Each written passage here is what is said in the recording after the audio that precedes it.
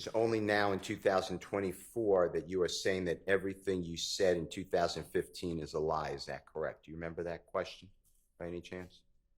Yes. I would like to introduce through you some jail calls. Did you have time with your lawyer? Don't tell anyone what you discussed with your lawyer. That's privilege. But did you have time to listen to jail calls that I gave your lawyer a couple of days ago? We listened to them yesterday. Okay. And on those jail calls, is that your voice? Yes. And are you speaking with people that you know, significant others? Yes. Family members, friends? Is anything different about any of those jail calls? Like, did anyone amend it, change it? You know what I mean? Like, to your knowledge, or does it sound like the conversation that you remember or had? It was me talking on the phone. Okay. And during year 2022 and 2023, do you remember being housed? By housed, I mean you were in custody and put in the Fayette County Jail. Is that your memory? Yes. Okay. And the Fayette County Jail recorded calls that you made on the jail call like they do in pretty much every prison and jail? Yes. All right. Your Honor, I would like to move for admission Mr. Williams, exhibit number 250. And Your Honor, A is cumulative, so it's going to be 250B as in Barry, C as in Colette, D as in David, and E as in Aaron. And this is the same thumb drive I gave to Honorable Court. The parties stayed in October, and Mr. Copeland's lawyer. All right, and these are from 2022, all of them? They're from, and I'll announce the date and time, Your Honor, but Okay. December 2022 through February 2023. There's Okay. four different calls. They're admitted. Okay, thank you.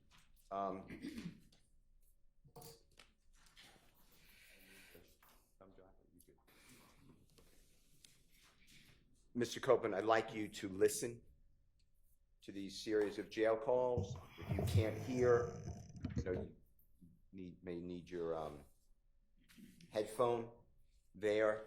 The first call I'd like to do with you, I'm going to go in date order. It's not in the order of my B, C, and D, and E. So this is actually 250E as in Aaron. It's December 21, 2022 at 1:23 p.m.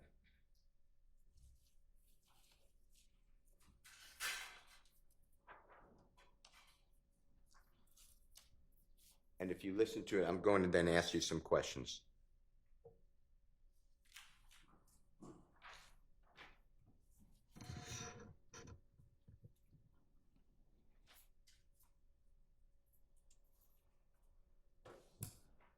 And after it plays for just a moment, I'm going to ask you, if you don't mind, just tell the jurors who you're speaking with, okay? It'll play just for a little bit, and then just tell the jurors who you're speaking with, if you don't mind. An incarcerated individual at Fayette County Jail. This call is not private. It will be recorded and may be monitored. If you believe this should be a private call, please hang up and follow facility instructions to register this number as a private number. To accept charges and consent to this recorded call, press 1. To refuse charges, press 2. If you would like to, thank you for using Securus. You may start the conversation now. Hello. Yeah. Anyway. Everybody's talking, but these folks got something. They got something about their sleeve. They damn sure do.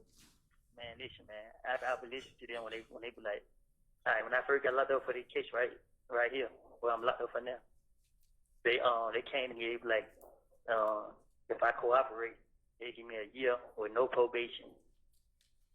If I give my testimony. So I was like, I was listening to him. I was like, I don't want to have nothing to do with this case. I don't got anything to say. I'm not a witness or whatever. So I was like, man, I just asked it. I mean, y'all not putting me a part of it. So the DA man was like, oh, it's okay. We don't need you. Like, we have so many people telling on young thugs.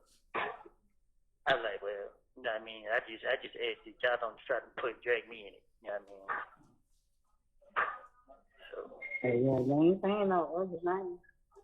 yeah, Where they got. they gonna wait till the last minute. No. Get up to them thing.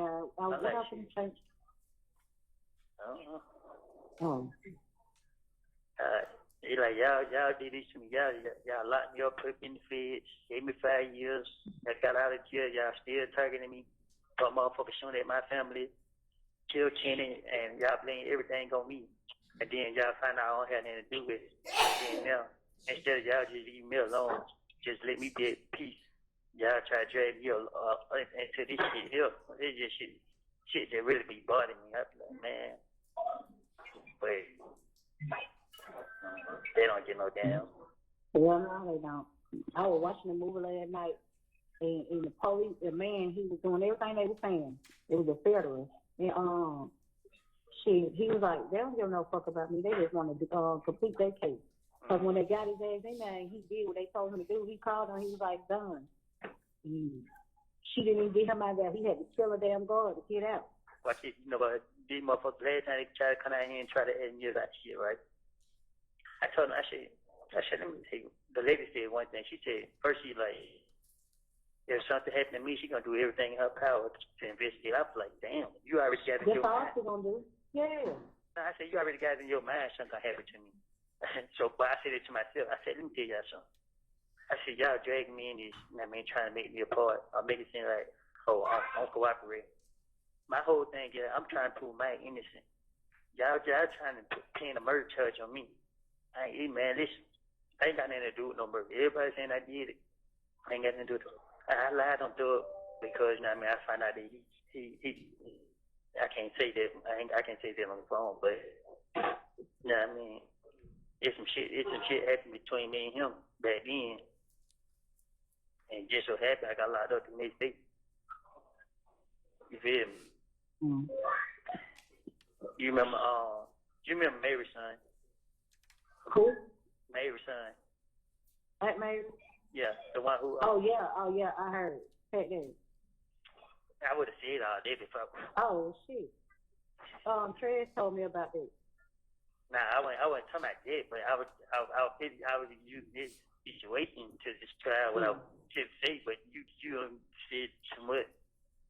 Well, shit, my bad. But Trez told me about it already. Cause it blew me. Nah, I wasn't talking about that. For that specific, I was just use this scenario. Hmm. I mean, and then had overheard me and somebody else having a conversation. You know what I mean? So he was in his sister's house. His Yeah. sister? Yeah, His sister? this nigga was late. No, sister, our cousin. Oh. Oh. This nigga was laid up in her bed, and I was in the living room. I was in the living room telling nigga. I was telling my partner, like, man, look, man, these fuck niggas got this and then the third. I'm telling him what's going on. Like, these fuck niggas playing on me. You feel me? Mm-hmm. So while I'm telling him that these niggas playing on me, this nigga hit the whole conversation, come out the room. Mm-hmm. So when I see him, my mouth dropped. I'm like, what the fuck? You feel me? Like, so he heard the whole conversation. I'm just like, shit, fuck it. You know what I mean? I already know you could go back and let them niggas know what's him.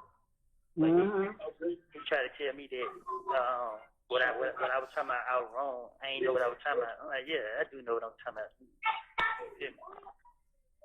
I ain't stupid. That shit crazy. Huh? I said, that shit crazy as hell. Y'all didn't put that much on my feet.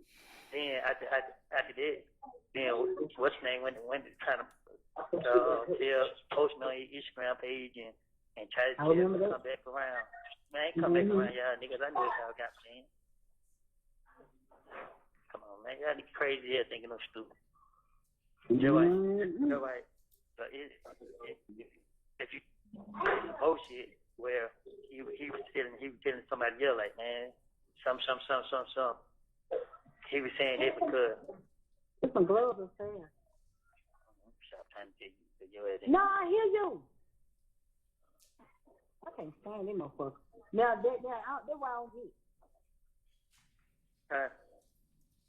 Will not be listening. So you started. Must say you got my son in the oven. I'm telling you, I'm listening. Cause he was telling somebody else something. I really be trying to get the rundown without saying. I mean, too much, but. I ain't down, I'm listening. Okay.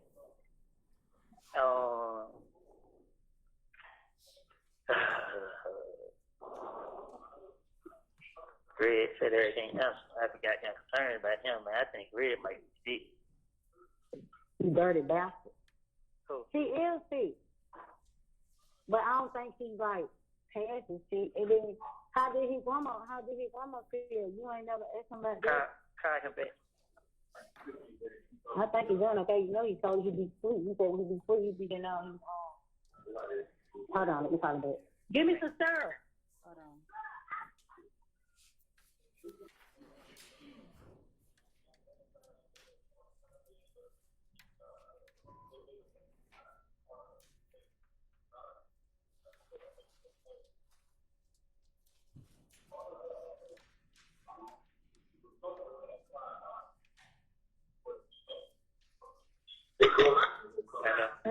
Yeah, he ain't answered.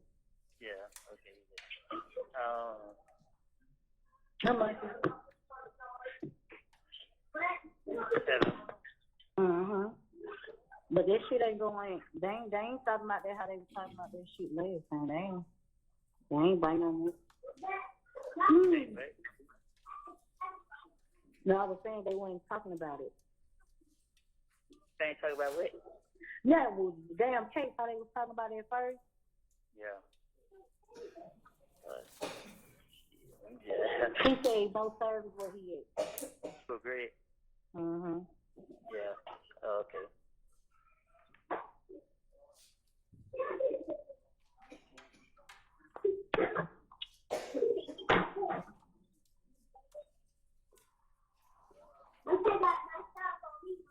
What?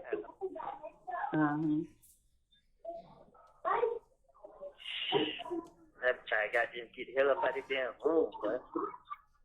Call Junior's little bitch ass on 2 way.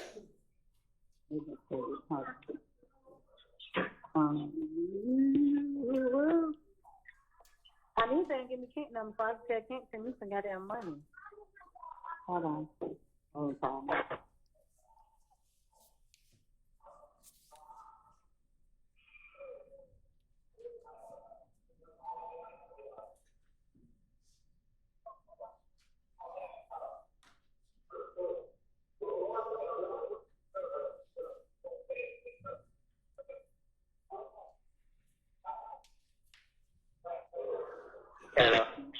I'm gonna get in. Greg said, tell little bro I'm good and don't drop the soap on purpose. LOL. Say he been having me word, goddamn.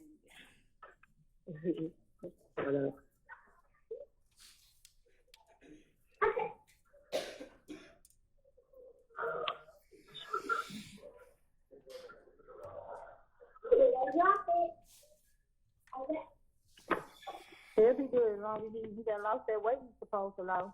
As long as he takes your medicine, keep that shit up. Ain't no telling why he lost that weight. That nigga got, He probably had to. You ain't hear what I don't know how big he was. You ain't hear what how he was talking to us last night. You got to listen to a person. A person try to cover the truth, but you listen how he said, you'll hear it more to it. He said, tell him I'm good. He said, tell him I'm good. So he just said it again? Huh? He just sent it again? Yeah, right now. Yeah. So he said, all right.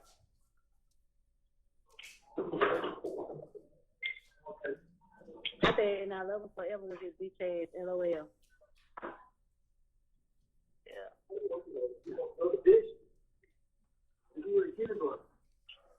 He just started rubbing me the wrong way just now. You so stupid. I ain't no sorry with you. It's kept. These folks got y'all motherfuckers thinking, that I'm working the other one. Shit. Boy.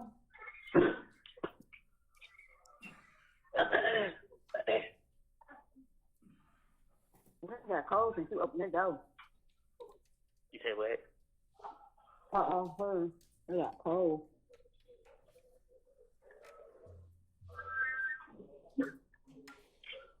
Hello. Mm-hmm. Yeah, man. She's a stank ass. She must be high. No. Maybe How many minutes? maybe got a gun on her side. 12. Yeah.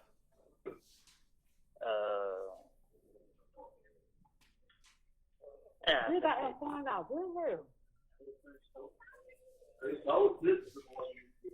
Duh.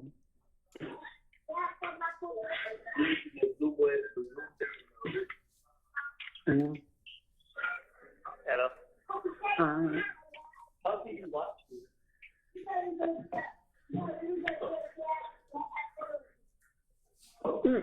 Pass quick. Ooh, what's your phone called, huh? Shit, you ain't coming. You just hold me. She told me woke the kids up. No telling her if you leave. Hello.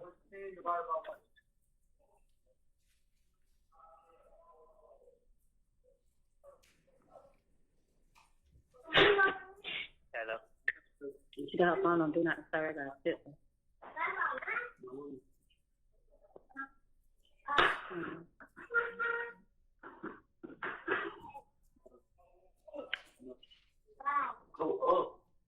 Hands on y'all. Get off the table.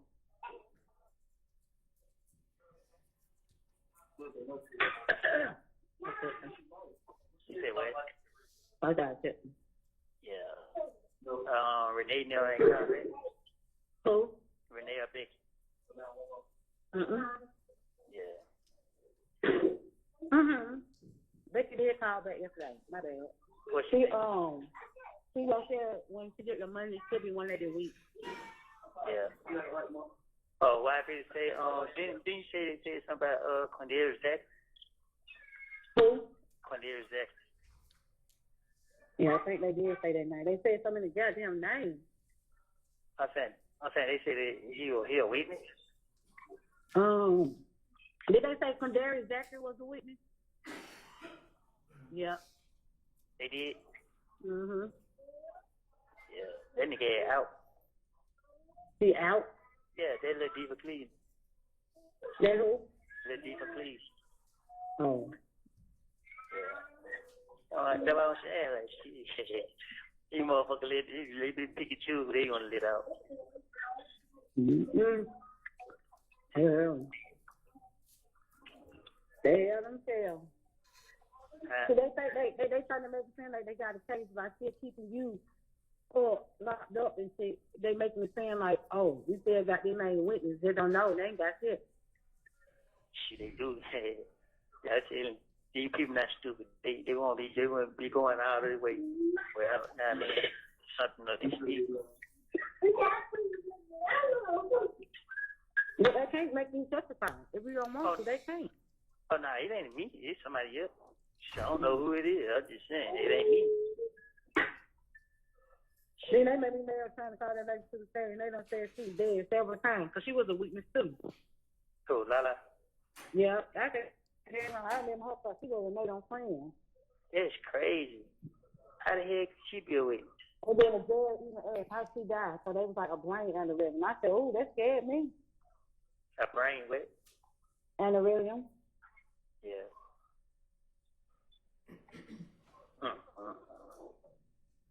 How the hell could Lala be a witness? Who the hell do she know?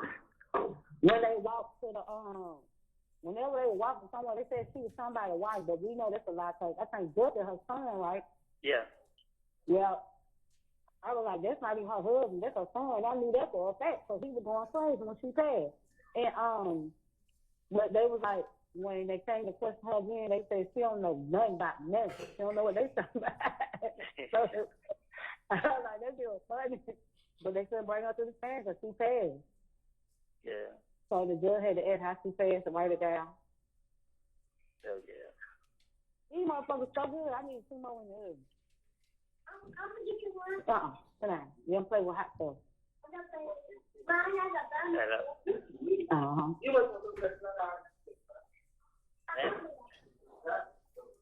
Oh. I said they just bought some more books in here. I got some books to read. Shit. Oh.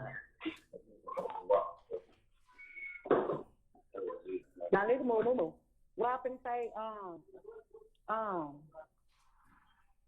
was gonna say that didn't bring some. You said bring me to who? The coloring book. I can't hear you. I was saying coloring book. Man. I was trying to think when we send you a package. I keep sticking on. I was gonna have everybody to do it. I was gonna be on there, but you can't even do it. It's not letting you click on it. Shit. Fuck it. Yeah, you do get the motherfuckers send Miami shit. I know, and then I had features. No, it was saying we could select a package, but you can't. Yeah. Cause these folks, man, they don't sell no tater chips on the show. They don't sell no soups on the show. They only sell pies and candy. They Exactly. fuck that up.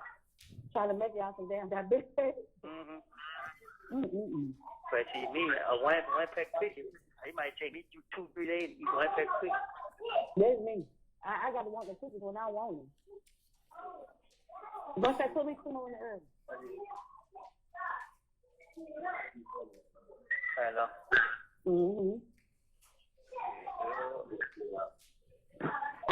I seen Dale call this morning. I know she was calling to check up on you. Yeah. And I was asleep. I had woke up and went back to sleep. Shit. I am. Get down here.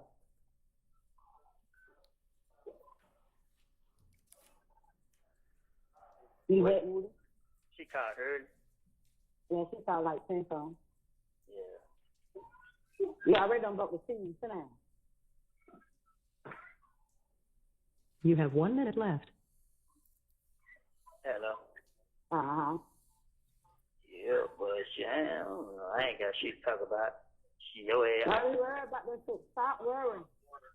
Nah, I ain't worried. I just thinking like shit. Anybody else sit down phone and shit. Oh, What? You bitch don't want to talk to me or something? Shit. no, I said that shit crazy. I don't know what's going on. I don't. It can't make no sense of it. Yeah. So I said, shit, me either. Yeah, I don't get no fuck. You know what I mean? Exactly. At the end of the day, I ain't letting it to me. It's just shit. I know you started talking to me when you got shit to talk about. You know, I understand you want to call the whole system. Your ass and these bad nigga know what to do. How the hell I be knowing what you be saying? I can go in and out. Because if you out, you definitely wouldn't tell me no sense. I okay, what you want? All right. Boom. Right. I'll be called back. All right. Thank you. The caller has hung up. Thank you for using Securus. Good. Mr. Copeland, would you mind telling the jury, the person you're speaking with, who that is in relation to you? My sister. Okay. And did you hear, and I'm going to ask the court, I'm going to replay it, but did you hear their December 21, 2022, during this conversation with your sister that you mentioned that you lied on Thug? Did you hear that in there? Yes. Can you play Mr. Kokomo at 3:21? And I'll tell you when to stop, and then you announce the time, okay?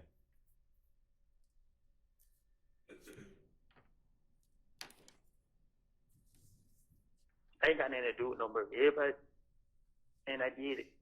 I ain't got nothing to do with it. I lied on Thug because, you know what I mean, I found out that he I can't say that, I can't say that on the phone, but, you know what I mean, it's some shit happened between me and him back then. And just so happened I got locked up the next day. You feel me? Mm. You remember Mary's son? What number did it stop at? Time stopped at 3 minutes and 46 seconds. Ms. Winfrey, did you get that? 3 minutes and 46 seconds. 3 minutes and 43 seconds. 3 minutes and 46 seconds. You were right. Mr. Copeland, were you arrested in April, if you remember, April 2015 by law enforcement? What year? 2015. 2015? Yes, sir. I don't know. Do you remember the song Halftime that the jurors have heard about? Yes. That being released. I'm not saying created, but released in and around April 2015. They were released when I was in jail. Okay. All right. And the timing of that release was not good for you. The police used the lyrics of Mr. Williams as against you, that Woody would, whatever the words are, punch someone in the noggin or shoot someone in the noggin, whatever the words are, right? Yes. That was not good for you at that time. Right. At the time, okay. All right, I'd like to play with you, if you don't mind. Your Honor, this is Jeffrey Williams 250C, as in Colette. This is February 19th, 2023. It's at 3:52 p.m. Again, Fayette County Jail. Recorded call. If you don't mind listening to this, please.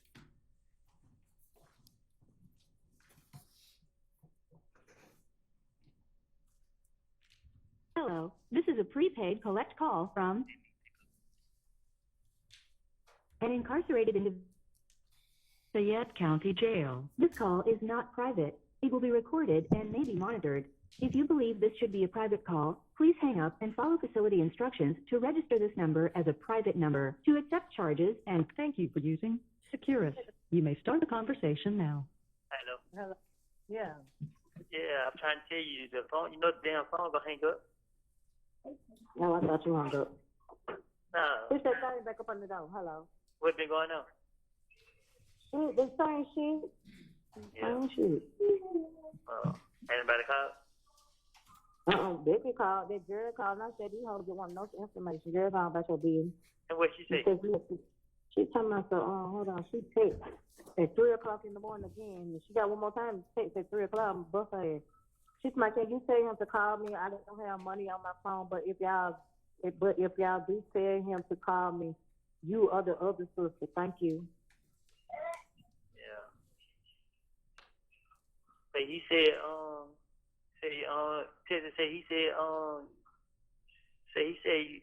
you made your mind up. Oh, I did my phone. Where Becky went? They don't watch the video. No, what's your name just went crazy on me. Who? Crazy. You talk to her? Yeah. She to my I brought her name up. No, you did not. Now why she lying? I don't know. That's what she said. She lied like a motherfucker. All you said was she ain't had nothing to do with that, and you went and put that in her car. And then Rab looked fake that I about this close saying something to that little bitch ass nigga. What happened? He always got to be the main one. I don't know nobody else, but he just here.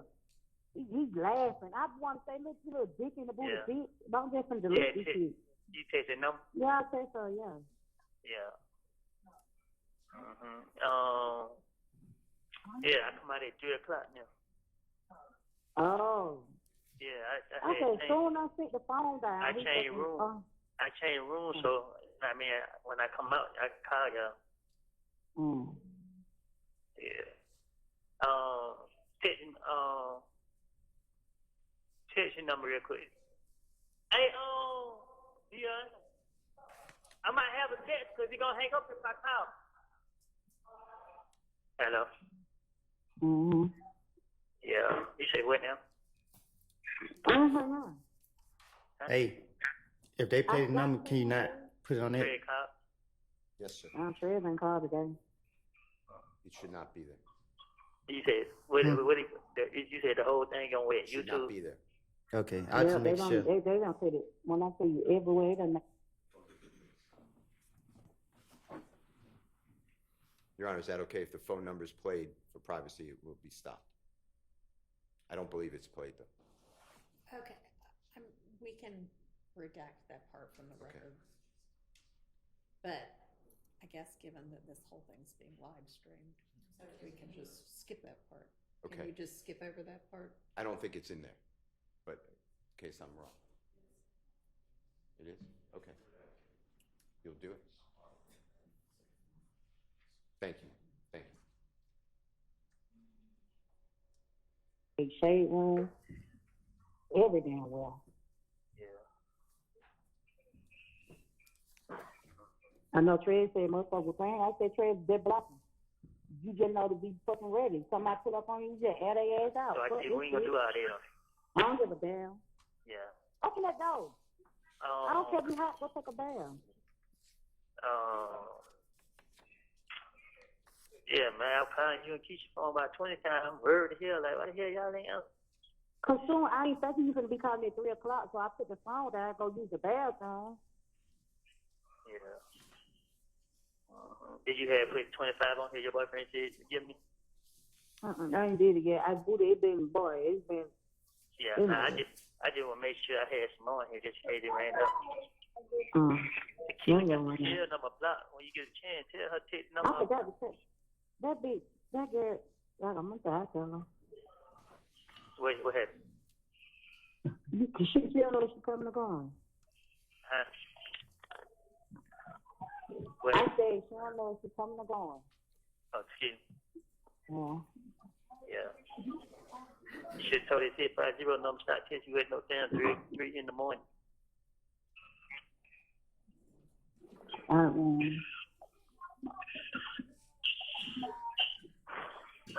This shit here crazy. What happened say? What you was saying? What you say about the video? What video? What you said? What you said? Yeah. What you said? I didn't hear you. You said what I got to say about it? Yeah. I mean, shit. What am I supposed to say? I don't know.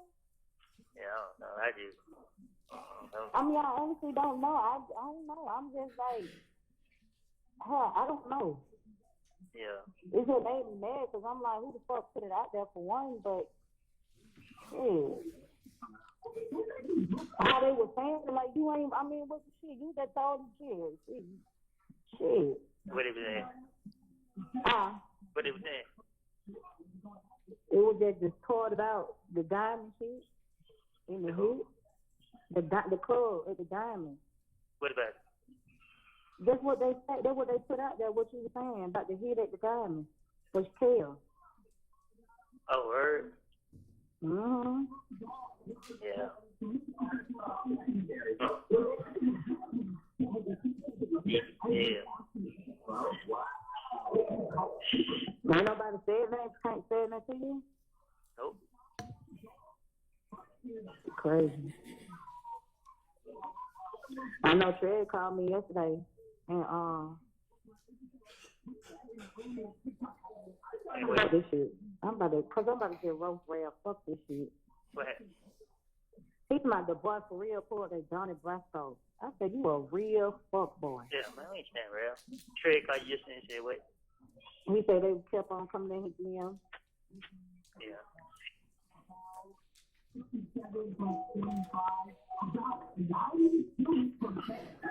man. This shit here, boy, I ain't gonna lie to you. This shit got me so fucked up. I be depressed as hell, Lee. No, fuck that shit. I know, now I just calling y'all phone. Y'all ain't answer, so I like, they were. Ain't nobody expect you to call at 3, and you know, this is time Keisha go to work. Yeah, that what Keisha just said. She was like, you know, she had to get what's that piece of her mind. She gave crazy, like, she like, man, she told why she was on the phone, like, man, fuck hell, like, that man. Like, she was like, she gonna put some money on my foot and give you some money to put on the phone.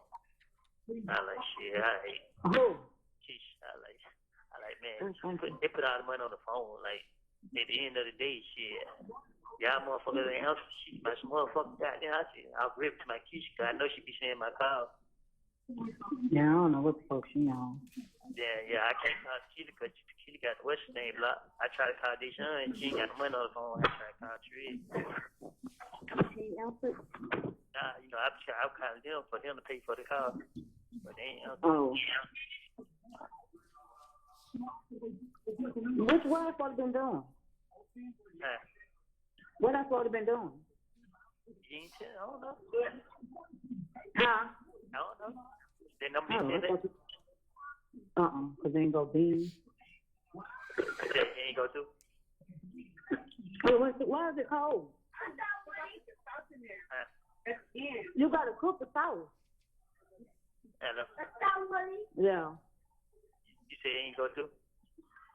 I said it went through, she ain't said that. Yeah. Man. It ain't one thing, it's another one. That's why you gotta keep that faith, keep praying. Fuck with these motherfuckers saying it is what it is. So fuck them. That's what I've been doing. I be praying every day. You know what I mean? But she like, the more I pray, goddamn, the more the devil try to work. Because he know you praying. He know you turning to God. Okay, not like, man. But, I should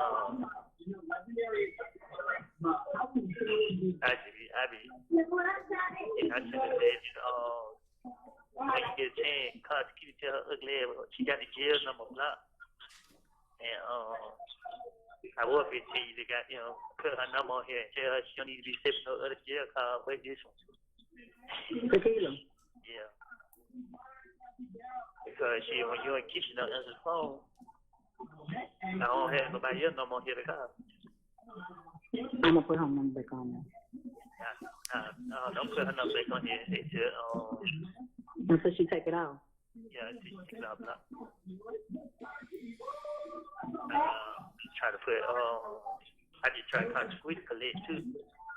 I thought he was going to answer. It take it so long for him to pick up. I thought she quit the number on there, so it shouldn't be collect. Man, she squeezing on the answer. Like, she just be quiet all the way too. So I be like, I don't be knowing. Yeah. I'm trying to see that she, if they deliver, she ain't saying anything.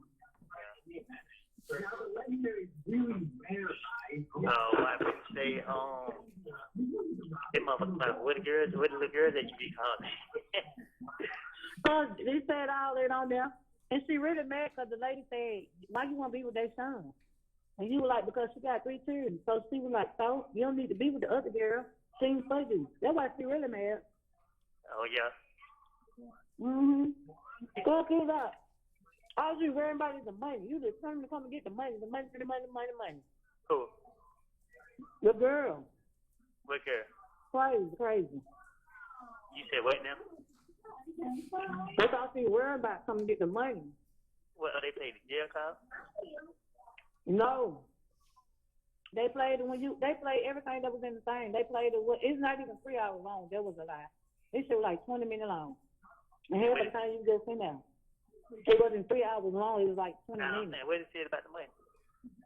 No, she was saying all she wanted was the money. That was her main concern. Aaliyah money, about the money. And you didn't really say her name. You just said that was your girl. And then they asked you when you was somewhere, you was like, I was at a girl house somewhere. Yeah. Oh, it's not before I got locked up. I was at the girl house. Yeah. Mm-hmm. And they was like, where's your address? He was like, we ain't together no more. She went through my phone. Then the other officer was like, shit, my girl goes through my phone. I'm be homeless too. Yeah. Oh, shit. Yeah. Mom, I'm not doing shit. The motherfucker out there to myself. Let me tell you something. I went through the same thing. It was different. I'm talking my situation. It was like the more I prayed, the more the shit was coming at me. I got on my knees and cried to God. Once I got on my knees and prayed and I cried, got all that off my chest, I was relieved. And then things started turning around for me. Man, for real, like you, the way this shit going, like, man.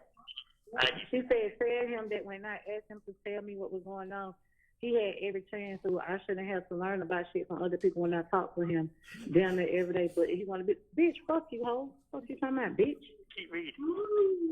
What? Keep reading. I read what she said. Oh. She said, tell him that when I asked him to tell me what was going on, he had every chance to. I shouldn't have to learn about shit from other people when I talk to him down there every day. But if he want to be like that, then cool. Say shit, I ain't been no way. She say, call it real quick. I ain't got time for this shit.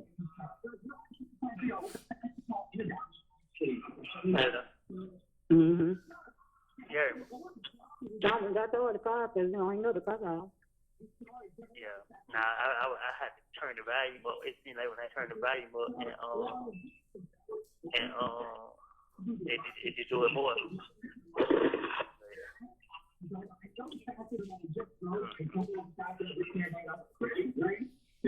That motherfucker that got issues. Bitch, I'm not having no what. Yeah. What the hell you be doing out there for?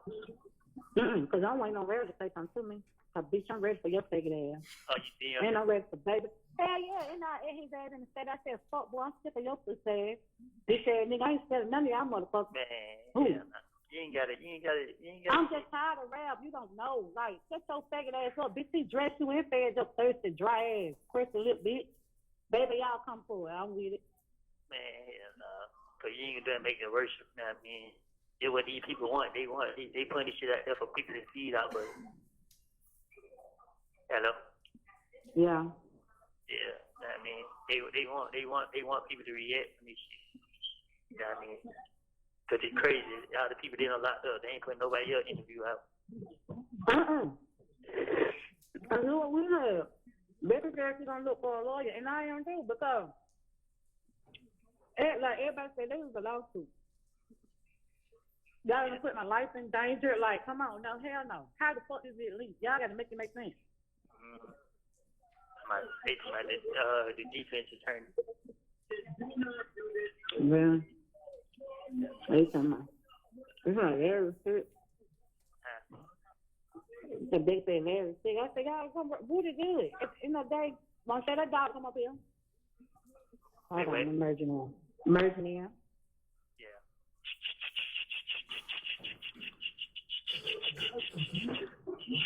Hello. You talking about what? What you talking about me? Bro, you sitting here goddamn going off on me like it's my fault and shit. Like, come on, bro. Because when I be asking you stuff, I be asking you for a reason. I shouldn't have to find out for some other people. Man, I told you in that postcard I sent you. I mean, no, you didn't tell me nothing. No, that's not what you told me. All right, bro. I ain't trying to argue with you. Know what I mean? I wasn't trying to argue with you. That's why I tried to tell you. Call me. That's why I didn't talk to you the other day. I didn't want you to feel like. Nah, I ain't saying you did. I wasn't trying to talk to you. I just didn't want to argue about it. What? I ain't saying you did or anything. I just said that shit, I ain't mad at you. Know what I mean? I can't shit, you ain't did nothing to me. Shit, I blame myself, thinking I got all the sense. Nah, this shit backfired on me. Hello? Yeah. I don't care. See people doing this shit intentionally. It still ain't gonna make me touch you, bro. I mean, I know that though, but my thing is, when I be asking you stuff, when I asked you last time, bro, why you just don't tell me everything? Why you be? We can't talk about this on the phone, right? Shit. But you could tell me that. To be honest with you, I didn't even know nothing about it. You know what I mean? Like, to be honest with you, I ask people what the hell, like they had to tell me what the video say because I don't even remember what the video said. How you don't know? You said it. And then How you know what you said? Because I just told you, man, when I got locked up, man, I was trying to say whatever got them to get these people to let me go. And shit, that's why I said backfired on me. At the end of the day, shit, they know it ain't nothing but some bullshit. That's why they putting it out there like that. Know what I mean? Shit. I guess. You say what? I guess.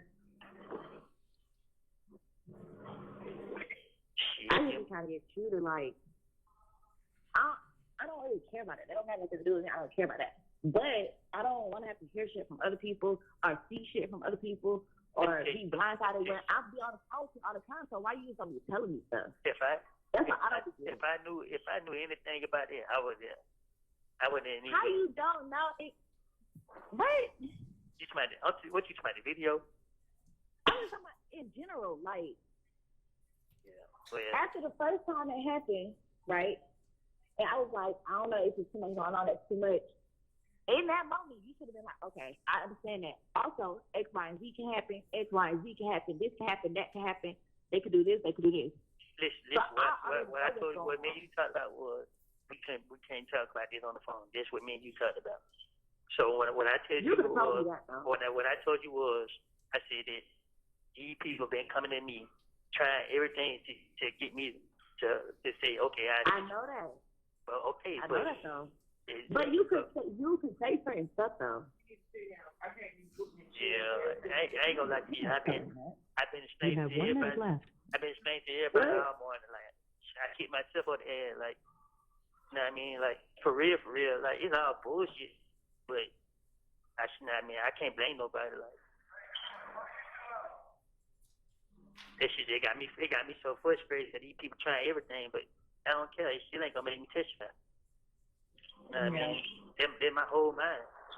They only doing this shit, but I come out at 3 o'clock now. I gotta go in right now. Okay. The caller has hung up. Hello, this is a Mr. Copeland, can you tell the jurors who, in relation to you, were you speaking with on that call? My sister and a friend. Okay. And during that call, did you hear your voice, yourself, explain that you blame yourself for thinking that you have all the sense, but it backfired on you, that they are doing it intentionally, but it still won't make you testify, and you say you can't talk on the phone, but you don't remember what was in the video. You said when you got locked up, you were saying anything to get them to let you go. It backfired on you, and it's nothing but BS. You say the word, and that's what they're putting out there. Did you hear all that? Yes. I want to play with that focus from 16 minutes to 17:23, with the court's permission, the same exhibit number.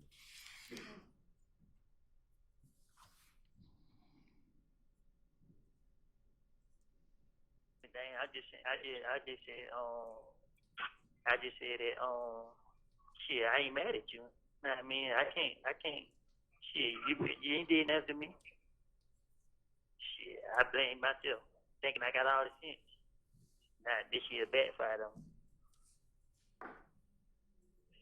Hello? Mm-hmm. Yeah. I don't care. These people doing this shit intentionally, it still ain't gonna make me testify. I mean, I know that, though. But my thing is, when I be asking you stuff, when I asked you last time, Bro, why you just don't tell me everything? Why you be? We can't talk about this on the phone, right?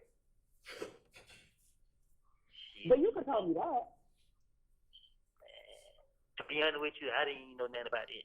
You know what I mean? Like, to be honest with you, I be asking people what the hell. Like, they had to tell me what the video say because I don't even remember what the How video you said. not know? You said it.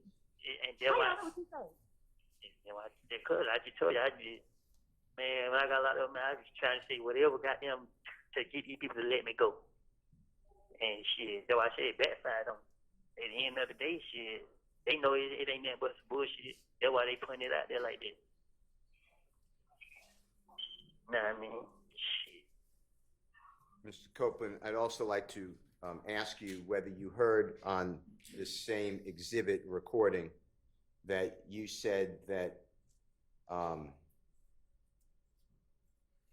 that they, and you can explain who they is to the jurors if you don't mind, are coming at you to get you to say some stuff, and you explain that you say that you've been explaining to people all morning that you've kicked yourself in the backside, or ASS, and you say that it's all BS and you can't blame anybody.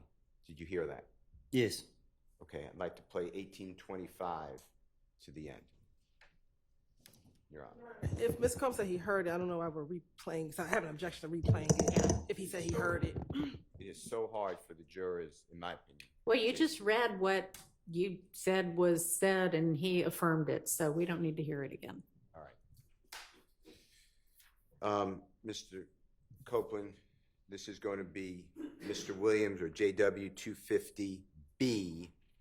So I'm going backwards, but B as in Barry, and this is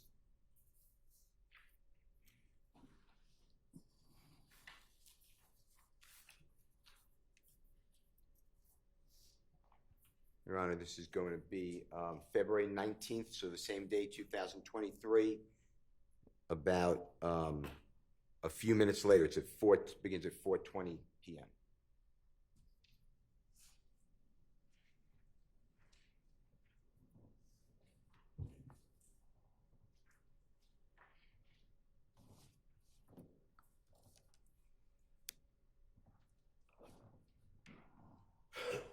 Hello, this is a prepaid collect call from an incarcerated individual at Fayette County Jail. This call is not private. It will be recorded and may be monitored. If you believe this should be a private call, please hang up and follow facility instructions to register this number as a private number. To accept charges and consent to this recorded call, press 1. Thank you for using Securus. You may start the conversation now. Hello. They won't let you call back again? Yeah, I called back. Yeah, that's why I'm gonna call back again. I told her that. I said it must won't let him call back. Yeah, tell her to call me. Mm. I don't know what the hell. Zion. Damn phone.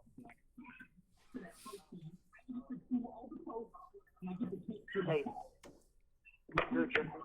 I'm at 8. Your car's gonna be going through. They go through. They going through. Hello. Mm-hmm. That's straight. Anyway. I wonder why y'all don't hack my phone. Y'all don't hack my motherfucking phone. Oh shit. I ain't man, I don't even know nothing about this video. Yeah. Oh, hold on, y'all. Put it over I there. don't know nothing about the video. What you mean? Like the interview. Put it right there. What you mean you don't know nothing about it?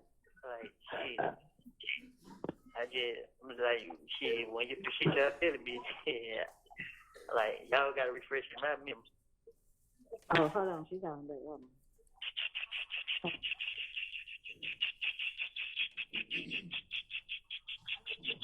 Hello.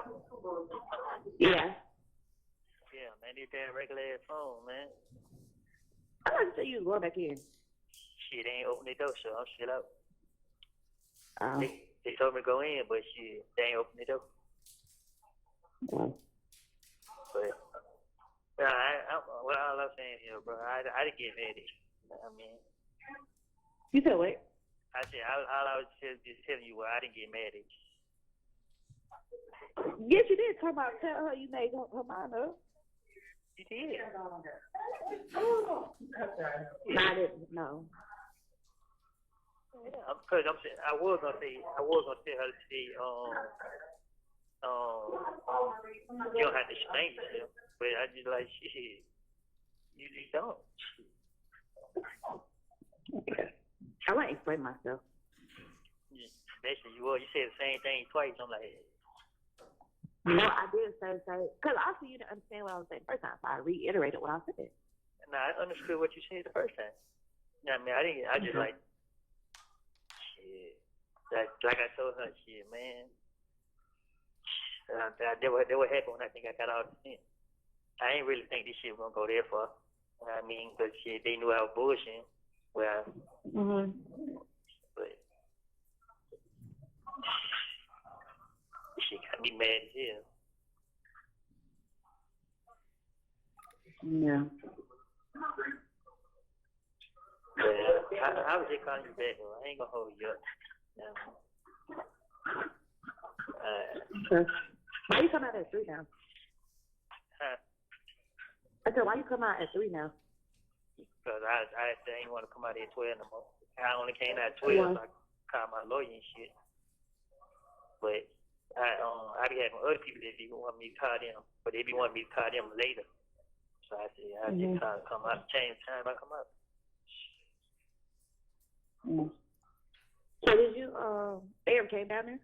The lawyer ever came down there? Tuesday. Oh. That's why when it's just crazy, all this shit going on, they ain't putting nobody else out there. They just trying to make it seem like it's me because, you know what I mean, they feel like this shit was gonna break. Yeah. I'm like, man, I don't care, man. Mm-hmm. That shit don't never make me mad and mad. I ain't blame nobody but myself. Yeah. I ain't never worried about no I got nothing. one. You said what? Nah, I'm saying I ain't never worried about how nobody thinks about me or feel. Shit. I'm not. That's not what I be saying, though. I'm just saying. What you be saying then? I heard what you be saying. You ain't gotta keep repeating it. Exactly. Because what I'm saying is very simple.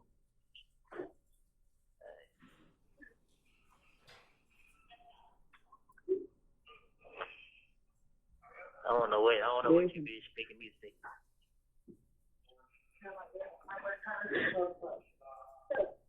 Hello. Mm-hmm. Yeah. Yeah, you ain't got anything to say. I done said this 1,000 times, like, You ain't gotta keep repeating that. I just said you ain't had anything to say. I ain't say keep repeating yourself. I really want to know stuff like that I'm supposed to know. That's all. That you supposed to know. Yeah. And how the hell I know what you supposed to know? Then tell me everything if you don't know what I'm supposed to know then. Don't that sound like common sense? Who talking to like this? Yeah, bro, you laughing, bro. This shit here, man. This shit got me so mad with myself, man. You be acting like you don't be remembering stuff or remembering what you be doing. Like, how you been? You think I be playing? You think I be playing? I be dead ass serious. So you don't remember you? Good. Let me tell you something about me, bro. When these motherfuckers locked me up, bro, and they got me. If I wanted to get anybody locked up or say anything, I could have started out by saying who the gun belongs to. Like, I'm sitting in jail for another nigga gun. You know what I mean? So a lot of people look at that video or the interview and they be thinking like, oh damn, this what's going on. And my imagination is crazy. Like, I put the shit together in a heartbeat and get what? And try to talk my way out of it. If it didn't work, it didn't work. Shit, at the end of the day, it ain't nothing. That's your problem. You talk too much. Sometimes you need to shut up. But now when I tell you, now you saying shut up. No, I'm just saying, like, in general, like, sometimes you just shut the fuck up. Talk too much. Wow, you don't think I'll kick myself on the head for this? I don't know what you. Shit, you probably got some more shit up your sleeve. Say it again? I said, I don't know. You probably got some more stuff up your sleeve. Nah, if I had most stuff on my sleeve, I would have been out of jail in December. I ain't sitting in jail because I'm scared to get out or whatever. I'm sitting in jail because it's only one reason they want to it's only one reason they saying they'll let me go. Yeah. So at the end of the day, shit, what done is done. Can't be taken back. Still ain't changing my mind frame. So motherfuckers say whatever they want to say. I don't do shit for people. Shit. Trust and believe me, the motherfucker gonna think and say what they have to say about me regardless. So in that case, I could just easily call my lawyer and be like, hey, yeah, fuck it, I give up.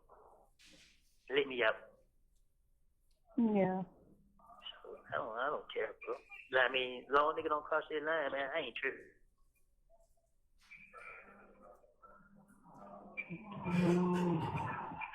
Thank you. Yes. Hello? Crazy girl. Yeah. Tell me about it.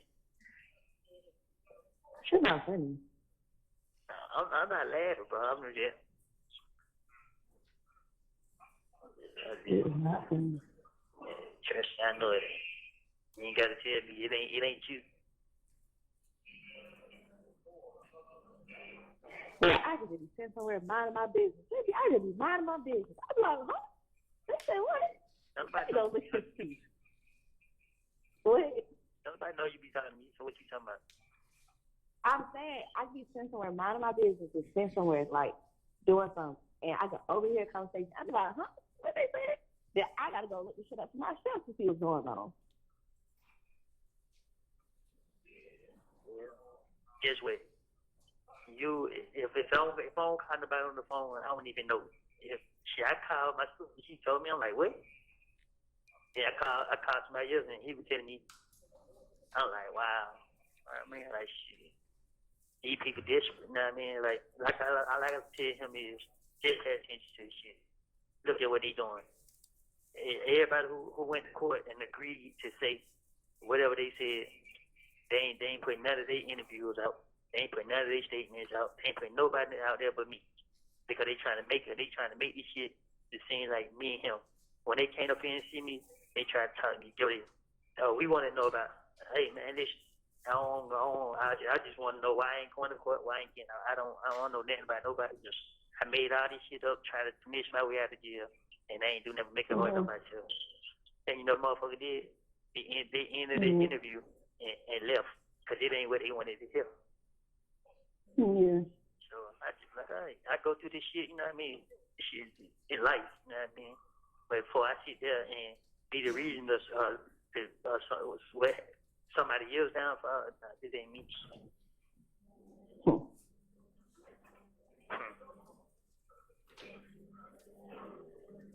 They trying to make this shit, they trying to make it seem like this and then third.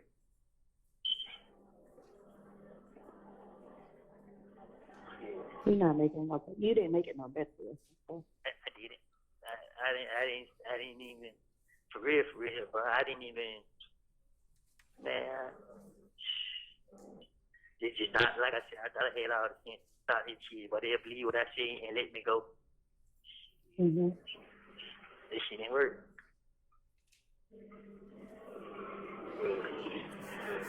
But. Okay. Anything else you want to know before I let you go on about your business? Anything else you want to tell me before I go about my business? You got them, you kept me up and you got everything to say like shit, like I be here pretty deep. I come to you off. Nah, you ain't jump me off. I just Exactly. I didn't even say nothing, but I knew that the other day I was upset. So if I got on the phone with you, I knew it was going to make shit worse because I was in a bad mood. So I just told her, I don't want to talk right now. Yeah. But let me tell you, bro, I ain't, like I said, bro, I wasn't mad at you. I was more mad at myself. You know what I mean? Because I said, for real, I knew better. What? I knew better. But like I said, I don't care. They shit don't do nothing. It just give me, I ain't gonna lie, it made me mad right now. It just give me more strength.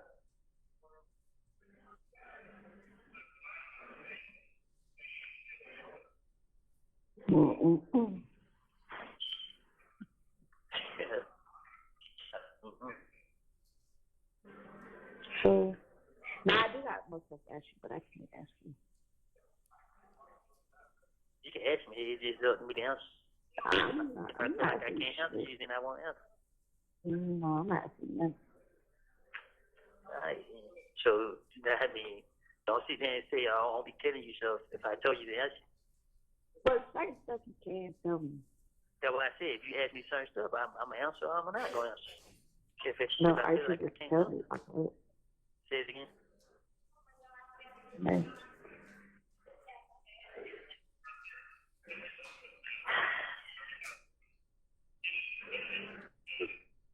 It's crazy. But then,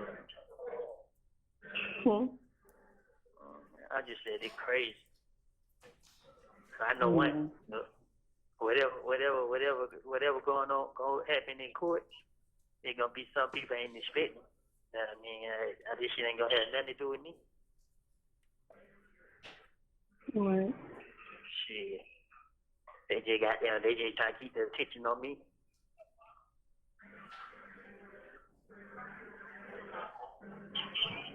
Could you put yourself in it to begin with?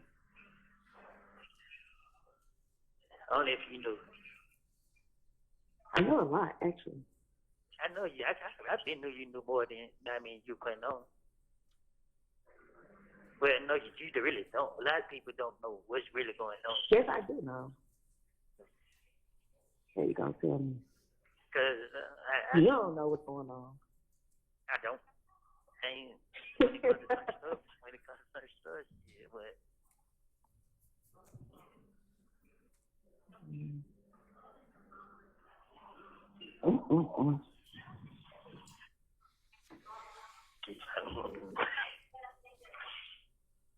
You be stressing me out. I be stressing myself out, bro. This shit here, man. This shit here ridiculous. This shit here ridiculous. That just gonna take so long to do. Huh? But they don't keep you in there that whole time, this whole time. Nah, I go to court this week right here. It's coming up. Man, he's not going to no damn court. Now the judge had said What court you going to? where court I'm going to? And who gonna come get you? My sister. Nah, the way you be stressing her out, she ain't coming to get you. Man, well, I just had to call her phone like 20 times for her to answer. I'm like, man, what the fuck? Boy, for real. I'm like, boy, this year crazy. This year, man. I'm so mad at myself, bro. Yeah, you need to be. I am. Because I knew these motherfuckers going to try to find some type of way to treat me. But it's okay. I fell right into it. I didn't fall into it. I did it to myself from the beginning. Mm-hmm. But it's okay. I ain't gonna lie to you. You're not going to court, though. Huh? You're not going to court. Why you say that? They ain't been taking you. Yeah, but it's the third time, so shit. If the judge concerned about it, they gave me 2 court dates in the same month. Why the hell they gonna do that if they not gonna bring me? But like you said, shit, after they did that right there, I'm pretty sure they probably gonna let me out. But I'm not tripping. I'm not tripping. This shit ain't doing No, nothing. what they gonna try to keep you in here the whole time? While they having trial? That's crazy. They man, this shit. It really shit is against the law, but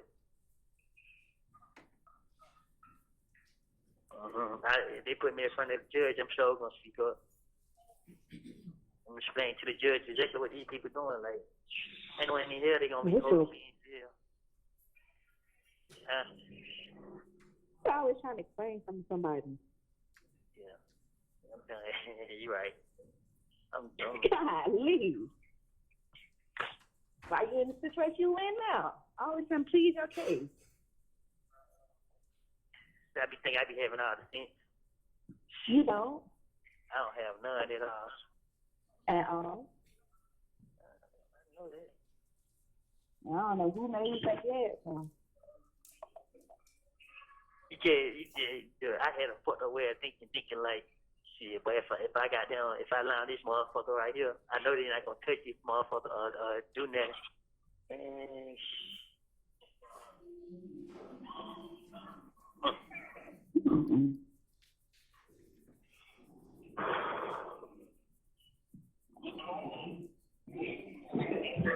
oh, hell no.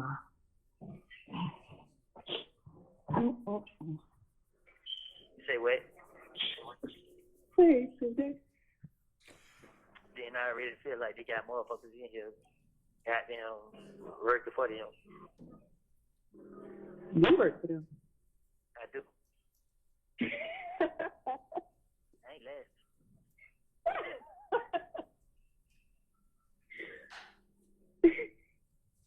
You have 1 minute left. Oh my God. I can't laugh now. Nah, cause you really made me goddamn, you know what I mean? I made you wait. Nah, I just like shit. It is what it is, bro. You know what I mean? I ain't gonna let you keep goddamn, I don't work nobody. Let you motherfuckers get me. Huh? Nah, I just say I ain't letting these motherfuckers get me. But I ain't gonna keep holding you up, bro. You know what I mean? I ain't trying to hear that shit you talking about. You trying to get beside you. I was just joking. I I know you ain't. You be saying lie to education, man. All right. I was just thinking. Yeah, all right then. Well, kid, don't be sorry. Okay. Good. The caller has hung up. Mr. Copeland, and Jeffrey Williams 250B as in Barry, did you hear, and it's at the 4:10 mark starting, you said that you didn't think that this SHI, I'm just not saying the word blank, was going to go that far, and that they, meaning the prosecution, the police, knew that you were BSing. Did you hear you say that? Yes. I want to ask you also, did you hear in this February 19, 2023 recorded call, and by the way, tell the jurors who you're speaking with in relation to you. A friend. Did you hear you discuss and you say that this is crazy, you tried to talk your way out of it, it didn't work. Your friend says that that's the problem, is that you talk too much and that you need to be quiet. She says a different term. And you ask, you say that doesn't your friend realize that you're kicking yourself in the backside or ASS for that? Do you hear that? Yes. And that you're sitting in jail.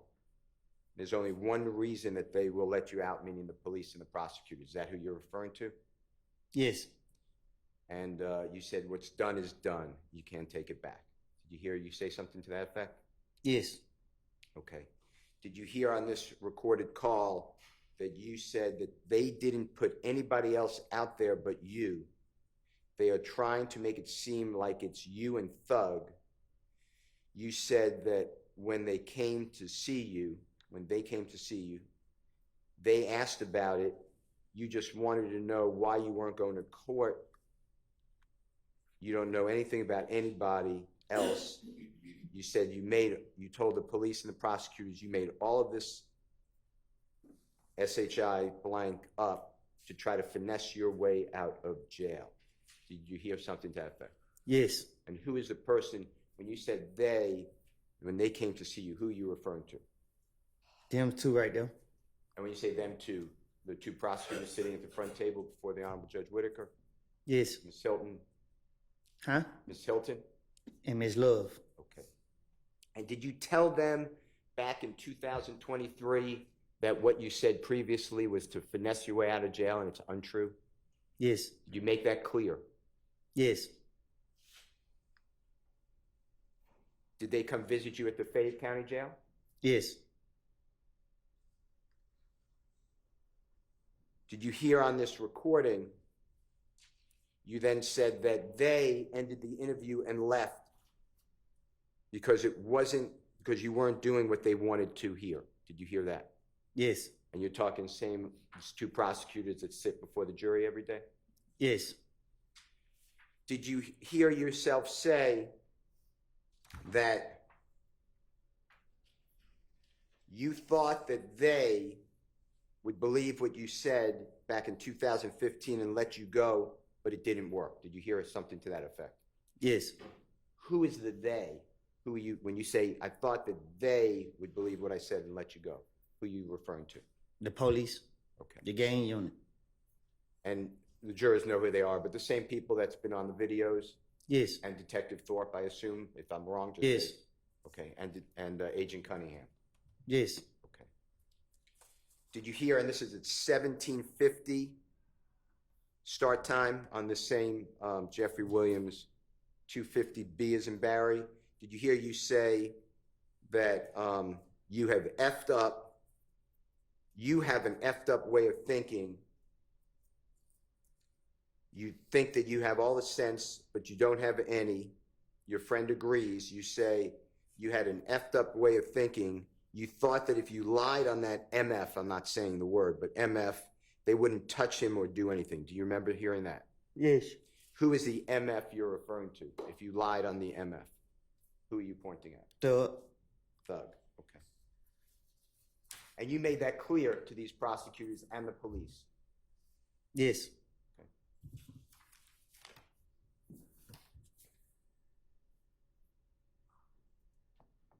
You mentioned in the last recording that the jurors heard, as well as this recording, there was a lot of talk about a video.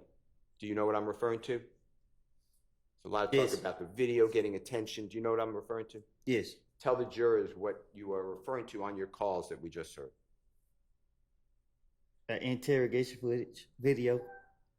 And was it one of the ones that we saw or the jurors saw in this courtroom before the Honorable Judge Whitaker? Yes. And when you say, when you're talking and your friend is saying, you know, people are talking about it, you heard all those conversations, right? On the Yes. recording? Do you know who put that video on the internet during this, before this trial started? I don't know who did it. Do you have a belief who did it? Yes. And who are you referring to who did that? Objection, relevance, who he believes. Goes to his state of And mind. speculation. Goes to his state of mind on the conversations that he's referring to. It puts it in context. I'll allow it. Who did you believe put out the videos on the internet of your interrogation, or the video? The state. And by the state, the same people you've been referring to? I can't say specific if it was them, but the state did it. Okay. And what did that have an effect on you or your family when you believe the state of Georgia put out your interrogation? Well, they believe I be, if everybody say I'm a snitch, you know, this and then third, they believe that I'd be like, okay, and just do what they want me to do. And is that, there was a mention in the last recording that your friend was saying, or your sister, we're getting a lawyer, they put us in harm's way. Was that a lawyer for what? To go out to the state. For putting that video out? Yes. Okay. To see who put it out. Okay. I'd like to go to, Would this be a good time for a break? sure. Okay. Honorable Court's permission, play Jeffrey Williams, or JW 250. Your Honor, this is D as in David. It's February 21, 2023 at 8:01 p.m. Fayette County Jail call. Thank you.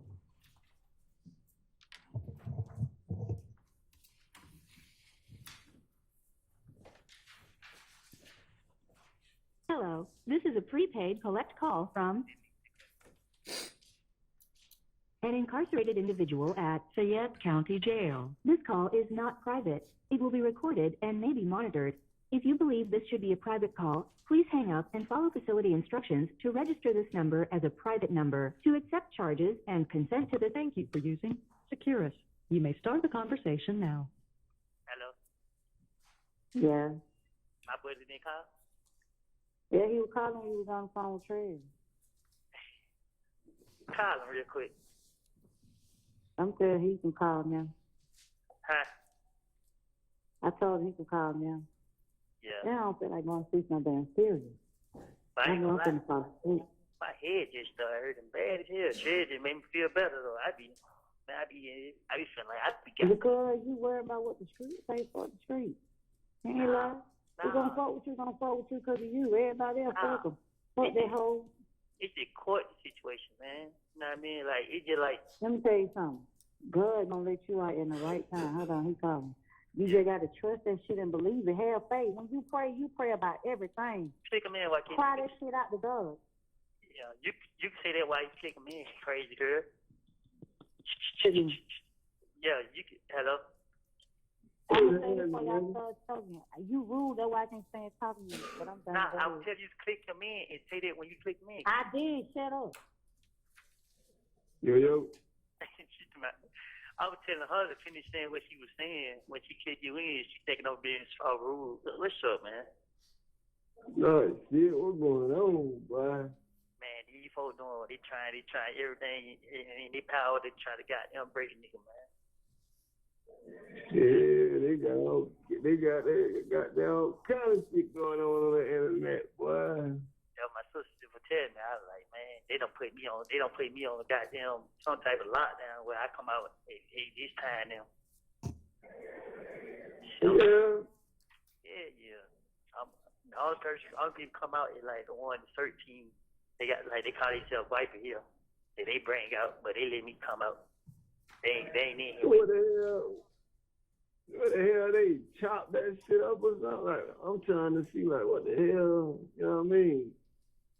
They got a part, man, on that motherfucker. They chop that motherfucker up. What you say? That Come out. What you talking about? Tell me. To my with the they saying that shit to my y'all let me go right now. And he said I go right to him. He said I go right to him with this shit. Yeah. To my kids situation. Man. To my yeah.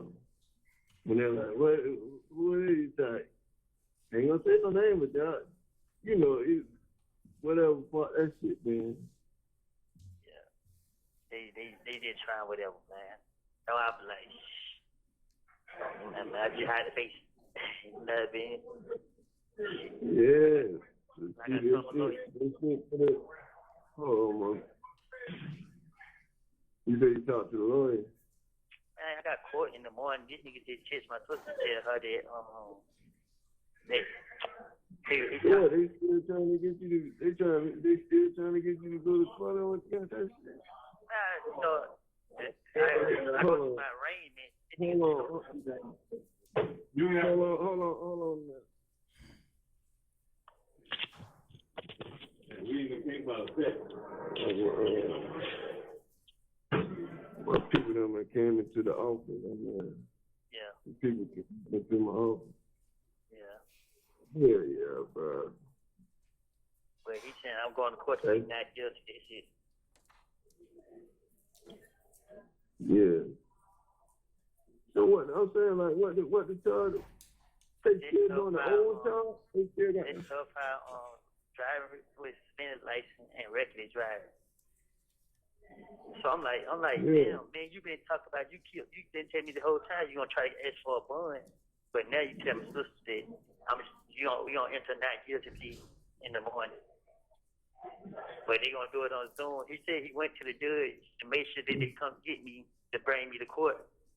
And then he held later and be like, we gonna have court on Zoom. So, Yeah, but the way that shit looking, boy, they ain't even worried about them charges. They trying to get you. They trying to get you. At the end of the day, them charges, they're just a goddamn, them old charges, that shit just a goddamn, what you call that shit? Like a, 15 months, no bond. Yeah, that's what I'm saying. They, but you know what, it's like they gonna keep putting them charges up to hold you and hope you know what I mean? The way they doing that shit, bro, the way they put the shit out there like that shit ain't, you know what I mean? It's like they got an agenda, bro. Like, they saying to themselves, okay, motherfucker, you talking about you ain't gonna talk? This is what we got to do. Oh, you ain't gonna call? Guess what? We gonna keep putting this shit out there to make you feel like, you know what I mean? To make everybody, like, they just shit. They going crazy with that shit, bro. Yeah, I told her that was their ammunition. I'm like, shit, you know what I mean? Like, I ain't tripping. Shit. Yeah. Like, man, you know, shit get goddamn crazy. I keep trying to contact his lawyer, and I'm telling him, like, look, you say you gonna come see me today. You ain't come see me today. You know what I mean? Then he just playing too many games, and now they done put me on this damn ass lockdown. And I ain't even gonna be able to get in touch with this nigga. Like, I ain't gonna be able to talk to him unless he comes to the phone after 7 o'clock. So, like, Yeah. So, like, man, and my sister did you call? I had to tell her to goddamn let you know, goddamn, I be out there anytime 'cause I know you be at work. So, yeah. I ain't know if you can answer. Yeah, cause I hit her up and I was like, hey, you know, I always want to know how you doing. And I especially when I be seeing shit, I be feeling like, damn, I ain't want him to be on this in this stress and shit like that. You feel me? Man, stress ain't the word. I'm like, I know, man. Made me angry, like. Huh? I said she just made me angry. Yeah. That shit, man. They they got that shit. They got that shit. And then they just play like 2 minutes, 3 minutes of that shit. You feel me? Like all on the news, blah, that shit on the. Yeah, on but the that shit's so crazy. Motherfuckers all jump on. I don't even know how the fuck they even find them pictures on my page. They all under that motherfucker going crazy. I ain't even commented back on their head. Like, oh, you was his mentor. So you ain't told him something? I'm like, I just seen that shit today. They must have did that shit a couple of days ago or something. I'm like, how the fuck these folks found my shit? What the hell? I don't even, who the hell is y'all? Man, crazy in my view, but she, I know they mad because, they feel like, you know how you got a dog, that motherfucker see his tail, that motherfucker be shaking his tail. Yeah. They feel like they what I did. I made them chase their tail. So now they trying to show a motherfucker like, oh, okay, you wanna play a game with it? Cause listen, bro, they came to me when I first got locked up. They offered me 1 year in jail, no probation, no papers, no nothing. I turned this shit down. I turned them down every time they came to me. I turned them down. Tell my lawyer, no, turn them down. Now my lawyer tells him. He finally tell them, look, they cannot contact me at all. And we don't want to talk to them, do no negotiate with them or nothing. Now all of a sudden this shit they pop up. Yeah. The other number you were saying, the other supposed to come holler at you? Yeah. Here, they ain't never come? Nah, I told my lawyer like when this shit I told him like, oh man, I don't want to talk to nobody. Nah, man, like. Yeah. Yeah, at the end of the day. Yeah, like everybody trying to trap you right now. Yeah, I just like, at the end of the day, I don't want to talk to nobody because I'm not going to put myself in a worse situation. I'm just going to face these choices I'm locked up for and just, deal with whatever comes. If they drag me to court, I got my Fifth Amendment rights. I'm going to take the Fifth and then I'm going to go from there. You know what I mean? I don't want to talk to nobody. Yeah. I mean, cause I was trying to think of all, I was trying to think of all kind of shit myself. I ain't even gonna lie. Yeah, I be so paranoid. Shit, I just be like, man, I don't know what is what, who's who. Like, yeah. Everything I need to do. Motherfuckers fail to realize that if you look at anything that was said, ain't nothing that was said, motherfucker was charged. So if we paid attention to it, you see, I was saying anything, but the main thing I kept saying was let me go. Shit, they let me go then. I was out of there. But they wasn't going for that. And just the public, just people don't know all that though. Like people that's close to you in your circle or something, they know. But far as the public world, like they don't know that. All they know is what they see. They don't know what's going on. All they know is what they hear from the media, what they see, and what they hear in court. For real. So they just take everything and run with it. Exactly, like everybody on this shit. Yeah, everybody there, all the niggas on tour, please, and point the finger. Ain't nobody focused on none of it. They only focus on me. Like, man, look at this. Yeah. And it's because of how they put that shit out there like that. Like they put pieces of the video out there, and they chop and get just the worst part of that motherfucker. Yeah. Like, come on right now, y'all let me go. Y'all catch them in the act. I leave y'all there, and y'all catch them, y'all follow, and y'all rest them in. Like, y'all mean they put that part on that motherfucker. Yeah. You feel me? Like it's just. They try. But remember, I used to always tell you, bro, that's the only thing that gotta be. Because remember, I like, boy, if anything ever happens, you got a right to that discovery. That's the only thing I was always fearing, man. Man, listen, my whole thing is, I feel shit. I just like, Well, at the end of the day, I feel like I'm more, you know what I mean? I feel like fuck him regardless. It ain't not, you know what I mean, him, fuck him. You feel me? It ain't about him kind of at the end of the day shit. It's like, you know what I mean? It's like what they putting you through right now. You feel me? Yeah. I ain't feeling sorry for him, not him. I'm feeling sorry for you, you feel me? Yeah. Like shit, My at the whole end of the day shit. Yeah, my whole thing, fuck 'em. I feel that way too. I don't care nothing about them, but my thing is with these niggas, they doing this to me intentionally. So by them doing this to me intentionally, I'm like, okay, y'all gonna drag me, then okay, I'm gonna get drugged because I should allow myself to be put in this situation. Yeah. So I just like, this shit get hard. I get crazy as hell.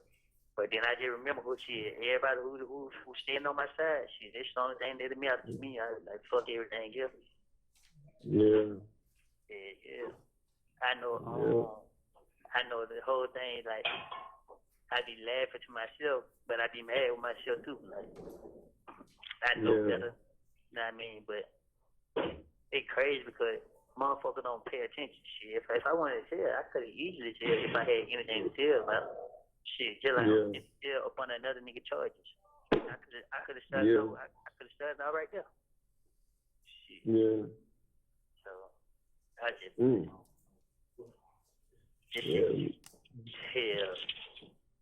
Just try not to stress yourself, bro. Try not to it just only thing that began to me the court. The court part, they be got scratching me, but everything else. You say you go to court tomorrow? Yeah, but the nigga saying I'm only going to court to plead not guilty. I'm like, bro, listen. At this point, man, ask for a no-low plea, bro. Let the judge. Let's see what the judge try to give me. The judge might say time served. You know what I mean? Whatever, man. I'm just ready to get the hell up out of the way. Seeing these motherfucker waiting on these people, man. This shit just. So what time you go to court tomorrow? Man, the crazy thing about it is, man, I don't even know. I know my They last just come get you whenever. Man, they probably don't even come get me. They do this shit so much that I just be like, man, I don't know. Hold on a minute. Yeah, hold on. What you saying again? What you? Hey, look, I love you, bro. I'm trying to get you on tomorrow when I come out. Yeah, I'm gonna catch you. Just give me 2 minutes. Hello? Yeah. What'd you say? I'm gonna hit you tomorrow when I come out. Yeah, man, keep walking in my office, man. Like, God damn, bro, y'all don't see a nigga goddamn, you know what I mean? Like, what the fuck? Yeah. I'm gonna hit you tomorrow. Yeah, what you got? You gotta go. You about to go in? Yeah, my time up. All right. I got like 2 minutes. I got 2 minutes. So I could try to tell my. Yeah, hell yeah, you know my head up, nigga. You know what I mean? You do the same too. Shit, I am, boy. I'm just waiting on much. Some shit to fall through, you know what I mean? Motherfuckers will have you waiting forever, boy. You know, you motherfuckers will wait you, bro. Man, I really be hard. I just be like, shit. Yeah. I be in the motherfuckers so goddamn spook. I be thinking, goddamn, they be goddamn. They have goddamn. Motherfuckers. You already. Shit, ain't no thinking. Shit, boy, it seems like how they motherfuckers. Boy, shit, ain't no thinking. I would be thinking, I would be knowing that shit. Somebody in this motherfucker. Yeah, you know. Ain't no way. I just ain't trying to say it like that. Yeah. Hey, that motherfucker trying hardball, boy. Yeah, well, I tell you, like, and it's so crazy because they not being around the bush with it. They straightforward. Yeah. Oh, okay. How the fam them talking? They talking their head and all kind of shit. The fam, like your sister and brother them. Mine's here. Huh? Mine's here. Yours. Oh Yeah, shit. he told Nah, him. yeah, my family just like shit. You know what I mean? Shit. As long as I just keep my Yeah. head up. You know what I mean? This shit. Okay. Yeah. But now, listen, bro. When I told that motherfucker they wasting their time, bro, that lady looked like she wanted to get on her knees and beg me, please, bro. I just looked at her like, man, get out my face. Like, you know what I mean? Oh, a lady? It was a lady? The one who be in court, in the courtroom, the deputy, DA. Oh, that name was? Yeah, like, it was, man, she like, Yeah. I guess they just determined. I'm like, man, listen, man, I made all this shit up, man. They trying to talk my way out of jail, bro. You know what I mean? Like, Yeah. man, the motherfucker look at me like, man, I asked, I like, shit, what you want me to say? What, we just want to know how it is growing. I didn't grow up with these people, man. I'm from a whole nother neighborhood, like, but I ain't even, I'm just like, I look at her like, man, this shit, I wasting y'all time. You know what I mean? Because I heard motherfucker like, when they gonna try to talk to my attorney, and then they'll be coming back. I said, y'all be coming back for what? Y'all wasting y'all time. Y'all might go find somebody else. She trying around and look at me. Like, she know how you closing the door like you finna leave. Yeah. The motherfucker closing the door for 3 times, opening it back up like I was gonna change my mind. Like, man, come on. Yeah, shit. I done did 5 years. I done did 51 months in the feds. And I've been doing goddamn so much time in the damn state. Yeah. Every day. How long you been locked up so far? Man, 15 months. Boy, God damn. Oh, that's it, 15 months? Man, it seems like longer than that, boy. Nah, because I did 14 months, got out for 3 months, and then now I've been locked up 16 months. You have 1 minute left. Hey. Yeah. Hey. Yeah. Shit be so crazy. Sometimes they don't even let my calls go through. I be calling home, goddamn. Be wondering why my sister and I be here. And then they finally pick up the phone. That shit, only one call don't came through. I be like, man, wait, what? Yeah. Shit, I'm about to go to this damn game tonight, man. I'm gonna go to this game and goddamn shit. Kick back with my old lady or something later on. She wanna go out to this little seafood spot, you feel me? Yeah. But look, they got well, shit, when I come out, I'm gonna tell her to text, because when I tell her to call, every time she click over, All right, bet. All right. All right, I got you. All right, you too. All right, my kids. What?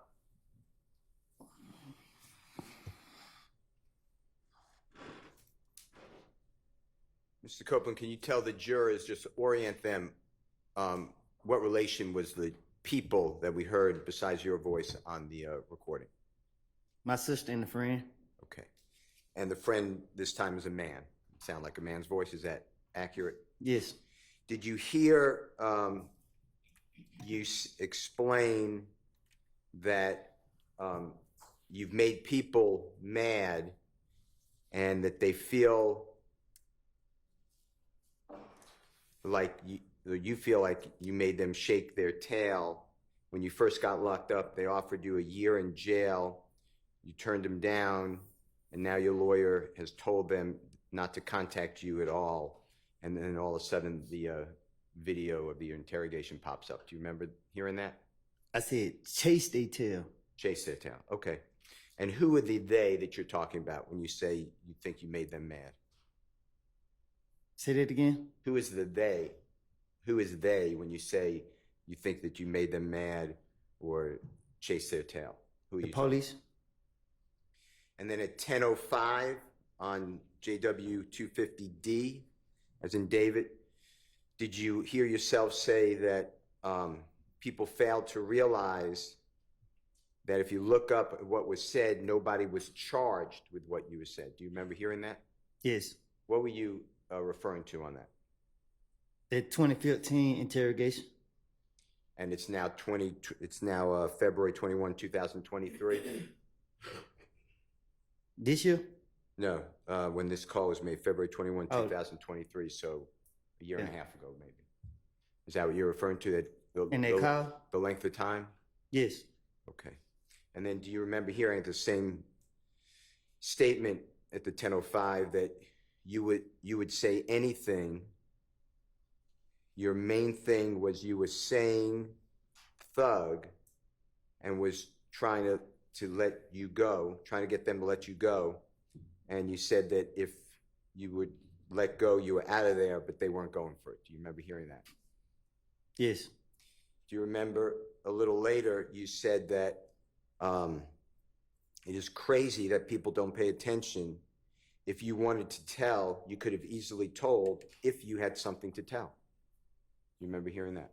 Yes. Do you remember hearing at 17:20 that you explained that you told them people that they're wasting their time, and the lady acted like she wanted to get on her knees and beg and plead? You said you told them to get out of your face, and then the man asked which lady. Do you remember that? Miss Love. And then you said on the recording, the deputy DA. That's who you just pointed to? Miss Love. And you said you told them, Miss Love, that you made it all up trying to talk your way out of jail. Is that what you said on the recording? Miss Love. You told her that? Yes. Back in February 21 of 2023 and before that? When she came see me at Fayetteville jail. And then she wouldn't leave, and you said, what does she want you to say? Do you remember saying that? Huh? You asked her, meaning District Attorney Love, what does she want you to say? Remember hearing that? Yes. And then you said that they asked about how it was growing up, and you said, I didn't grow up with them. You're from a whole different neighborhood. Did you hear that? Yes. And you told Deputy District Attorney Love that she and the others are wasting their time. Yes. Who else was with Miss Love? Miss Hilton and the big guy, the big investigator. I can't think of his name right now. Long. Investigator Long with the District Attorney's Office? Yeah, I think it might be his name. Okay. But the big police, DA, whatever he is. Okay. And you told Miss Love, Miss Hilton, and who you believe is investigator or police officer Long to go find someone else that they're wasting their time. Did you hear that on the recording? Yes. And that did happen? Yes. And you said that the door, that she opened the door 3 times like you were going to change your mind. Who are you referring to? Miss Love. And when you say open the door, just tell the jurors, like, what kind of room are you in? A little small room. Were you allowed to go in and out of the room on your own? I was in jail. So who was going in and out of the room like 3 times, opening the door? Who you? No, she wasn't going in and out. They were leaving. I was complaining about my court. Every time I had to go to court, they weren't coming to get me to take me to court.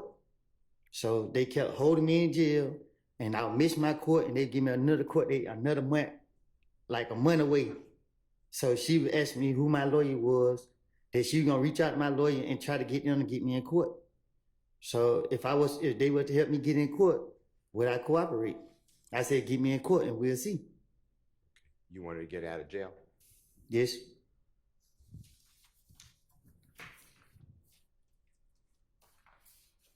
Did you ever hide the fact from the district attorney's office or the police once you were in federal custody that everything you said was just to get out of jail? It was not true, it was a lie? I don't understand it. Okay. Once, I think you said, and tell me if I'm wrong, but I think you said once June 10, 2015, the interrogation that we've watched with the jurors, after that date, Yes. you go over to federal custody at Lovejoy Yes. Detention Center. You get charged with murder of Donovan Thomas in October 2015. Yes. You then go before Judge Totenberg, federal Judge Totenberg, in Yes. the Northern District, Georgia. You received 60 months in custody. Well, actually, I fought my case for 40 months because the lawyers who I had represent me over there kept telling me that the prosecutor wanted to talk to me and they wouldn't fight for me. So I had to write letters to the judge, ask for new lawyers. So I had to fire 2 lawyers because I kept telling them I didn't want to talk to them. I made it up. And then I didn't trust them. So it took me 2 years to file one. And then they gave me a 3rd lawyer. And when I got her, I just told her I wanted to plead guilty at this point because I've been in there for so long. And when you said you wrote to the judge, you're talking about the Honorable Judge Totenberg? Yes. And you had what's called appointed lawyers. Some people say public defenders. Is that true? They call them federal defenders. Yes, sir. And they don't cost anything. They're great lawyers who don't cost anything, but they're assigned to people who can't afford a lawyer. Is that your understanding? Yes, they free. Did Jeffrey Williams ever pay in any of your court, you have a lot of court appearances. Did he ever pay for any of your lawyers? No.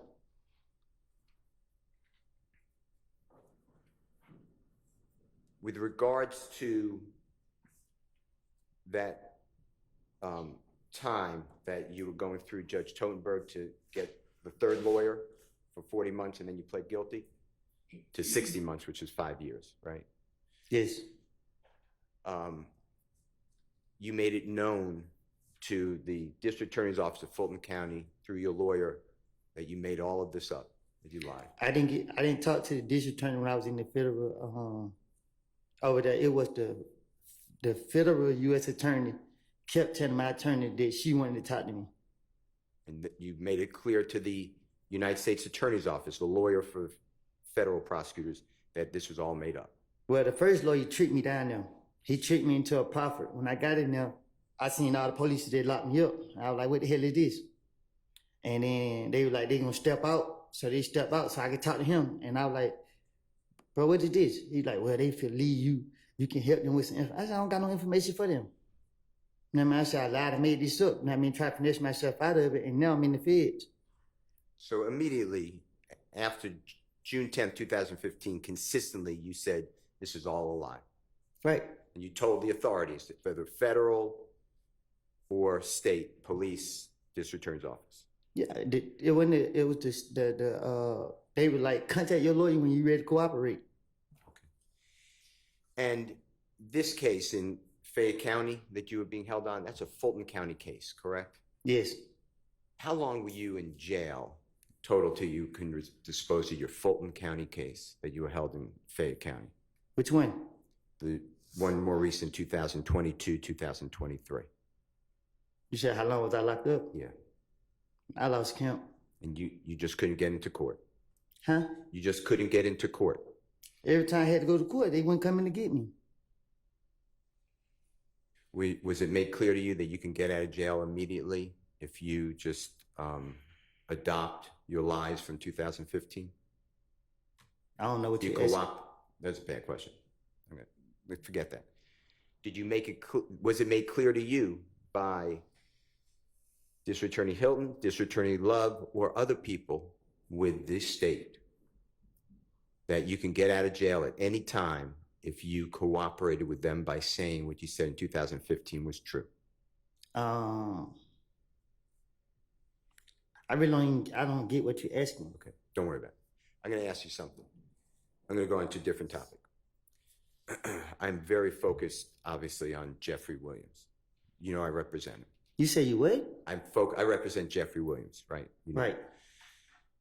I just want to make clear, when you told in that interview on June 10th, 2015, when you said that Mr. Garlington told you that Mr. Kendrick and Mr. Shannon Stillwell were in the vehicle that shot at and killed Donovan Thomas, was that true or was that part of this lie? Yeah, I told him I made it up. He never told me they did it. And you made that clear to the authorities as well?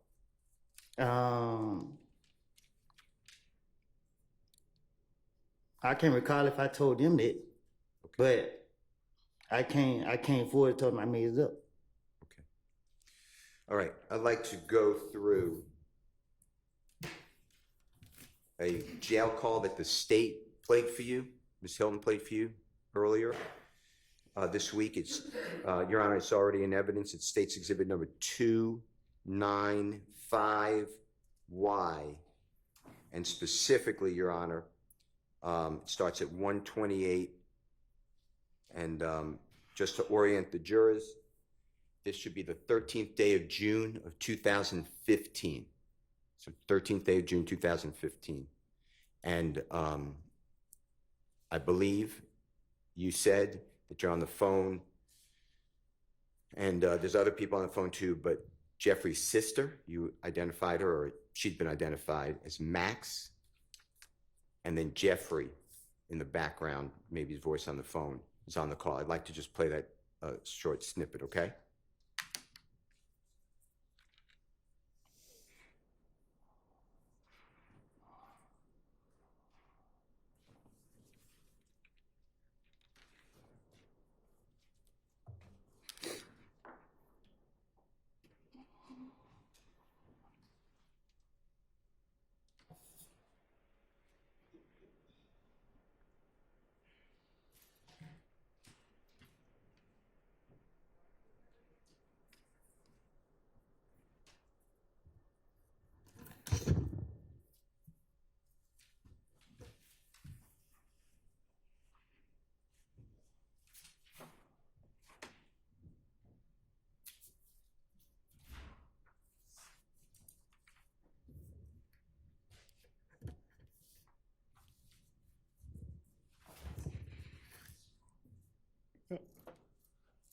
I can't hear that. I don't think it's playing. Hello. Hello. She be waiting. Actually, Hello. Woody. Yeah. What's up, Woody? Hey, what's going on? Yeah. Lil Jerry out here. Yeah, he got a bun. Huh? Deshaun. Yeah. How much your bun is? 15,000. But I can go to a bun, kind of bun come on by 1,500. You found the bun company? I'm on lockdown, so they don't let me out one time a day. But my brother now did. Deshaun, when he hang up, click on call his brother, and I'm meet his brother so he can get his money. Is your brother gonna? No, I'm saying call his brother gonna sign it. Yeah, Deshaun, where you at? I'm at home. You don't got no ride. I can get his brother bring Meet me on University. on University where? That gas station we always do. You know what that gas station Chevron? That's Chevron. Meet me at Chevron. Hey, man. Okay. Yeah. Look, you ain't right, bro. What did D do? I'm gonna say too much, bro.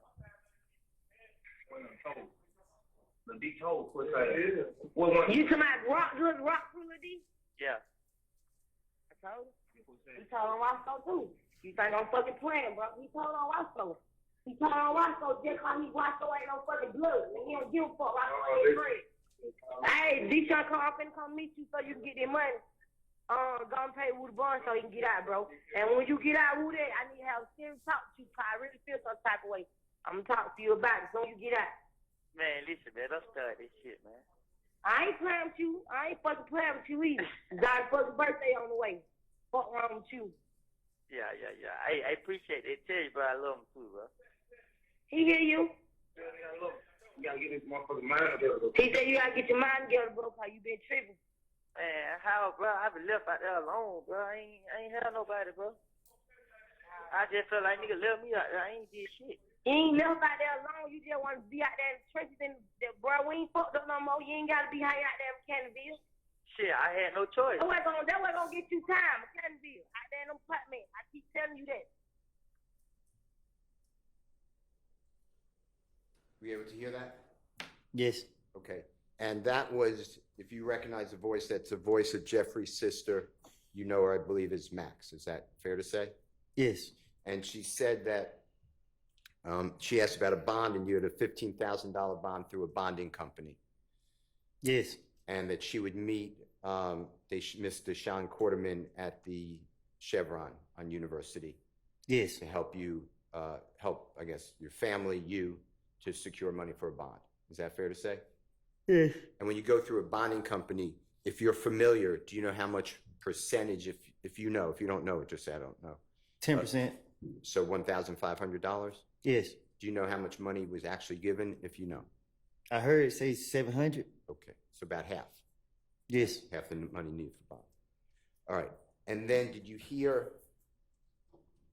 Jeffrey's sister say you have a birthday coming up and she has to have a serious talk with you? My little girl birthday was coming up. I'm sorry. Okay. Did you hear that? Yes. And then did you hear Jeffrey say, and it was faint, but you said that tell Jeffrey you love him. He said, I love you too.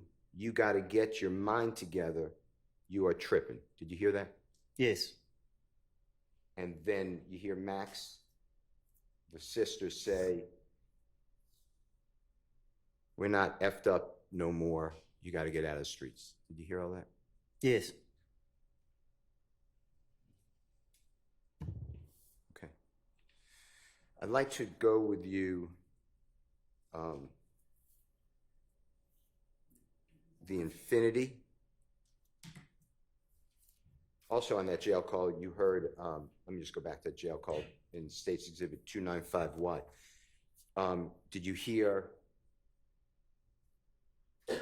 you say that little D is tripping? Did you hear something like that?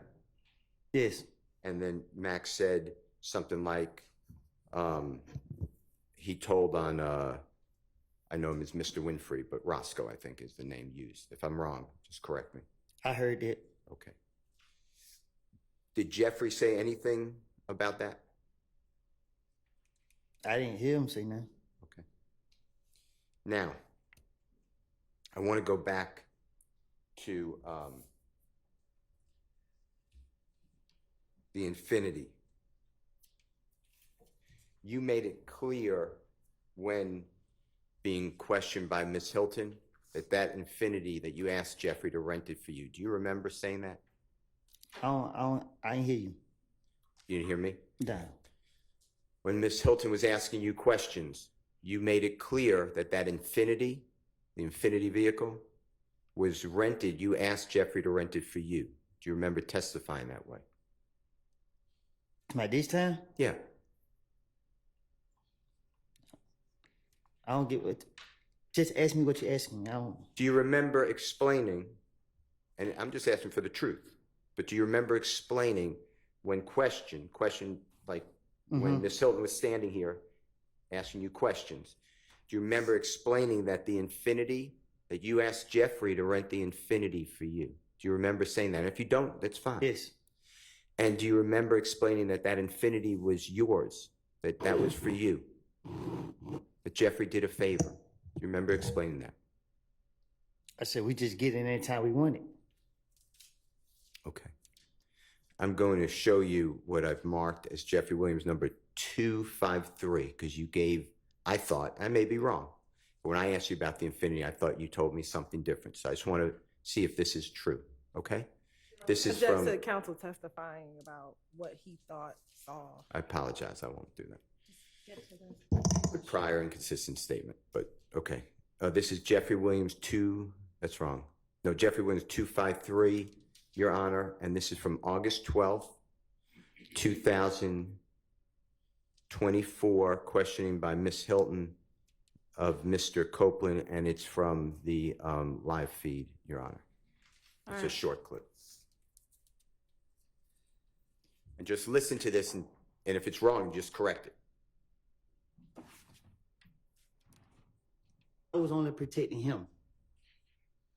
So when you told the detective about what happened the night of Donovan Thomas's murder, were you protecting Threat? Yes, I was gonna keep threat name out of it as much as possible. Did threat have something to do with Donovan Thomas's murder? I don't know what threat got something to do with it, but I know that they was the last person I gave that car to. What car? The car, the Infinity car. And I wasn't gonna say nothing about it. What Infinity car did you give the threat? The Infinity car that I had. Okay. Is this the same car that you went to the rental car place with Thug and Thug rented the Infinity? I'm talking about the gray Infinity car that me and Zachary was riding in. I wrecked the car, put up on threat, gave the car the threat, and I left. Okay. Is this the same Infinity that you told police that you went to the Hertz rental car place with Thug when he rented the Infinity? I just told you that I gave threat that car. Ms. Copeland, that's not what she asked, so listen to what she asked and then answer that as best you can. You're saying you gave threat that Infinity. Is that what you're saying? Hold on 1 second. Y'all just confused me. What you say, Yana? Well, I wanted Ms. Hilton to ask the question clearly and you listen to it and answer it. So ask the question you asked him a minute ago, if that's what you want the answer to. The Infinity that you're talking about, is that the Infinity that you went to the Atlanta airport with Thug when he rented the Infinity? What you asking? You're talking about an Infinity that you gave the threat, correct? Right. The Infinity that you're referring to, is that the Infinity that you went to the Atlanta airport with Thug when he rented the Infinity? Yes. Okay. And that was the car that Thug rented, correct? I asked him to rent me a car, and I wrecked the car, and I gave the car the threat. When did you give the car the threat? The same night I wrecked it. The night before that happened. Before what happened? The same night it happened. I can't remember. I gave the car the threat, and I left. Where did you give the car the threat at?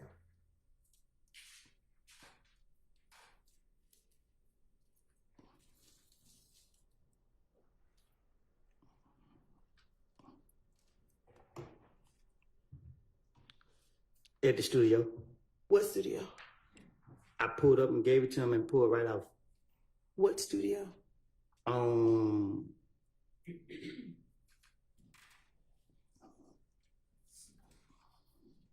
It was by Northside Drive, Marietta. It was one of them streets.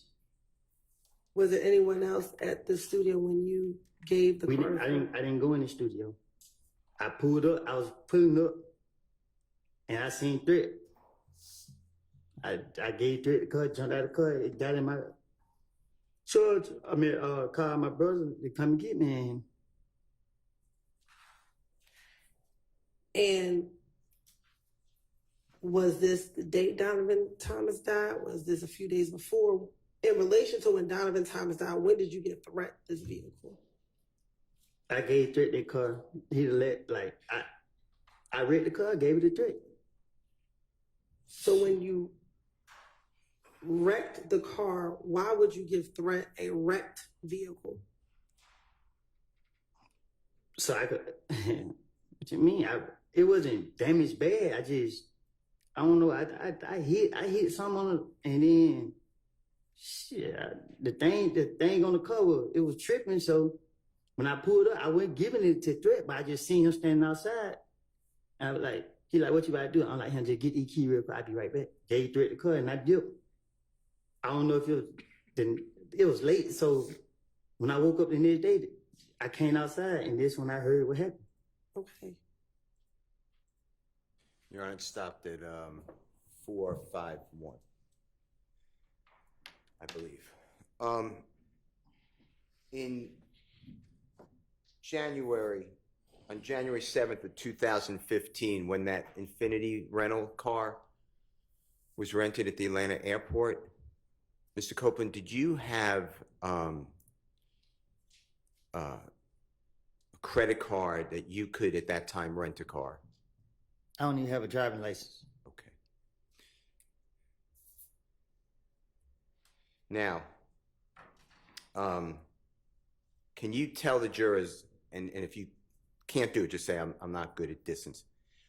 What is the driving distance, if you can do it, from where Donovan Thomas was shot to the Green store? Can you give the jurors an idea of how close or how far that is?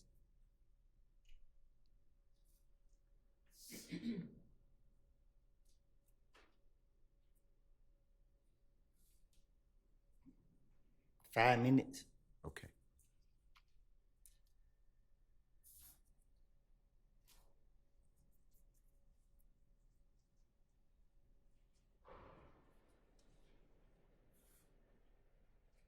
Now, I want to talk with you about the night of Donovan Thomas's shooting.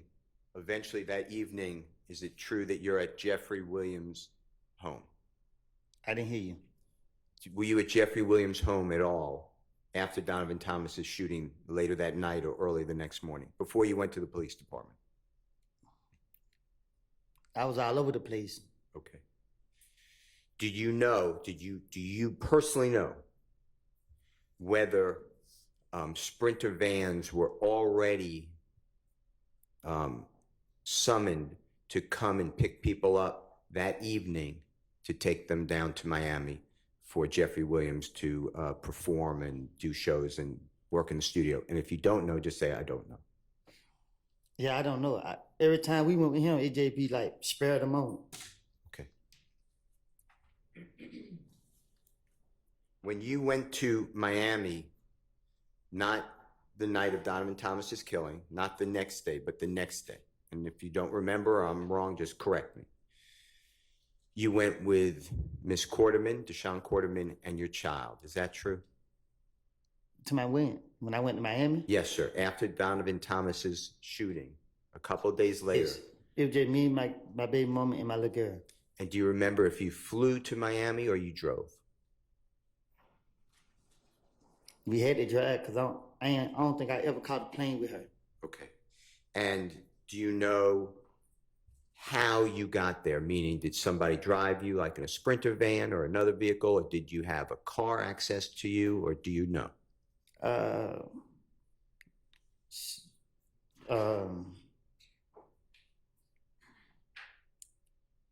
I can't remember how we drove down there, but I know we drove down there. I don't know if it was a Sprinter, a van, I can't remember how I got down there. Okay. And is it true that immediately after Donovan Thomas was, God forbid, killed, that your family, you and your family's homes and persons were being shot at? What do you mean? You left the Atlanta, Georgia area for safety. Is that true? Yes. Okay.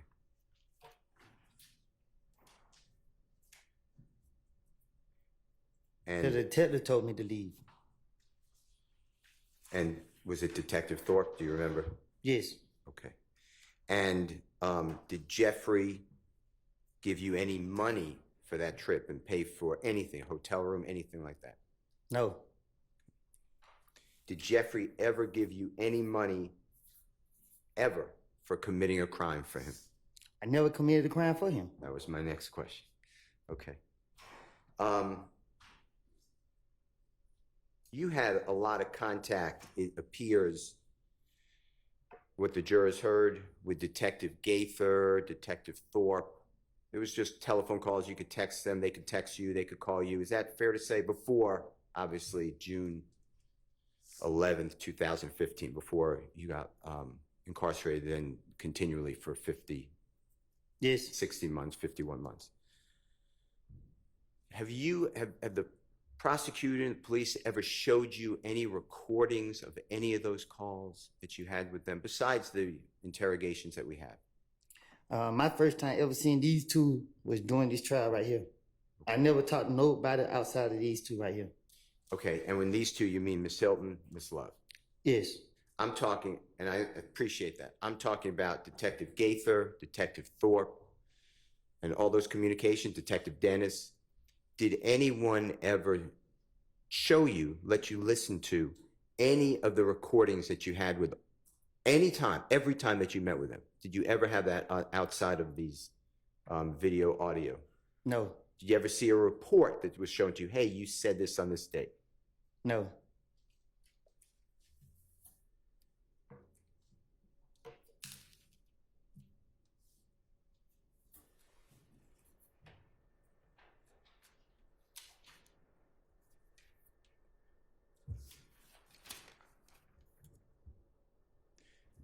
Your Honor, may I have just a minute? May.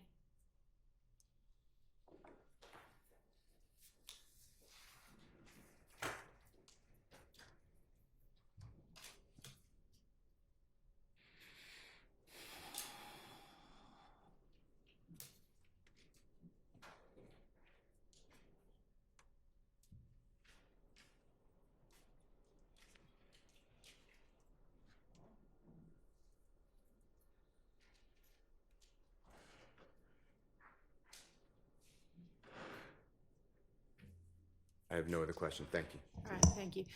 Mr. Weinstein, I think you indicated you might have a fairly short cross-examination. Go ahead. All right, go ahead. Good morning, Mr. Copeland. Good morning. My name's Doug Weinstein. I'm Diamante Kendrick's attorney. I think you know him as Yak, right? Yes. Okay. So when I refer to him, I'll just call him Yak. I know you weren't feeling well yesterday. How are you feeling today? I'm feeling better. Thank you. Okay, good. I'm glad to hear that. I'm not going to ask you a lot of questions about years ago because it's been about 9 years. I can't remember what I had for lunch yesterday. Mm-hmm. But I will ask you a few. So let's talk about 9 years ago. You've stated repeatedly that you would tell the police anything to stay out of jail, right? Yes. You said yesterday, tell me if you remember this, you said yesterday, quote, Rice Street is not prisoner jail. I don't know what that place is. It's the worst place in the world. Do you remember saying that? It is. Why do you say that? Because it's the worst place in the world. Okay. That I don't been to. Okay. So let's talk about finessing the police. Okay? I think you've heard the word, I'm just going to say it once, you've heard the word bullshit a bunch the past couple of days. Right.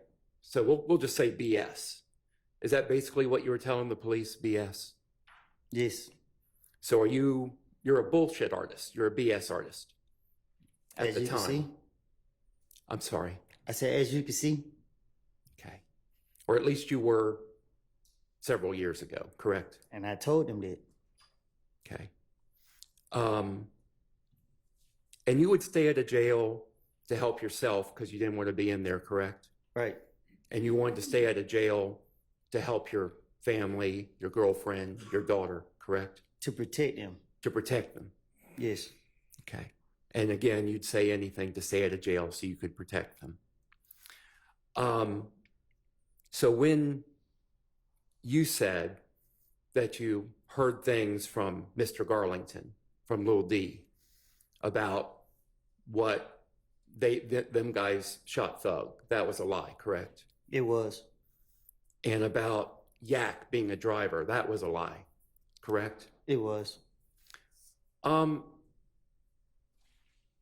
you would tell these lies, I think you testified earlier that what you would do is sprinkle in like a few grains of truth in the lie. Is that correct? It's the only way you can be convincing. Can you explain to the jury that technique that you would use? All right.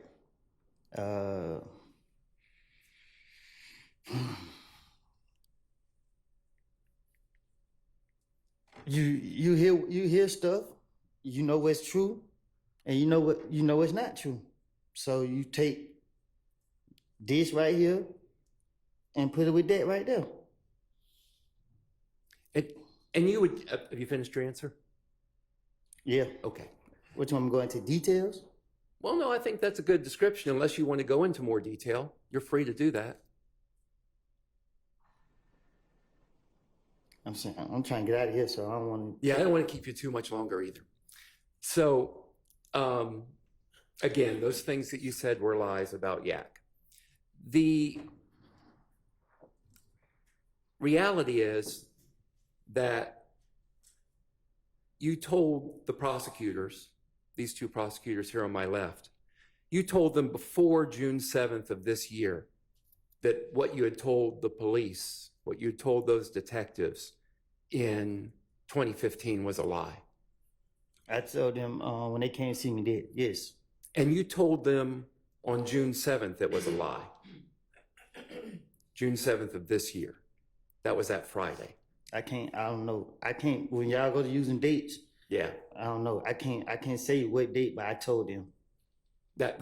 And the date I'm referring to, if this helps you at all, is that first Friday that you came to court here on this case. You told them it was a lie on that date. I can't say what I told them. I can't say what date. Okay. And after they sent you away to jail for the weekend and you came back on that Monday, you told them it was a lie, that you had lied back in 2015 as well, correct? I don't understand it. Okay. Well, I'll take that question back. All right. I don't want to confuse you. All right. Okay. I recall earlier in your testimony, you said something to the effect, and these aren't your exact words, but you said, you know, my hand to God, you're telling the truth now. What you said back in 2015 was a lie. Do you remember saying that? And I still am saying it. That what you're saying on the stand today is the truth. Yes. You know, I was watching an interview you gave. Tell me if you remember giving an interview. It was published to YouTube on the 9th of August this month with DJ University. Do you remember the interview you gave to DJ University? In Chicago? I don't know where he was based I was sitting on the sofa? Yes, you were. Yes. Okay. And you told DJ University about coming to God lately. Do you recall that conversation you had with him? Yes. Would you relate that conversation to the jury, please? Objection on irrelevance. It goes to his credibility today on the stand, Your Honor. Just ask, instead of the conversation, just ask him whatever you want to ask him. Okay. You told DJ University that when this indictment came out in this case in 2022, May of 2022 and then August of 2022, and your name was not on that indictment, that you realized that God was at work in your life. Do you remember that? And what did you mean by God was at work in your life now?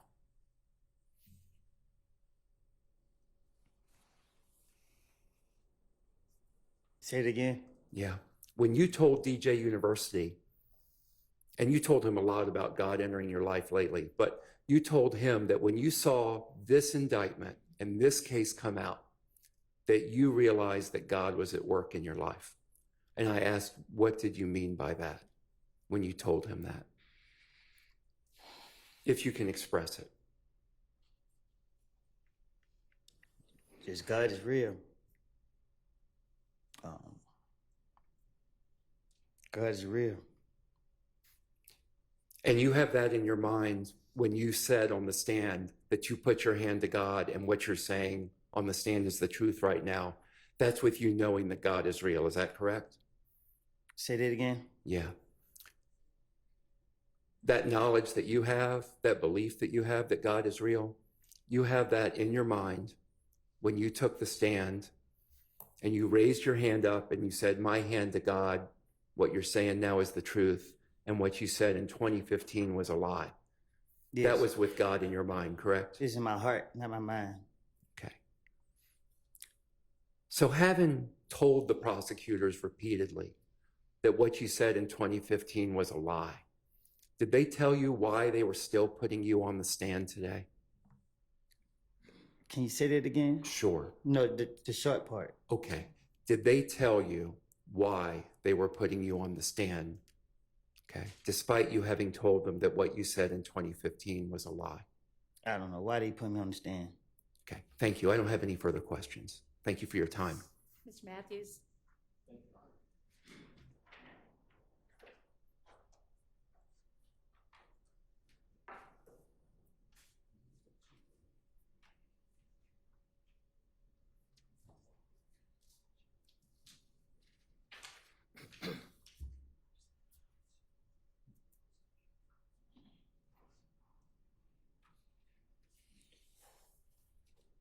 Good morning, Mr. Copeland.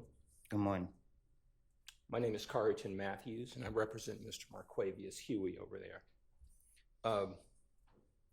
We're about to look at a certain exhibit, a certain picture that the state showed you a few days ago when you were on the witness stand. It was a picture of you and Mr. Huey and someone that you referenced as Nard at a restaurant. Do you remember that? Yes. Okay. That particular photograph, can you pull it up? Okay. It was taken at Mr. Pig's Smokehouse at 1992 Donald Lee Hollowell Parkway in Atlanta, Georgia, right? On Bankhead. On Bankhead. And that is probably about 20 plus minutes from Cleveland Avenue, right? Probably far, yeah. It's about that same distance, or give or take a little bit more, a little bit less, from Mechanicsville, right? Right. And it's a barbecue spot, right? Yeah, they sell barbecue food. When you all went to that barbecue spot, it was in broad daylight, right? Yes. Went there for some food, right? Yes. I'm going to show you this photograph, and I want to talk about it. State is going to pull it up. Now, you've not known Mr. Huey that very long, correct? Probably a couple months. Okay. And you were at this particular restaurant with Mr. Huey and Nard on this particular day. And in this photograph, I want to talk with you about it.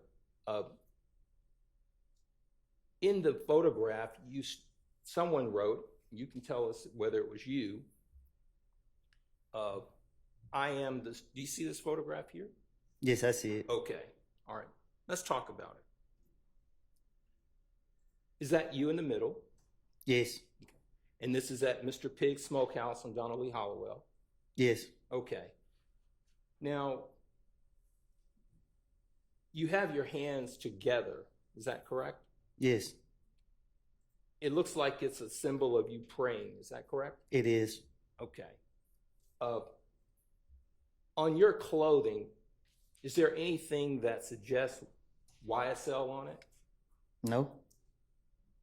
Do you see the person to your right in that photograph? Is that Mr. Huey in that photograph? With the white t-shirt? Yes, sir. Yes. Okay. Let's look at Mr. Huey. Take a look at his t-shirt. Do you see anything written on his shirt? Anything YSL on it? It's a white t-shirt. Okay. Let's look around his neck. Do you see any fancy jewelry around his neck? No. Do you see any bracelets on the arms that you do see? No. Any rings or anything of that nature? No. On this particular day, do you see, or did you have in your waistband a handgun? No. To your knowledge, did you see, or Mr. Huey have a handgun on him? No. How about this person, Nard? Did you see him with any type of handguns on that day? No. Were you all meeting there to do a crime or anything of that nature? No, we were chilling the whole day. Okay. Now, any AKs, any rifles or anything in the background in this photograph? Huh? Any picture, any weapons? No. On this particular building, do you see any signs or symbols, any graffiti with YSL or anything of that nature? No. Now, you said y'all are just chilling that day. Nothing about this photograph is suggesting that you're that you all are asking anyone to participate in any type of YSL gang or anything of that nature? Is there? YSL ain't the game. Okay.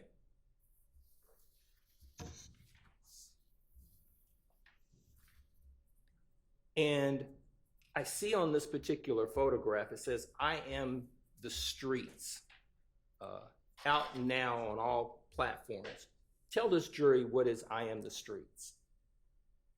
The title of my music. Okay. So, and is this 725 Woody, that was your Instagram moniker at that time? But it was ran by my management team. Got you. And was this particular picture, was it kind of celebrating the release of your music? I think I was in. I don't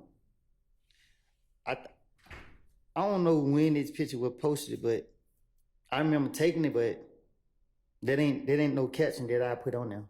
Okay. And tell the jury, when you had your hands together like that, what were you representing, or what was the message you were sending with your hands together like that? Peace.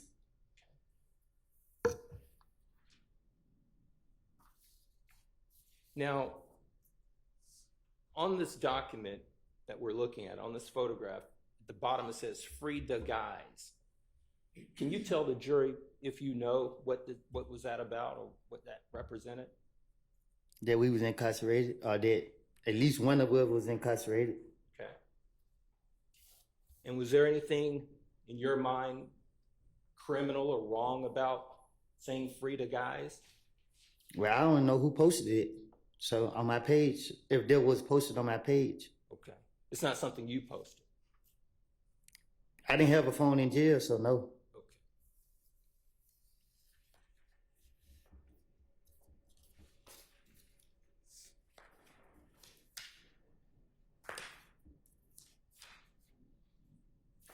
And to the best of your knowledge, on this particular day that you all met, sounds like I'm hearing you to say is that y'all weren't doing anything but chilling. Right. Nothing more, nothing less. That's all we do. We Not meeting up to commit any crimes. never. I was doing the music, focus on the music. That was it. The clothing that you're wearing there, I notice here these particular jeans, and there's red on the jeans there. Is that the way those jeans are made? Yes. Does it represent anything to do with any type of gang or anything of that nature? No, that's how I bought them. It's a broken heart. A broken heart. On my pants lid, yeah. Gotcha. I actually still got the pants. Okay. And is it fair to say that you guys are relatively neatly dressed, urban gear? I thought I was. Kind of fresh, right? That's what I thought. Okay.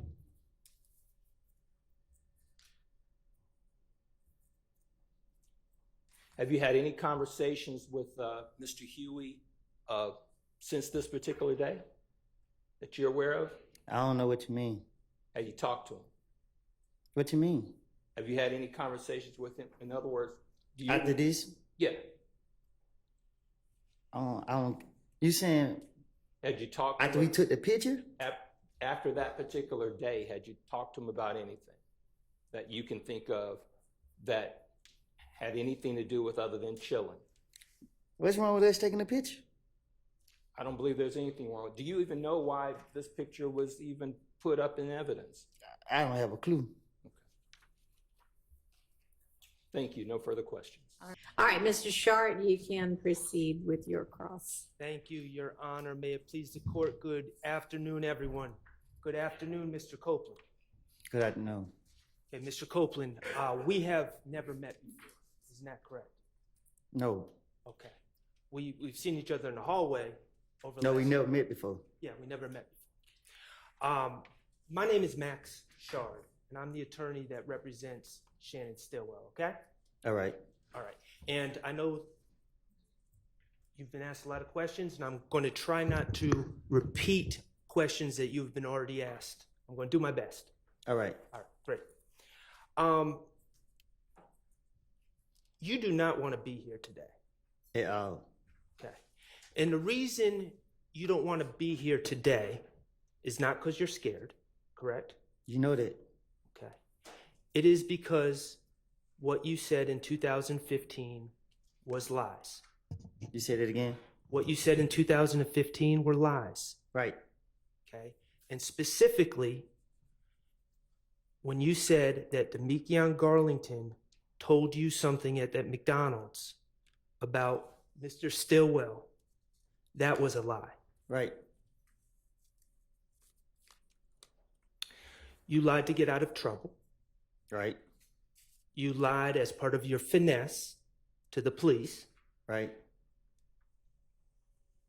You've testified that if the police mentioned anyone, you were going to come up with a story about them to get yourself out of trouble.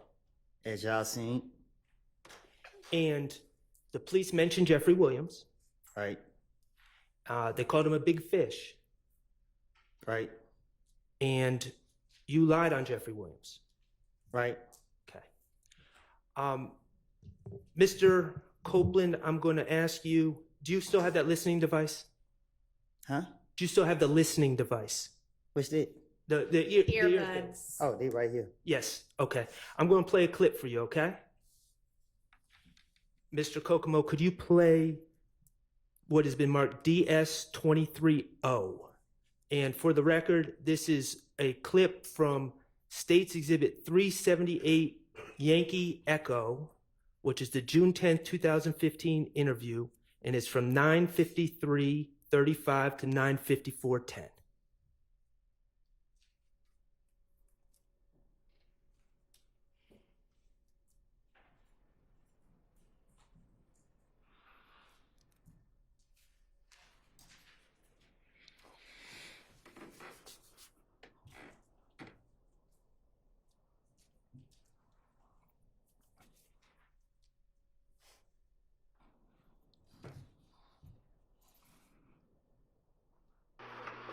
How long you been knowing Shannon?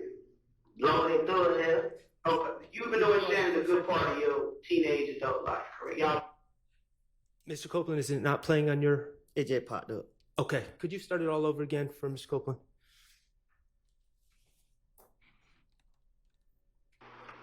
How long you been knowing Shannon? Longer than through hell? Okay. You've been knowing Shannon a good part of your teenage adult life, correct? Y'all basically grew up together, right? Went to school together. Y'all like brother. You, Demekion, and Shannon. That's from what I know. Yeah. So I can pretty much assume that if it's something like that that they did, even if you weren't involved in it, you know about it. Because I'm telling you, everything kind of keeps coming back to you. You understand? Because Shannon them out there on the streets now. Okay. In that clip, Investigator Gaither is asking you about Shannon, correct? This sound like it. Okay. I can't barely hear it. That's why I took the headphones out. Are they not working? No, it's just like the way the way I can hear, it's not clear enough for me. That's why I had to listen like out loud. Okay, I understand. All right, well, we're going to do our best to work through that, okay? All right.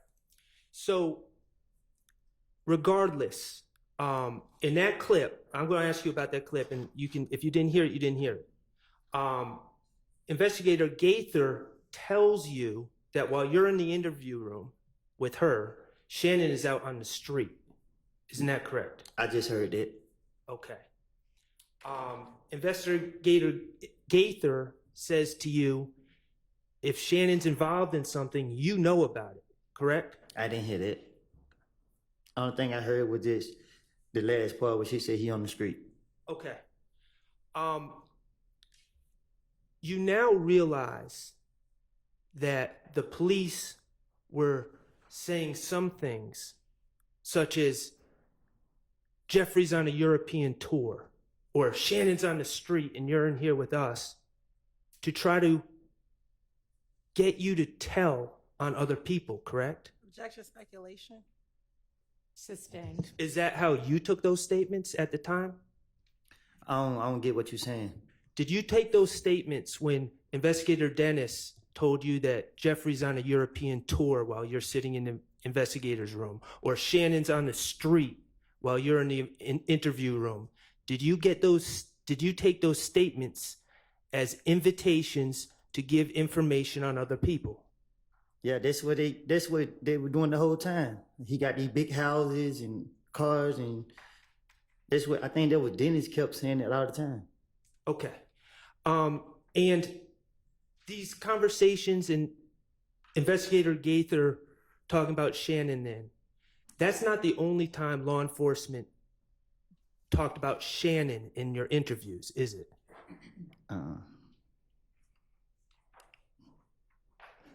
They would talk about Shannon a lot. Yeah, right. And let me ask you this. These interviews that we have, are those the only time you talk to the investigators about this case? No. Okay. You would have phone conversations with investigators, right? Yes. Phone conversations with Investigator Gaither that aren't recorded? What you mean? Did you record the phone conversations? Mm-mm. Have you ever heard a recording of the phone conversations? No. Okay. So as far as you know, phone conversations with Investigator Gaither, you had those, right? Yes. And as far as you know, they're not recorded. We had conversation that I ain't heard. How many conversations would you say you had with Investigator Gaither from January 1st, phone conversations from January 1st to we'll say June 10th? Weekly, daily? A lot. Okay, what about Investigator Thorpe? You talked to him on the phone? No. Okay. What about... But I did, but... Not as often? Yes. Okay. What about when they bring you to the interview room? Okay, obviously we see videotapes of you in the interview room. Do the police talk to you outside of the interview room before you go in there? Yes, they do it all the time. Okay. And are those conversations about what you need to do? Yeah, some like that. Okay, and what officers had those conversations with you to your recollection? Shit, everyone they have me. Okay. So the bottom line is you said that the state were asking about Jeffrey when Mr. Steele was asking questions, right? Yes. Okay, the reality is the state was also asking about Shannon. Yes.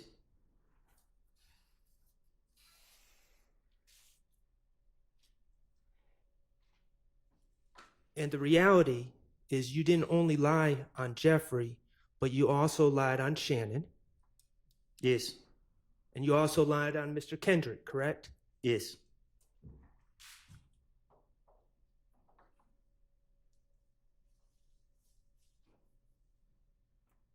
You remember when Attorney Steele showed you that video from the Texaco gas station and asked if you saw Jeffrey Williams walking around the Texaco changing cars?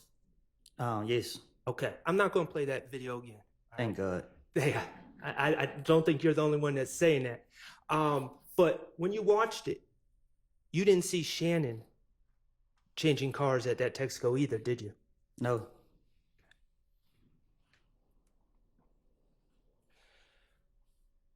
Regarding these lies you told in 2015, you have repeatedly told the state that they were lies, correct? I told everybody who listened to me. Okay. I want to ask you about, you mentioned it briefly with Mr. Steele. Remember that on June 10th of this year, we're talking about this year now. Remember when you were in the judge's chambers? I'm listening. Do you remember that? Yes. Okay. And just so we're clear, you didn't request to speak to the judge or the prosecutors, did you? I had no clue where I was going. Okay. And you had been in jail the weekend before. Yes. And guards brought you to the judge's chambers. Took me straight in there. Okay. And when you were brought to the chambers, Miss Hilton was there, correct? Yes. Okay. And the SWAT team. And security, whatever they were. You're saying the SWAT team. I was not there. No, I didn't see you. Okay. Mr. Stillwell wasn't there. Who? My client, Mr. Stillwell. Shannon. No. Okay. And none of the other defense attorneys were there? No. Okay.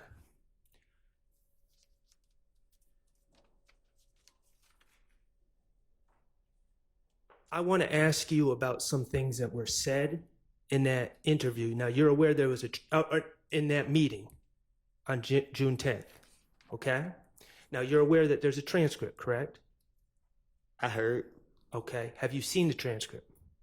It was sent to me, but I didn't never look at it. If I ask you about things that were said in the meeting, would looking at a transcript help? I guess. Okay. Your Honor. Yes. May I approach with what's been marked as DS-33, which is the transcript from the June 10th, 2020? Yeah, but I mean, ask him about it first.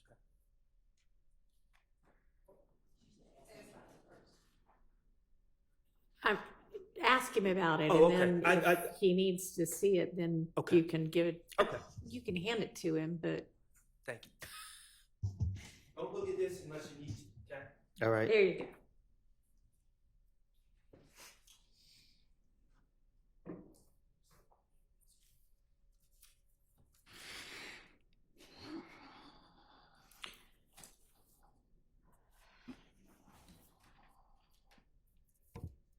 Mr. Copeland, in that meeting in the judge's chambers, did you tell Ms. Hilton that you've never been truthful in your life?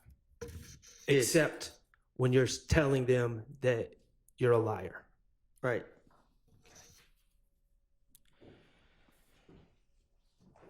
In that meeting, did you tell Ms. Hilton that, I won't get the quote,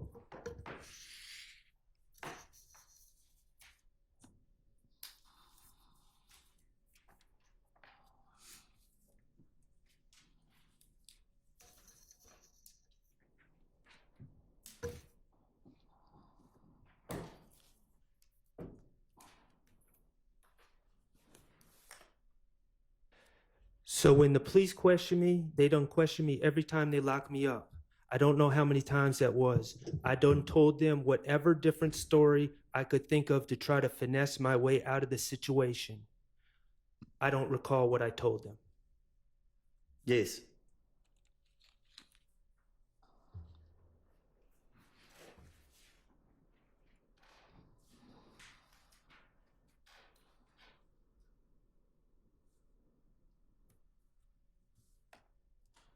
Did Miss Hilton tell you when talking about lying? But if I know that you are lying about that, I do not intend to do that. If I know that right now he's lying, I know he's lying, I'm not going to charge you because I don't know your reason for doing that. Did she tell me that? Yes. Yes.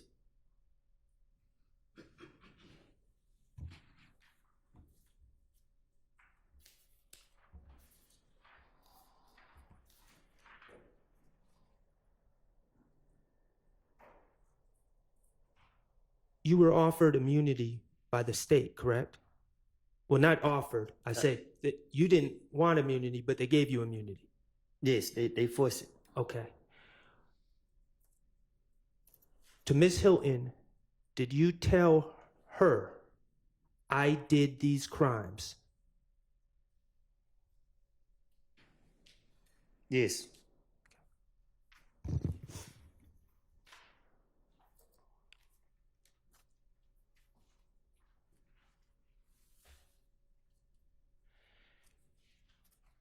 And they have insisted that you testify, correct? Yes. They have told you it's okay if you say, I don't recall, when asked about your prior statements, correct? Huh? They told you you can say, well, let me back up. In preparation, the state's met with you several times in June of 2024, right? I don't know what you're asking me. Okay. Take yourself back to June 2024, okay? That was before... What year this is? This is 24, so a couple of months ago is what he means. Couple months ago, right? Before you testified at all. You remember the week before you testified? Mm-hmm. Okay. You remember when the state and Miss Hilton and maybe some other people started coming to find you in the community? Yes. Okay. You had a lawyer at the time, right? Yes. His name was John Melnick? Yes. Okay. Jonathan Melnick. To your understanding, did the state, when they were trying to find you in the community, did they reach out to your attorney or did they go behind your attorney to talk to you? Objection, Your Honor, relevance. So To your understanding? on the relevance, I mean, we've kind of been through all of this. Can I? Try a different question. Was Mr. Melnick there for those meetings with Ms. Hilton in the community? No. They took you to the courthouse one day before you were to testify, correct? No. 2 days. 2 days before you were to testify. And was Mr. Melnick there for those meetings? No. And you told the state that what you said in 2015 was lies. I told Ms. Hilton.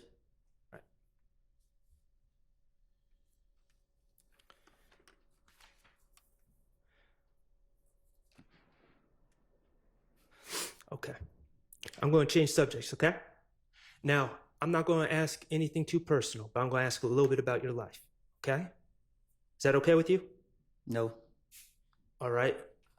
Let me ask you this. At some point in your life, you lived in Mechanicsville. Mm-hmm. Yes. Okay. And as I understand it,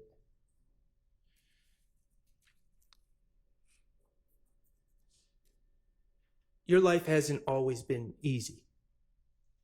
My life ain't never been easy. Okay. Your life has never been easy. And there have been times where you have been in dangerous situations in your life. Is that fair to say?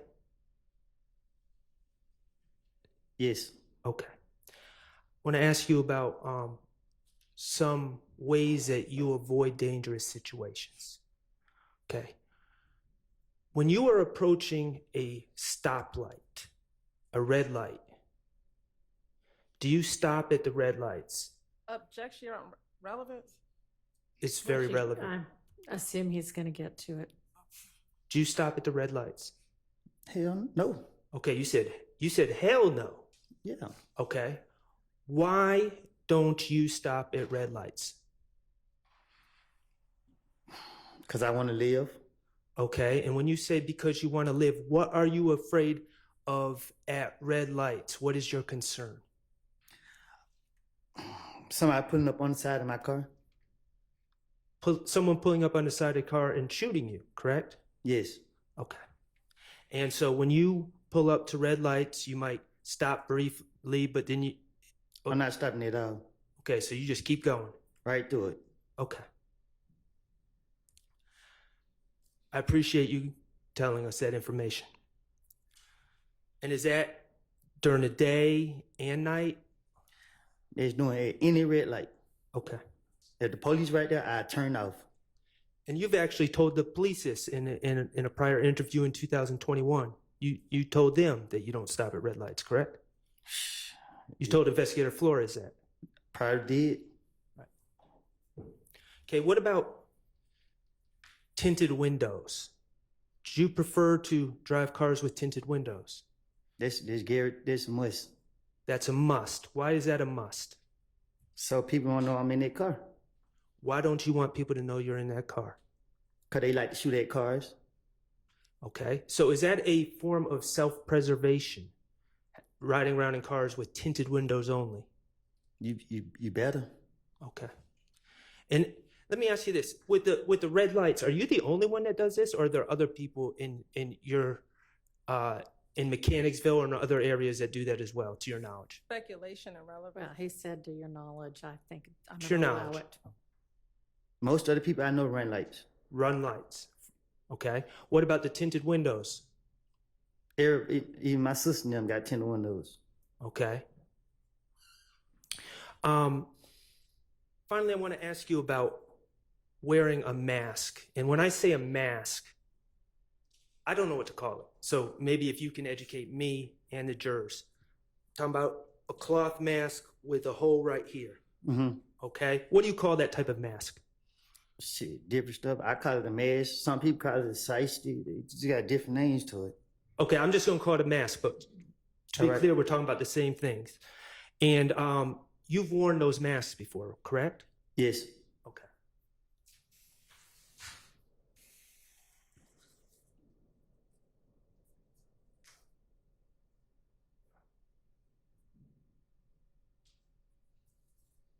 Your Honor, may I approach? You may. Mr. Copeland, I am handing you what's been marked DS29A and DS29B. Okay, are those pictures of you?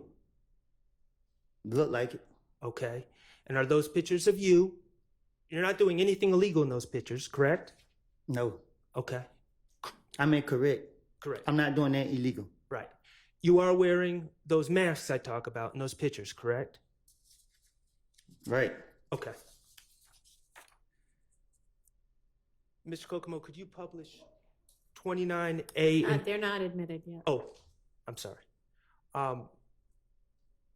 Your Honor, I move to admit DS 29A and 29B. We object to relevance. I assume this is going to be kind of the same lines of testimony. They're admitted over objection. Mr. Kokomo, could you just publish one of them, 29A?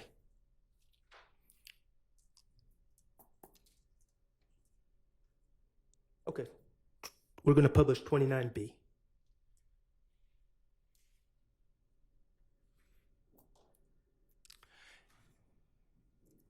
Okay, now, Mr. Copeland, on your screen, that's the type of mask we're talking about, and I just want the jurors to be able to know what we're talking about. Okay. What are those masks made of? What you mean? Like what material? I ain't make it. Are they made of cloth?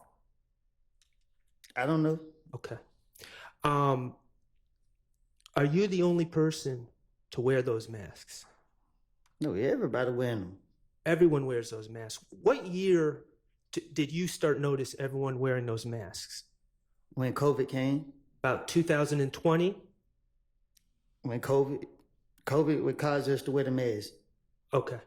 And are they... Okay. It became more like a fashion thing. That's what I was about to ask you. It became more of a fashion thing. Right. Okay. And where can you buy those masks? Shit. Anywhere. Gas stations sell those masks? Yeah. Okay. Corner stores sell those masks? Beauty supply store, all that. Okay. They're not rare. Huh? They're not rare. They're not weird? Rare. They're not Unusual. unusual. They're common. Right. Those masks are common. Mm-hmm. They come in all different colors, Yes. all different sizes. Yes. All right.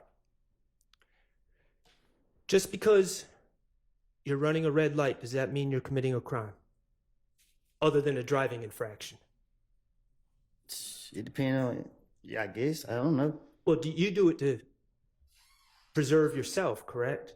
To avoid being shot. Right. Okay, avoiding being shot is not committing a crime, is it? You're just protecting yourself. Okay. When you're riding around in tinted windows, you ride around with tinted windows to the grocery store and other places you go about on your everyday life, correct? Right. Now, I say objection at this point. I just don't know if this is a relevant line of questioning. I'm asking Well, because it's it relevant. is cumulative. Okay, well, I just got one. I have one more question. Go ahead. When you're wearing that mask, you just wear that mask in your everyday life, when you're going to the store, when you're going to run errands, doing whatever, correct? Right. All right, thank you. Okay. Mr. Copeland, you said that Rice Street is the worst place in the world.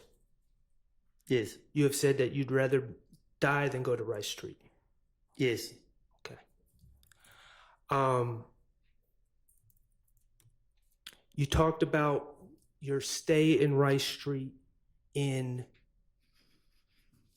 I guess it would be February 21st of 2015 when they arrested you on that probation warrant, and you stayed there for several weeks, correct? Yes.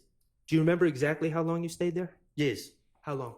3 weeks. 3 weeks. Okay. So that would have been February 21st to the middle of March of 2015. Yes. Okay. And in that, first of all, in Rice Street in general, there's dorms, right? Not where they put me at. Well, I'm just talking about in general right now. I'm going to get to where they put you at in a Yes. second. There's dorms, and then within the dorms there's cells. Yes. Okay, and the cells, how big are the cells? 18 and some ones, 16s and other ones. Talking about feet? You said cells? Yes. Like rooms? Yeah, how big are the rooms? Yeah, 18 rooms and some, 16 and some. The individual rooms are small, correct? Yes. Okay. And everything is made of either concrete or metal, correct? Yes. All right. Most of the time you have a cellmate. All the time. Okay. No privacy. Correct. Showers in common areas. Correct. Toilets. You don't get a special room to use the bathroom. Right. Okay. It's filthy. You talked about feces. All the time. When you on the ground, on the walls, things like that? Yes. Okay. Standing water in the showers? Who? Standing water. We call it nut juice. What do you call it? Nut juice. Okay. All right, Mr. Schardt, let's get on. We're painting the picture. Let's get on with what you want to ask. Okay. The filth in Rice Street. To avoid that filth, you would be willing to tell lies, correct? Correct. All right. Let's talk about the danger of Rice Street.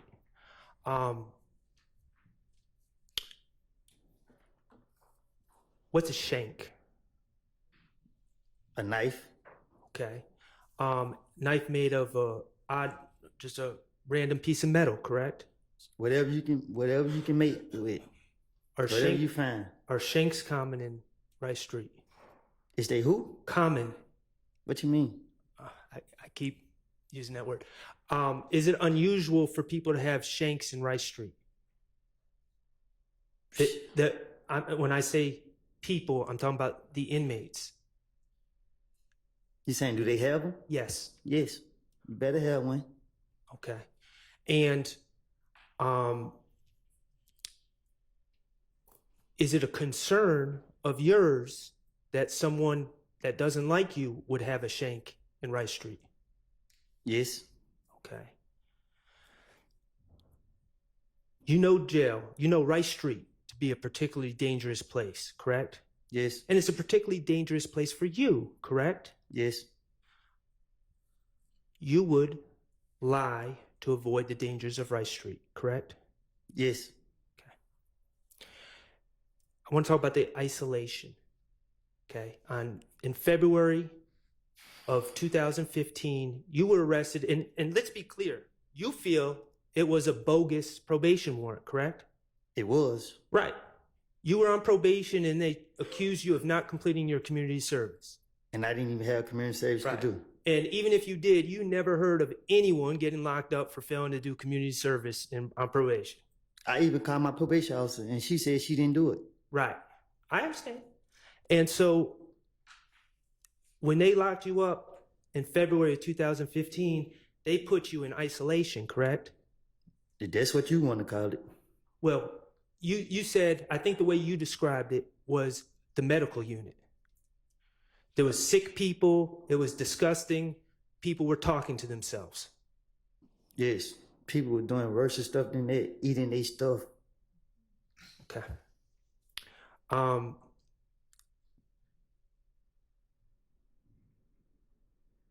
You would lie to avoid going back to that place that took you and put you in February of 2015, correct? You talking about now? No, I'm talking about on June 10th of 2015. You would have lied to avoid going right back to where they had you 3 months earlier. Right. Okay.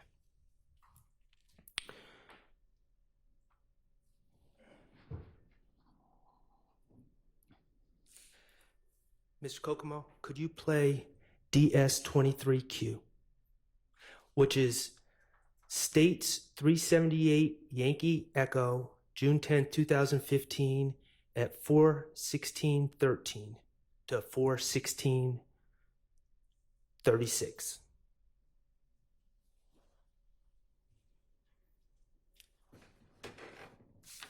Do I need to listen to it? I would appreciate it if you did. Thank you.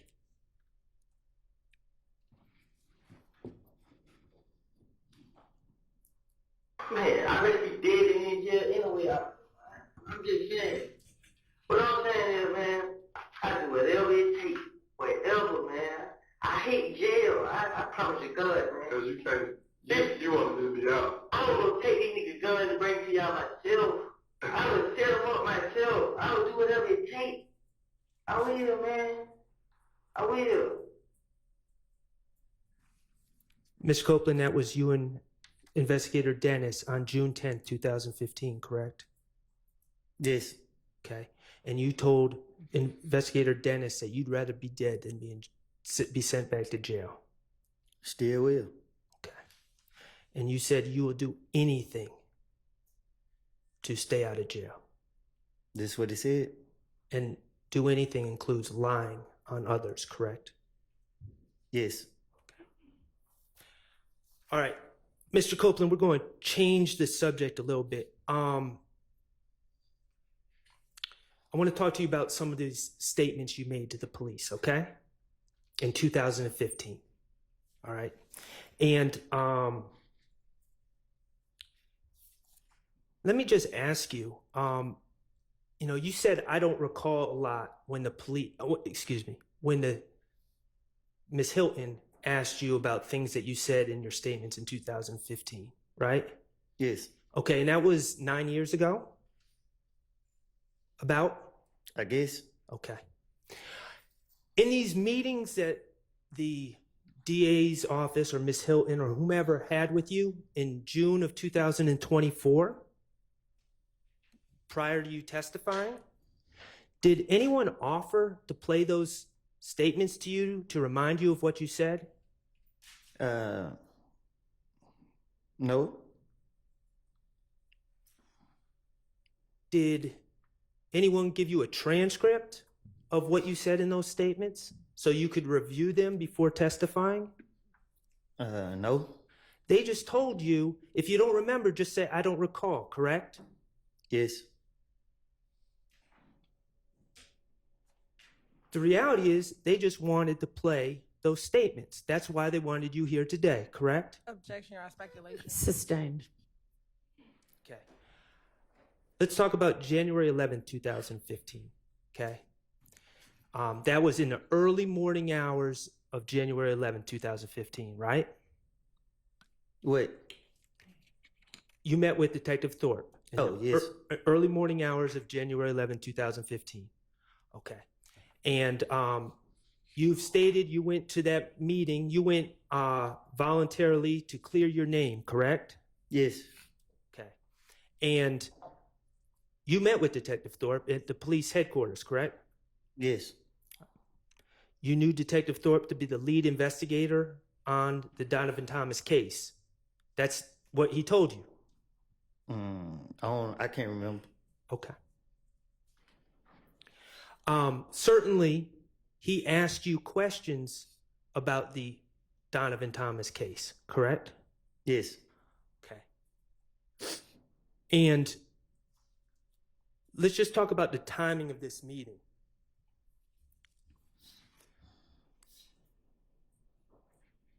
If, and I know we're saying it did not happen, I want to be clear on that.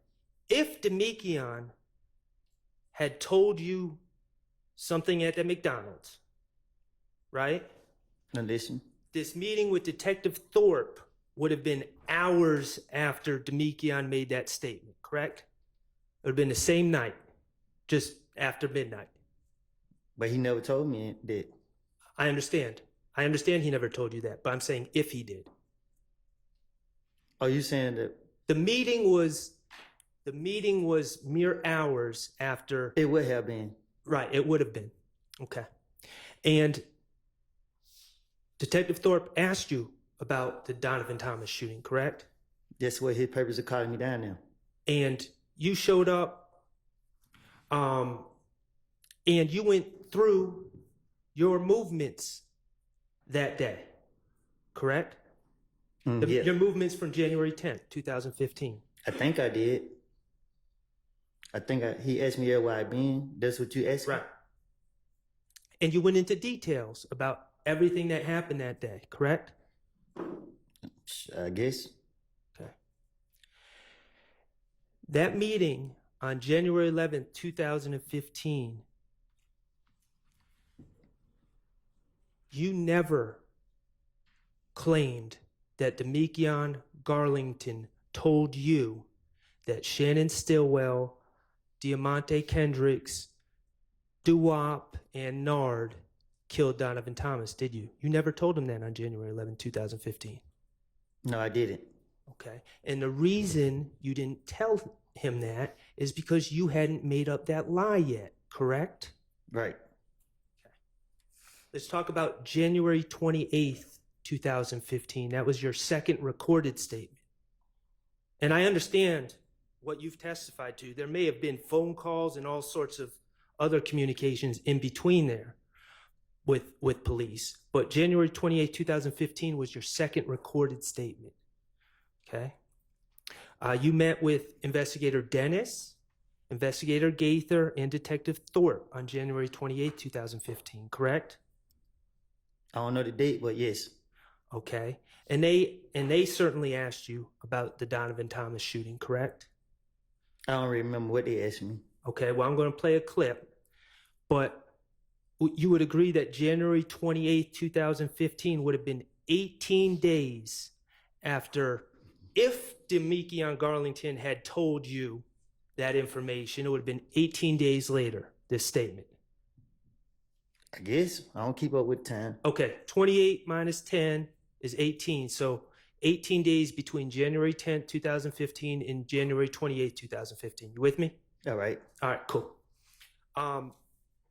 Mr. Kokomo, could you play DS-20A, which is States 378 Yankee Beta from 7/22/37 to 7/24/40. Jeff, who you think killed that?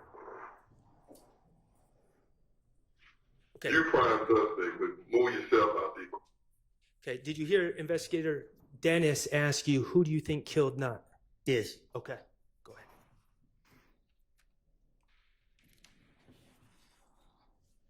Who you think did? I'll probably say that. I'm just saying, like, word on the street is, you've been tried, convicted within the street.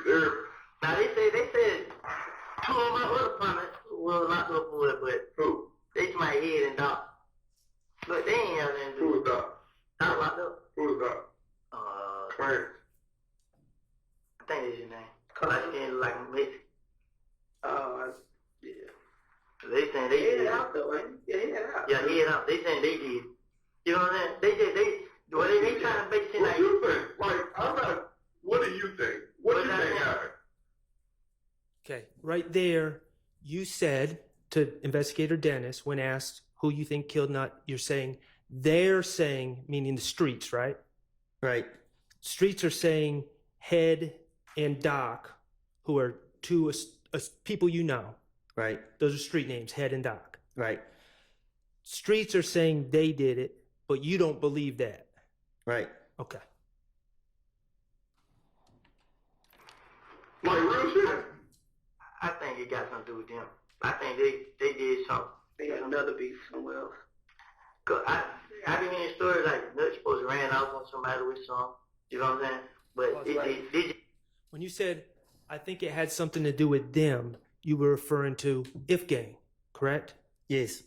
Okay. And I paused in the middle. I probably shouldn't have, but you started talking about the rumor was Nut ran off with something.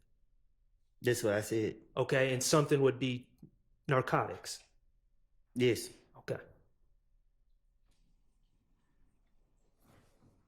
it's on the coast. Right. I'm reason on him because I'm with Doug and Birdman. And he come back to them.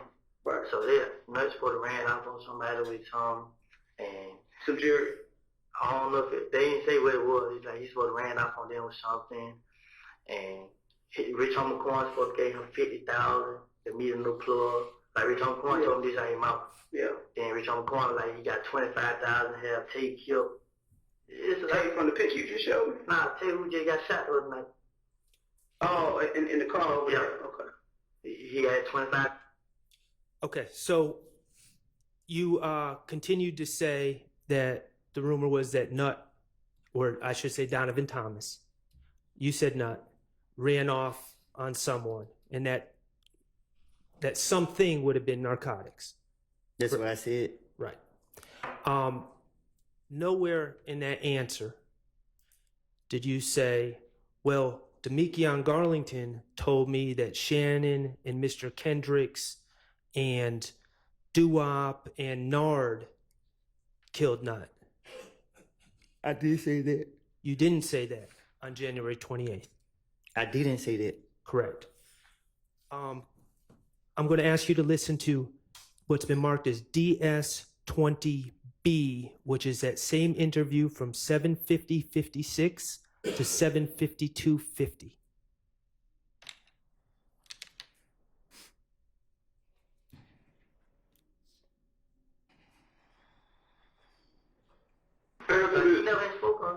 Why was people saying Birdman had something to do with all this? Because that's what they gonna do. They gonna do what they, like, I realize it. You know what I'm saying? They say they bagged me up. It might be, but they paying for it. So. They financing it. Yeah, that's what they saying. So I just like, man, whatever. What about Nut stole his watch? Stole what? Birdman watch. I doubt it. So when you go in Birdman's house, you're not gonna go in their room. That's Shannon calling right there. But, like, every time you're in the Birdman house, you go in the living room, don't nobody go in his room. What about Kels and Greedy stealing the watch, stealing from the phone? Never heard nothing back. What about Kel knocking off Nut? Doubt it. No. I ain't gonna say I doubt it, ain't. I heard that. I'm gonna say I doubt it. I don't know. Because when him and Thug, like, he was just like, well, call Nut. I'm gonna tell Nut about this. Like his big homie. Yeah. Like the big brother, like I'm telling like the boss. Yeah, like he just like I gotta tell Nut what he need to see. I'm looking at him like, why you gotta tell Nut? But I ain't never seen that. Like, look right here. What about Thug knocking off Nut? Like I said, I really can't say, like, when it came out of Nut, I don't know. I don't know nothing about it. Who did you hear? You said that you heard just in the streets that Head and who's the other dude? No, they say they got locked up for it. Head got locked up with the gun. They killed Nut and all this shit here. Who told it? Yeah, like it be 50% truth, 50% falsehood. It be 100% lie. No, he did get locked up. Okay. So in that clip, Investigator Dennis is again asking you about your theories about who killed Donovan Thomas, correct? That's what I heard. And he floated a theory about Birdman being behind killing Donovan Thomas because Donovan Thomas stole a watch of Birdman's. Right? You heard that? Yes. And you said you don't know anything about that or you doubt it, correct? Yes. All right. And then he asked about Greedy. And Greedy is Donovan Thomas's brother, right? I guess. Okay. And you said you didn't know anything about that. Right. Okay. And then he asked about Kel.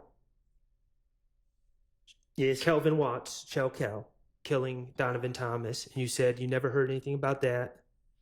Yes. And then he asked about I think he said Thugger. We're talking about Jeffrey Williams, and you said you don't know nothing about that.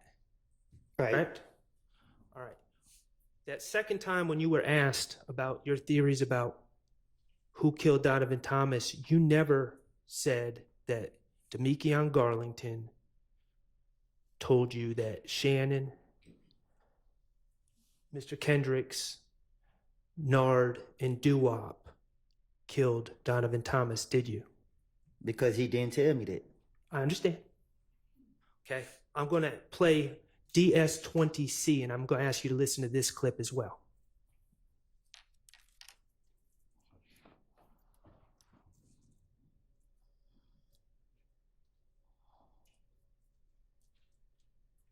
My girl, she get a lot of information from her friends. She got a lot of friends, so they be around me. Lucci and them was talking in the studio, and it was a girl in there. They missed one of them, and she my girlfriend. And she said that they know I didn't do that nothing. You know what I'm saying? They was all like Kill and K robbed somebody. You know what I'm saying? Kill and who? K. Who's K? I sent you a picture of that too then. I think I sent it to the other picture. They had a chop on in the picture. Oh, yeah. And the gym was in the car. Yeah, them two robbed somebody, and they supposed to came back. This was they talk about the studio. You know what I'm saying? They just put my name on it. They covered me up. Make it seem like they ain't got beef in the streets, whatever. Yeah. And then they like, she be like, they know we ain't do it. You know what I'm saying? But they gonna keep playing on him. And she be like, K, when the nut got killed, K first one called everybody like, we killed Nut. Tell the mom now, we did. He the first one started my name. And they like, Kill went along with it. So they had just robbed somebody, then they did. Like, Nut died, then they started. That same day? I don't know when. They like, they just robbed somebody. And niggas supposed to come back for them. You know what I'm saying? Like, Kill robbed Fly. Fly. He robbed one of them. So, in that clip, Mr. Copeland, again, you were asked about your understanding or what you've heard about who killed Donovan Thomas, correct? Right. And you said that you said that your girlfriend or a female friend of yours was at the studio and she was told that Kel and Kay had robbed somebody. That's what I said? Yes. Yes. Okay. And that the people that Kel and Kay robbed came back and killed Donovan Thomas as revenge for being robbed. Yes. And you said that Kay then started putting it on you to cover his own tracks. Yes. And you also specifically said your understanding was Kelvin Watts, the robbery he did was to Fly's plug. Yes. Okay. And so we're clear. Fly is Mr. Jervin Henry. Do you know his government name? No. Okay. He's someone who runs clubs, correct? And runs TIG, the record label. I guess. Okay. And when you say plug, what do you mean by plug? That's a drug distributor, correct? That's just a phrase that we use. I don't know. Is it involved in the drug game? I guess. Okay. The bottom line is you gave, on that third clip, you gave some more information about things you heard, but you never said, detectives, let me tell you, Demekion Garlington told me that Shannon, Mr. Kendricks, Doo-Wop, and Nard killed Nut. Did you? I never said that. Right. And the reason you never said that on January 28th, 2015 is because you hadn't made up that lie yet, had you? Yeah. Yeah, you had, or no, you hadn't? I haven't. Okay, and the reason you hadn't made up that lie, let's just be clear, on January 28th, 2015, no one was trying to lock you up, right? I just didn't have no reason to. Right. You had no reason to finesse at that time. Right. They lost like I was. I want to ask you about February 20th, 2015. On that date, you met with Investigator Curry, correct? And let me just, I think his name is Curry, it might be Kerr, but it was the investigator about those people shooting at you while you were holding your baby. Remember that? Yes. And you remember that investigator? I remember, I didn't know no name, but yeah. Okay. And that would have been 40 days if Demekion Garlington had in fact told you that my client and others were responsible for Donovan Thomas's death. That would have been 40 days after you received that information, if that had occurred, right? I don't get it. Okay. It would have been a little bit over a month.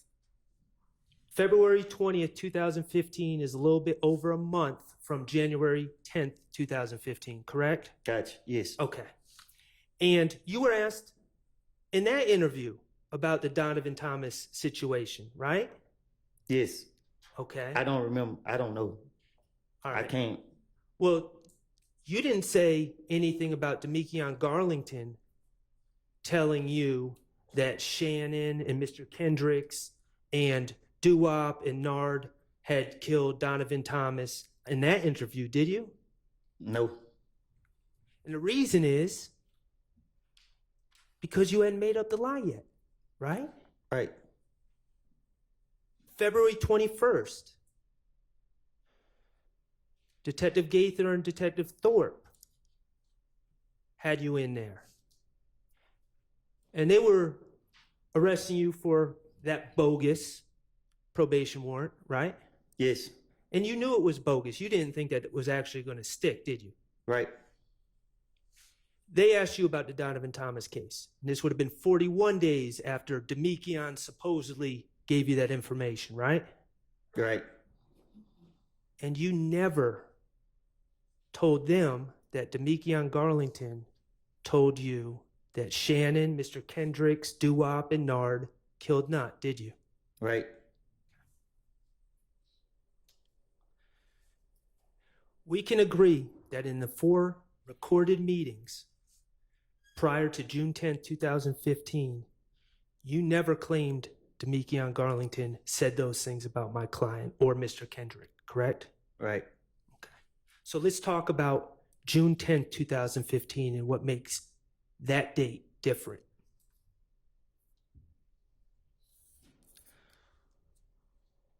On June 10th, 2015, okay, we're going to that interview. You with me?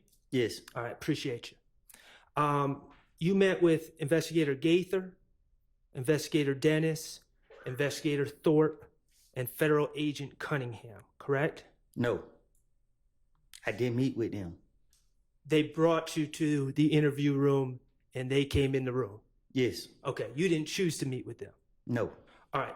And let's just talk about the circumstances. And I'm going to show you a picture that's already in evidence. I believe it's 378 Yankee Echo 1. If I may approach and get that, Your Honor. You may.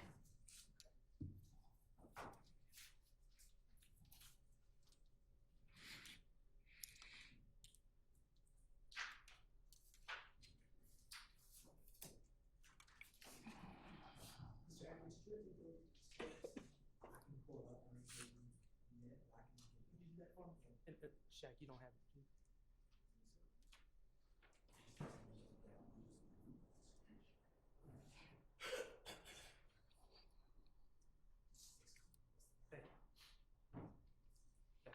May I approach? You may. I'm handing you what's been marked as 378 Yankee Echo 1. That's the state's exhibit.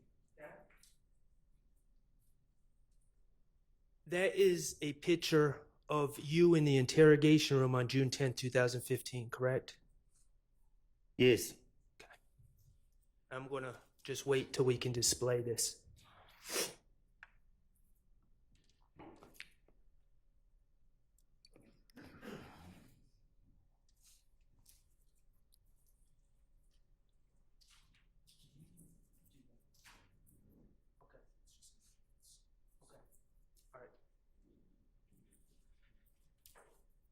Can you display it? Oh, actually, don't.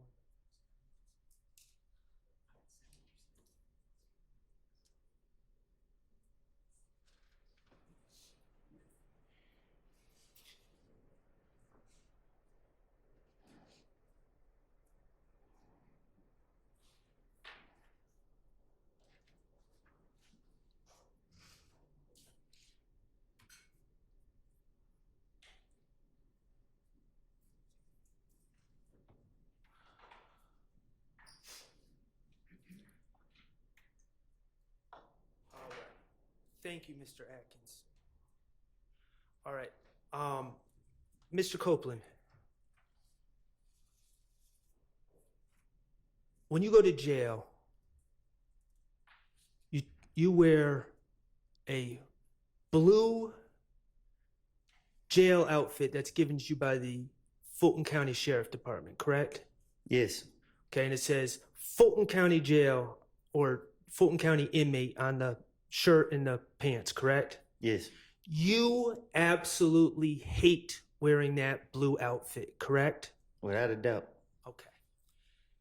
In this picture, you are not wearing one of those blue outfits. You're wearing street clothes, correct? Right. Okay, but let's just be clear.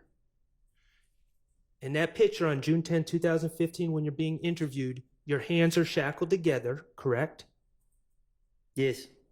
You have leg irons on, correct? Yes. And the leg irons are attached to an anchor on the ground so you cannot get up and run, correct? And they're hurting. And they're hurting. And you knew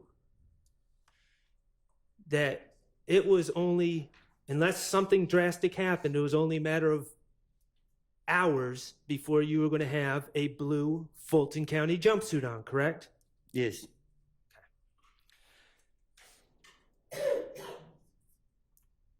The circumstances of you being brought to that interview room on June 10th, 2015, were federal agents kicked down Miss Quarterman's door that day, correct? Yes. Okay, and they kicked down that door looking for you because they had an arrest warrant for you. Yes. They had an arrest warrant for you for the April 28, 2015 possession of a firearm incident at the Dunbar Rec Center. Yes. Okay. And while in the apartment, they saw some things, correct? Yes. And they went and got a search warrant. I don't know. You're not sure if they got a search warrant? Okay. The bottom line is they searched your apartment. They did. Okay, and they found a Smith & Wesson handgun in the kitchen of that apartment, correct? They found a gun, I don't know what kind. Okay. Was it a handgun? I never saw it. Okay. They also found a stolen laptop computer in your apartment, correct? That's what they said. All right. They also searched Deshaun's car, correct? No. Well, didn't they find stolen IDs and other stolen property? That was a rental car from Okay. her mama rented. Okay. Okay, thank you for that clarification. They found a stolen IDs and other property in a rental car that was associated with you, correct? That you had been driving. Yes. Okay. And also on June 10th, 2015, your daughter's birthday was coming up. 7 days. 7 days from that date. Yes. And you had plans to have a big celebration for her birthday. Yes. Okay. Even though you didn't have a blue jumpsuit on during the interview, Investigator Gaither informed you that you were under arrest for various charges, correct? Yes. And you were under investigation for various other charges. Yes. Okay. She told you that you were being charged with possession of a firearm by a convicted felon for the gun at the Dunbar Rec Center. Yes. She told you that you were being charged with reckless conduct for leaving the gun on the bleachers at the Dunbar Rec Center. Yes. She told you that you were being charged with gang charges for possessing a gun at the Dunbar Rec Center. Yes. And you knew that you knew that you weren't getting a bond for the gang charges at first appearance. Right. You were going to have to sit for a while because of those gang charges. Yes. Unless something drastic happened. Yes. Okay. You were also told that they were that they were investigating the stolen MacBook computer found in your apartment. Yes. You were told that they were investigating the stolen IDs and other property that was found in the rental car. Yes. And Investigator Gaither told you that she knew that stolen property found in the rental car was taken during a series of auto breakings in the area, correct? Yes. You also had a Henry County bench warrant. Yes. I believe you had another bench warrant out of the city of Atlanta involving a four-wheeler. You don't remember that? Yeah, I don't remember. Okay, that's fair. And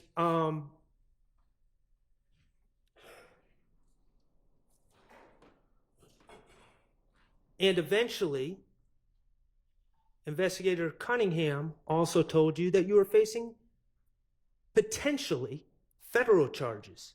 Yes. For the gun that was found in the apartment, correct? Yes. Okay. Investigator Gaither told you it's real now, it's about to be real, right? Yes. What'd you take that to mean? Exactly what she said. She was telling you, the way you took it, it was time to get to talking, correct? Yes. If you wanted to get out anytime soon. Yes. They told you that there was no way around that charge at the Dunbar Rec Center, that it was on video. Yes. That you were dead to rights. Yes. That they had all the control in the situation, correct? Yes. I think it said open and shut case. And let's be clear. Even though you don't have that jail uniform on in this picture, you were thinking about how you just got out of jail 3 months prior. You had just been in jail in that horrible unit with feces and people talking to themselves and people eating whatever they were eating and the isolation. And you were thinking about that on June 10th, 2015, correct? Yes.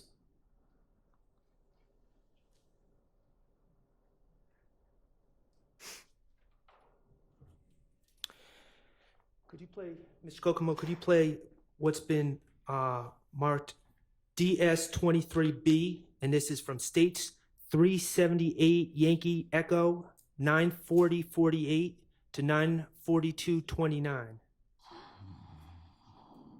Okay, what you're here for is your warrants from Dunbar Center. Can you tell me what's going on with that?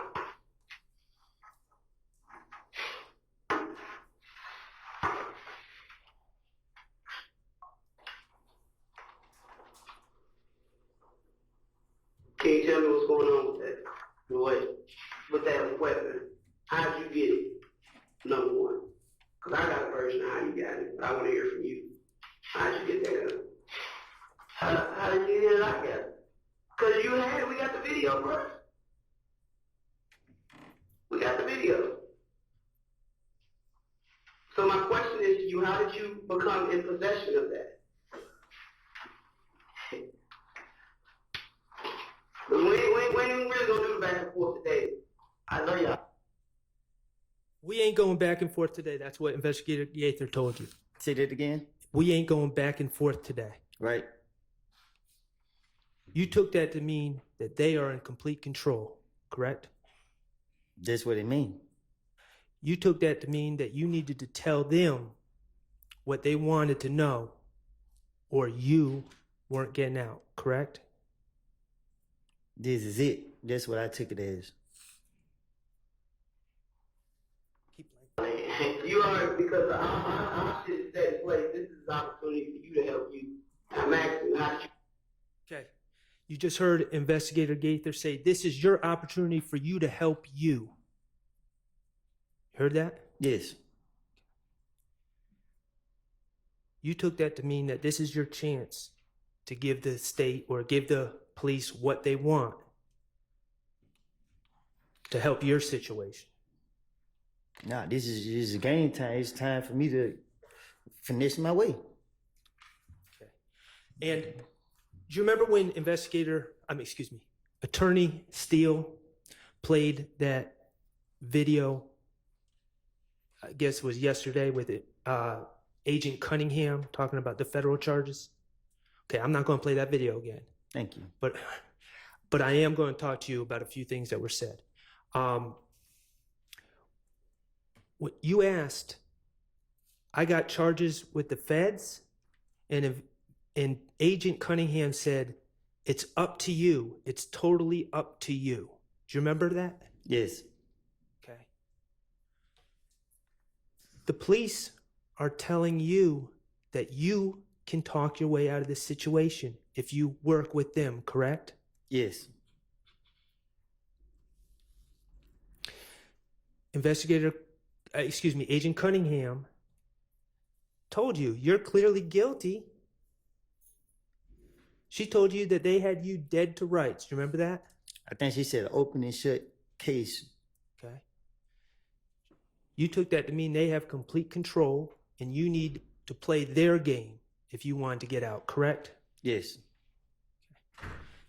Agent Cunningham told you about the charges you were facing. She told you that federal sentences don't have parole. Yes. No early release. Yes. She told you that with federal cases, they don't typically let prisoners stay in Atlanta, right? Right. She said that they were typically going to send you to some other state to serve your federal time behind this. Right. You didn't want to be separated. You love your daughter, don't you? With all my heart. You post about your daughter on Instagram and you're proud of your daughter, correct? Yes. And you consider yourself a good father, don't you? I try to be. Okay. And you did not want to be separated from your daughter in some federal prison in another state, did you? Who want to? Understood. And Agent Cunningham also said that to her understanding, you're a 3-time convicted felon, making you an armed career criminal in the federal system, correct? Remember hearing that? Yes. She told you that you were facing 15 years without parole, plus another 10 years without parole for the gun charges, correct? Yes. 25 years without parole, and that's not even including the conspiracy charges. Right. You were 23 at the time, and Agent Cunningham told you if you don't play ball, you're going to be locked up in a federal prison in another state until you are 48 years old. Isn't that correct? Yes. Wasn't that said to you? Yes. On June 10th, 2015. In the interrogation room. Miss Agent Cunningham also said that all this is up to you. It's totally up to you, right? Yes. She told you that she reports to the U.S. attorney, and she can tell the U.S. attorney what you did to help yourself out. I think we all heard what she said to me. Okay. Well, what did you take that to mean? That I need to help myself out. Okay. Does that include lying on others? That means that this is my chance to get myself out of this situation. It was time to finesse? Yeah.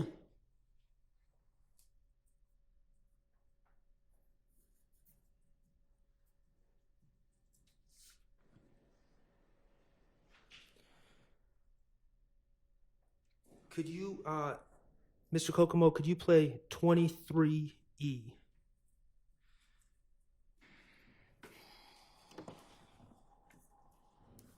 And for the record, Your Honor, DS-23E is States Exhibit 378 Yankee Echo, 1031 to 103250.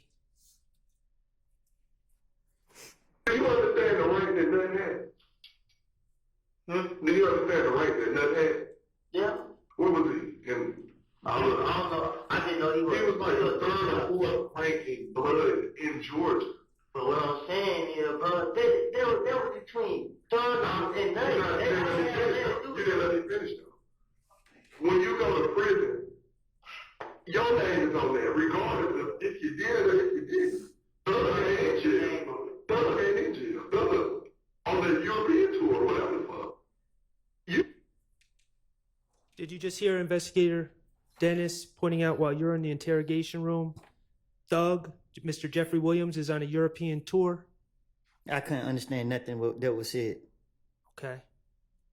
Did Investigator Dennis bring up the European tour that Jeffrey Williams on? Is that something you brought up, or Investigator Dennis, to your recollection? I guess he did. Okay. Can you keep playing? The one that's gonna go courtside for that, and it ain't no protective custody. It's you. So you the one that's gonna have to speak on what you need to. If you need to speak on what you need to speak on, help. Okay. Did you hear Investigator Dennis say that you were going courtside? Yeah, I can't hear it the way it sounds. Okay. And that's okay. Did you hear him? I'm just going to keep asking. If you didn't hear, you didn't hear.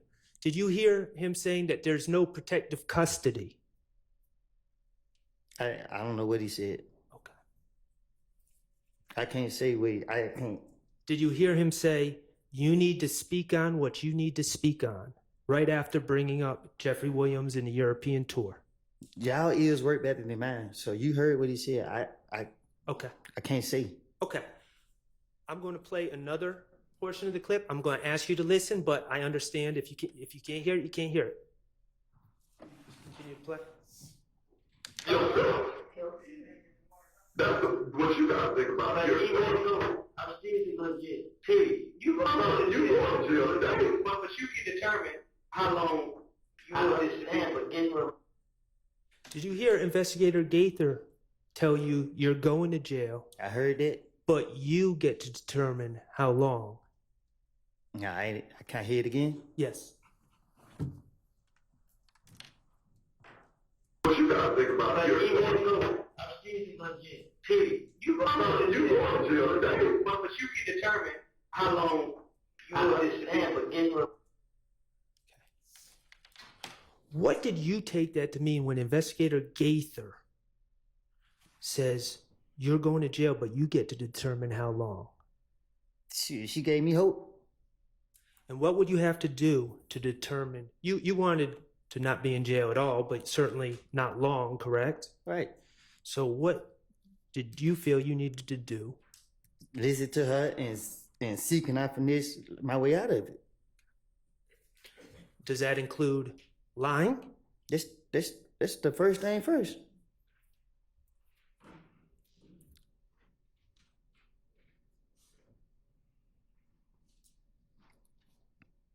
Okay, Mr. Kokomo, could you play DS23D, which is states 378 Yankee Echo, 10:04:20 to 10:06:25?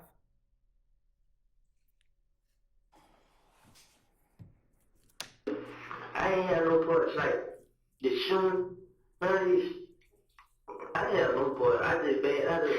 I didn't even do it for the fame. I mean, when they started doing this shit, everybody would call my name because they all who did it. Then they didn't put my name in these songs. It ain't even me. I mean, the way y'all look at me, y'all supposed to be there, sending them like that. I mean, Did you just hear yourself say that people are accusing you of things? Bro, I can't hear nothing in there, bro. Okay, could you play that again, Mr.? I can't hear it. You can play it 1,000 times. Okay, we're going to try it one more time because I think it's important. But Mr. Copeland, if you can't hear it, we'll move on, okay? Y'all ears are better than mine. I understand that. I'm not blaming you. I ain't had no parts like the shooting, none of these. I didn't have no part. I did bad. I didn't even do it for the fame. I mean, when they started doing this shit, everybody would call my name because they all who did it. Then they didn't put my name in these songs. It ain't even me. I mean, the way y'all look at me, y'all supposed to be there, sending them like that. I mean. Okay.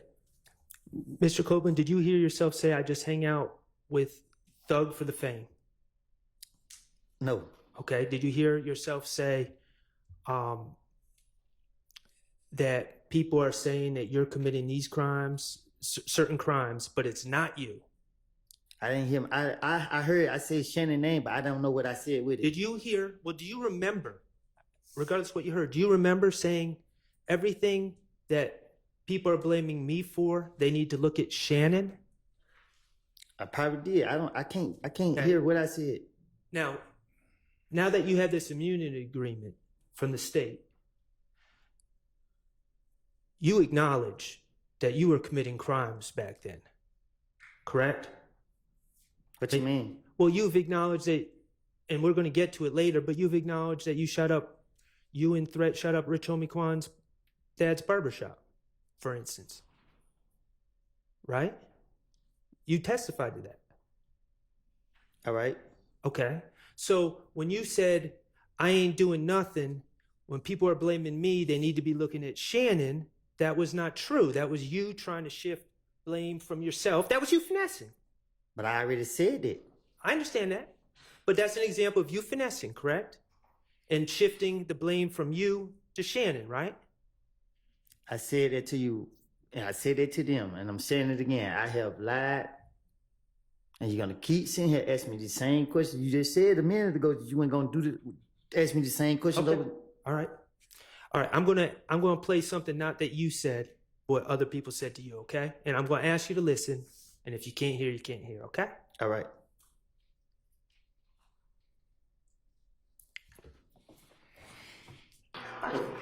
I mean, there's kids.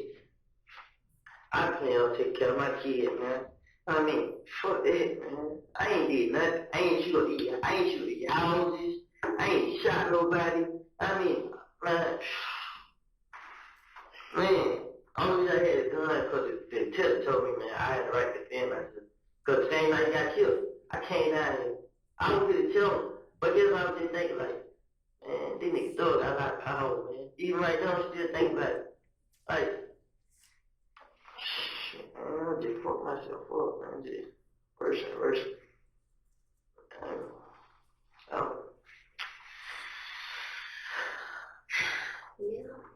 Yeah. I want to say, I don't know. I'll make that decision. I ain't got no foot. Keep going. I'm sorry. Really talk to the USA. The judge makes. Did you hear yourself ask Agent Cunningham if your case is going to the feds? Yes. Did you hear Agent Cunningham say, I don't know, I just talked to the AUSA? No. Okay. Keep playing. Decision on, what's going down there. I ain't got no foot, sir. I ain't. But you were, I don't know if you had no part of that. That's yet to be determined. But you had every part of the gun that was found today. No, you keep saying the gun that was found today. I didn't have that gun. Though I keep saying y'all no fingerprints. My fingerprint, I will come back on that gun. Do you know what actual and constructive possession is? Been around. Yeah, be around. But I didn't know what it was in there though. Just like she said she didn't know, I didn't know. Man, somebody knew. The baby didn't know. She alive. Now, this is what I'm saying here. Me and her just, we were there. But I wasn't there yesterday. But you were there this morning when they found it, sweetheart. You know how I got there this morning? You know how but that's irrelevant. You were there. When they came and brought you up, it was there, you were there. That's all I need. That's on you. So what you need me to do? I don't know, I'm just trying to shut this. I mean, that's on you. This is on me. It ain't no way I can get out of it. Help yourself. I'm trying to help myself, you. That's you talking. That's a good start.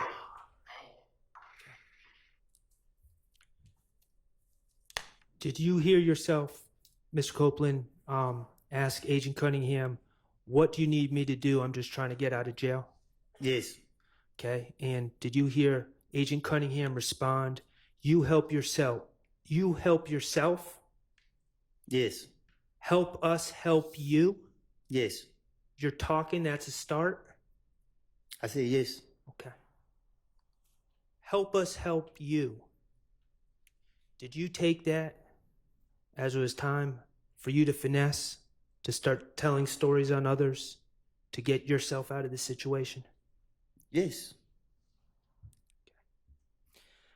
I got one more clip I'm going to ask you to listen to, Mr. Copeland. And this is actually from February 21st, 2015. Ms. Kokomo, I'm going to ask you to publish what's already DS-24A. which is already, it's a clip from States Exhibit 378 Yankee Delta from 4:33:33 to 4:36:11. And again, that's from the February 21st, 2015 interview with Investigator Gaither and Detective Thorpe, okay?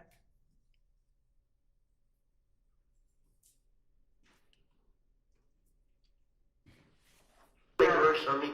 You know how they got me in jail? They got me in the back. Woody, somebody protecting me. If you feel like you need to protect me, why they get me out of jail? No, bro, it don't quite work that way.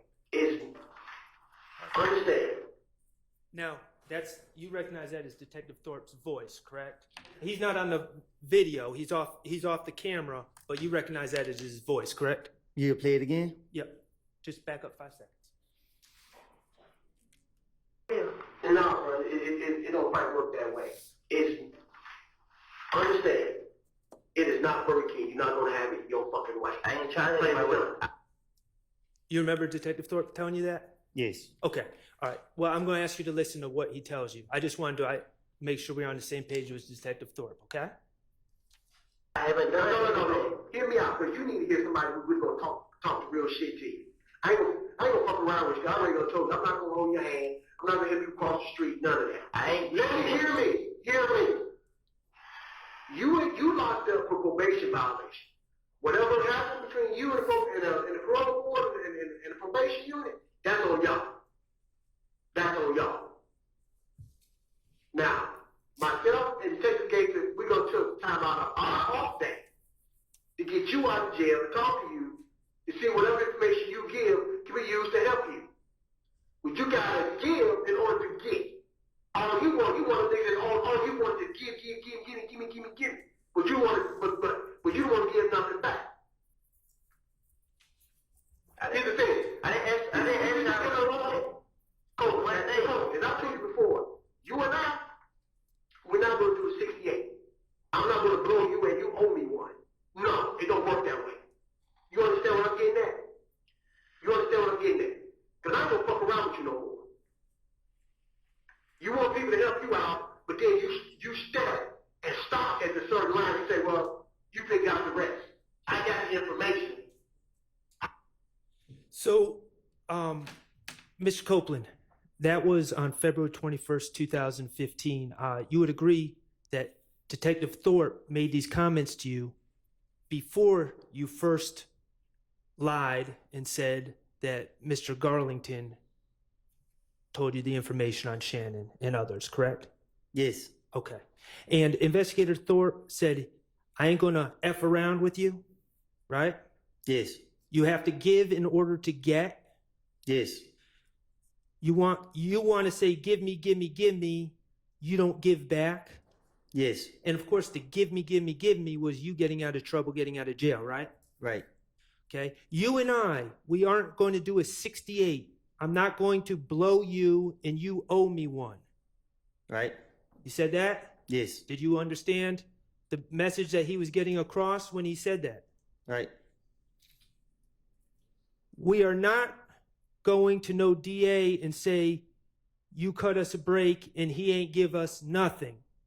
You heard him say that? Right. Go ahead. I have the information, but I'm not going to say anything else. Y'all just need to go ahead and check me out of jail, and I'm good after that. No, bro, it don't work that way. Whatever fucking TV show you was watching, that motherfucker was wrong. I don't even look at TV. I can't hear So you. whoever told you whatever you thinking, you're dead ass wrong. We're not going to go to no district attorney and say, can you go ahead and cut him a break because he gave us nothing? Nigga, don't work that way. When the fuck did life start working that way? It don't work that way. That's a fucked up, man. You gotta give to give. And that's just being real. Now we. Did you hear Investigator Gaither back Detective Thorpe up and tell you, you got to give to get, and that's just being real? Yeah, I just heard it. Okay.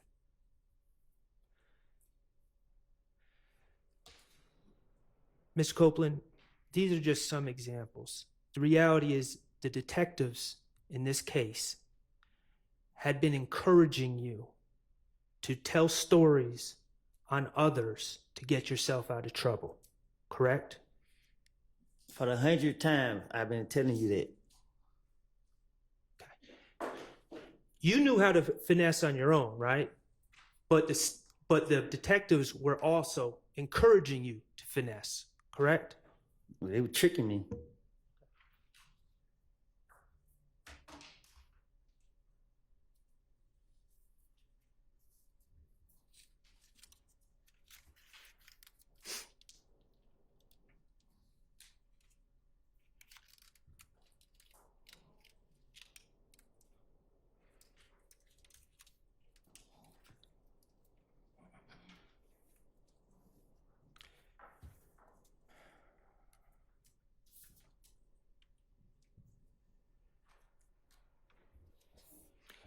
Okay. As I understand it, Mr. Copeland, your testimony is that you told many lies in these interviews in 2015, correct? Yes. Okay.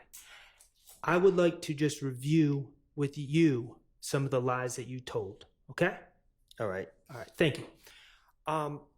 First of all, I want to talk to you about the gray infinity. Okay?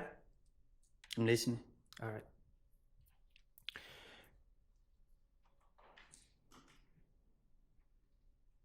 Through the questioning of the police, and I don't know, maybe through other information that you've been given, you're aware that there's a surveillance video of the shooting of Donovan Thomas, correct? Yes. Okay. And you're aware that the surveillance video shows a gray sedan, correct? Yes. And you're aware that the police believe it to be an Infiniti, correct? They put it on the news. Okay. Your Honor, I'm going to ask Mr. Kokomo to publish DS-19A, which is a clip from States 378 Yankee A, which is the January 11, 2015 interview, from 3/18/47 to 3/19/38.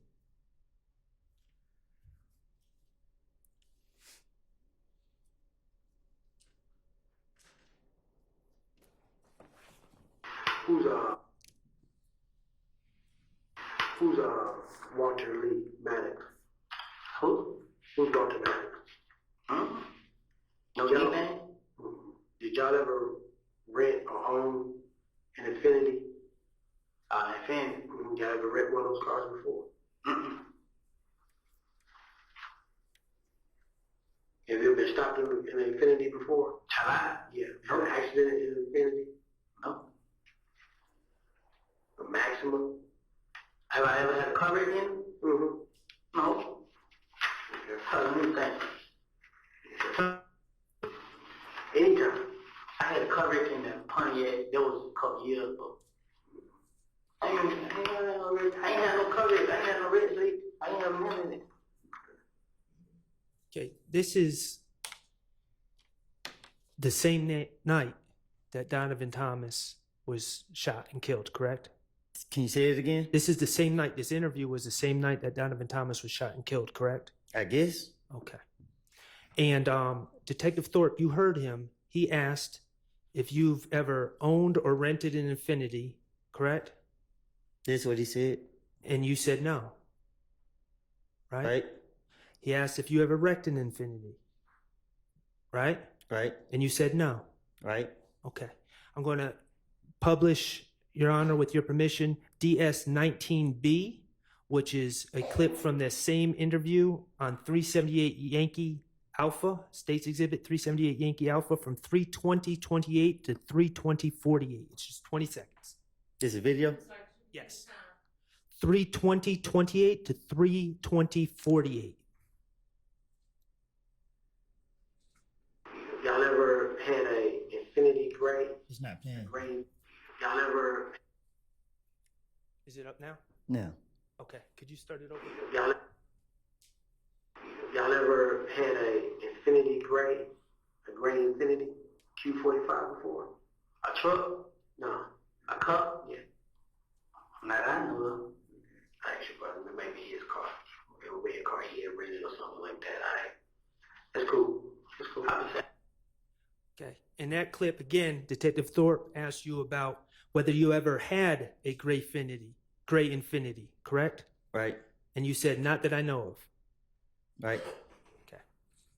Those were your statements on January 11, 2015, hours after Donovan Thomas was shot, correct? Right. Okay. I want to talk to you about the reality. The reality is that you asked Jeffrey Williams to rent you a gray Infinity, correct? I'm listening.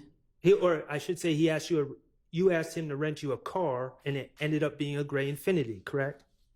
I'm listening. Okay. The reality is that on the night of June 9th, going into the morning of June 10th, the same day that Donovan Thomas was shot, you were driving that Infinity on the highway, correct?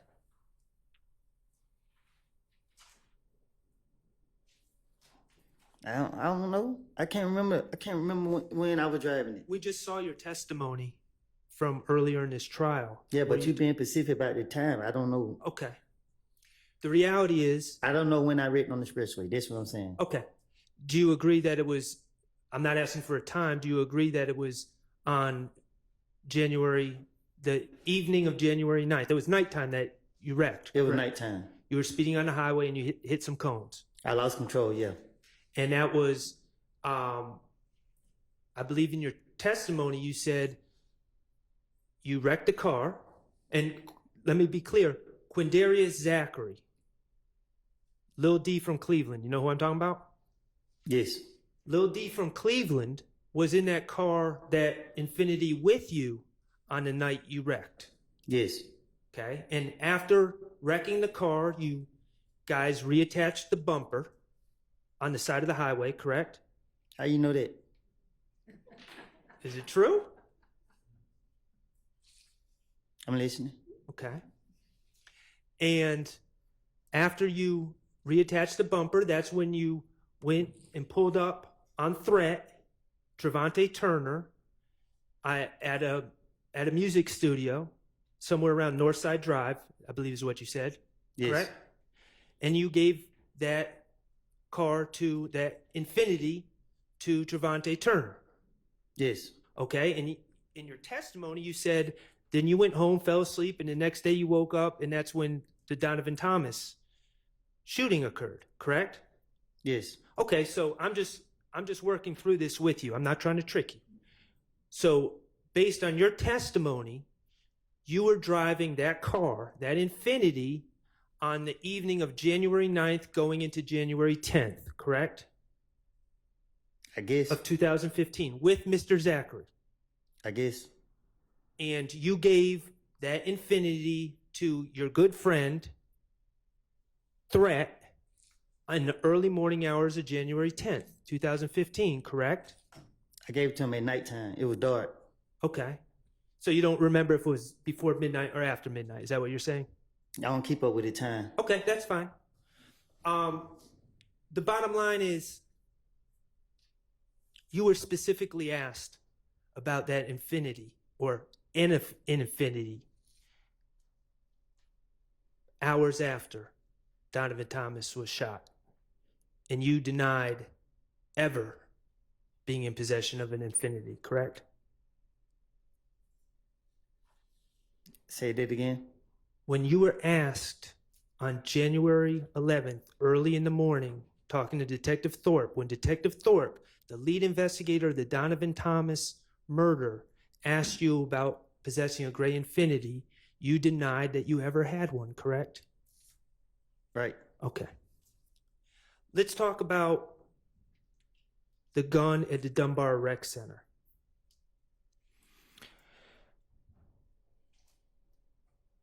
as I understand your testimony, or as I understand your statements, let me back up. I'm sorry. At the Dunbar Rec Center, we're talking about a Diamondback 223 assault rifle, correct? Mm-hmm. Yes. Okay, so we're not talking about a handgun. We're talking about a semi-automatic machine gun? Is that a fair assessment? A chopper. A chopper. Okay. And in your statements back in 2015, you repeatedly denied possession of that gun, didn't you? They put it on me. Okay. And your testimony actually here today is that you were just there playing basketball and they put it on you. That's what the video would show. Okay. You specifically said in your statements when you were trying to get out of jail, I ain't do nothing, right? Right. Okay. The reality is that you pled to that case in federal court, correct? Yes. Okay. In federal court, you acknowledged possessing that gun. Yes. Okay. And you were sentenced. Yes. Okay. And and to be fair to you, you served your sentence, right? Yes. Okay. Let's talk about the stolen IDs in the rental car and the laptop in the apartment on June 10th, 2015, okay? And that's the day that the federal agents kicked into Sean's door and locked you up. And that's also the same day that you made up the story and lied and said Demekion Garlington told you that Shannon and others were responsible for killing Donovan Thomas, right? Yes. Okay. Can you play DS23I for me, Mr. Kokomo? And that's States Exhibit 378 Yankee Echo from June 10th, 2015, from 11:25:01 to 11:26:20. Like I said, you didn't say that. You said, I'll tell you, did that shit. Yeah. Okay. There's one of them now? Need the history, Lil Mike. Pause. Can you play it again? Yes, we can. Like I said, you didn't say that. You said, I'll tell you, did that shit. Yeah. Okay. There's one of them now? Need the history, Lil Mike. Lil Mike quiz. In that clip, you're being asked about how those stolen items ended up in your apartment and your rental car, correct? Yes. And you're telling the investigators that you didn't do those auto breakings that resulted in those items being stolen, correct? Right. You're saying it was Little Mike and Quez from Etheridge? Yes. Okay. You never heard of them? You never heard of them? Mm-hmm. They whacked him. Whatever they call it about them. I'm pretty wait. You put out the other day about 5 times y'all and nothing. There's gonna be a lot of motherfuckers out there. How am I gonna know it's them? You. Well. Why you got it though? I don't know it. Why I got it? Yeah. Kind of trying to jewels out for them. What that mean? Make me some money out for them. What, sell somebody out there? Nah, just like, I mean, just like, What's the burger? make money out for them. How? How What's did the you jewel? get it? How did you get it? Shit, then I got it. When they bought the cup, Tay bought the cup at them. Wait a minute, you let Tay borrow the Jeep. Yeah. Lil D, bro. No. You know what I'm talking about. You talking about Trevante. Yeah. You let Trevante use the car. Yeah, he's supposed to go to jail. You know what I'm saying? But when they pull that car, I let it in the car. Okay. There you're saying that you gave the car to Trevante, who gave it to Lil Mike and Quez, correct? Yes. Okay, and you would agree that Detectives Gaither and Dennis are telling you we've never even heard of Lil Mike and Quez, correct? Yes.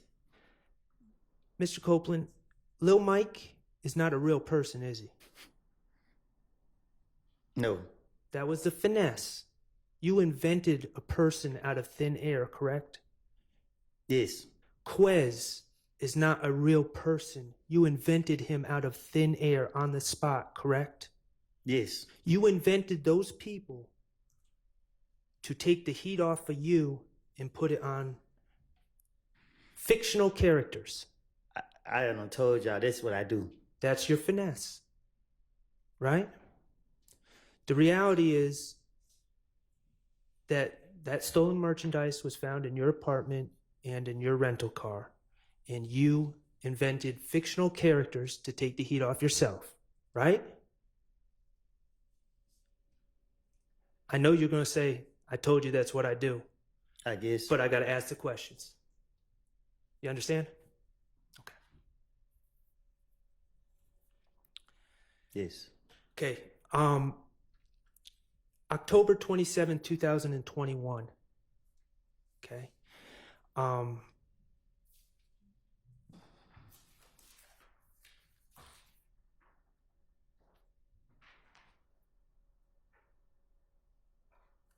Your Honor, may I approach?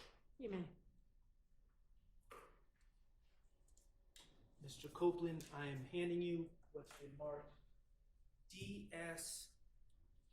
DS25C. Do you recognize the people in that photograph?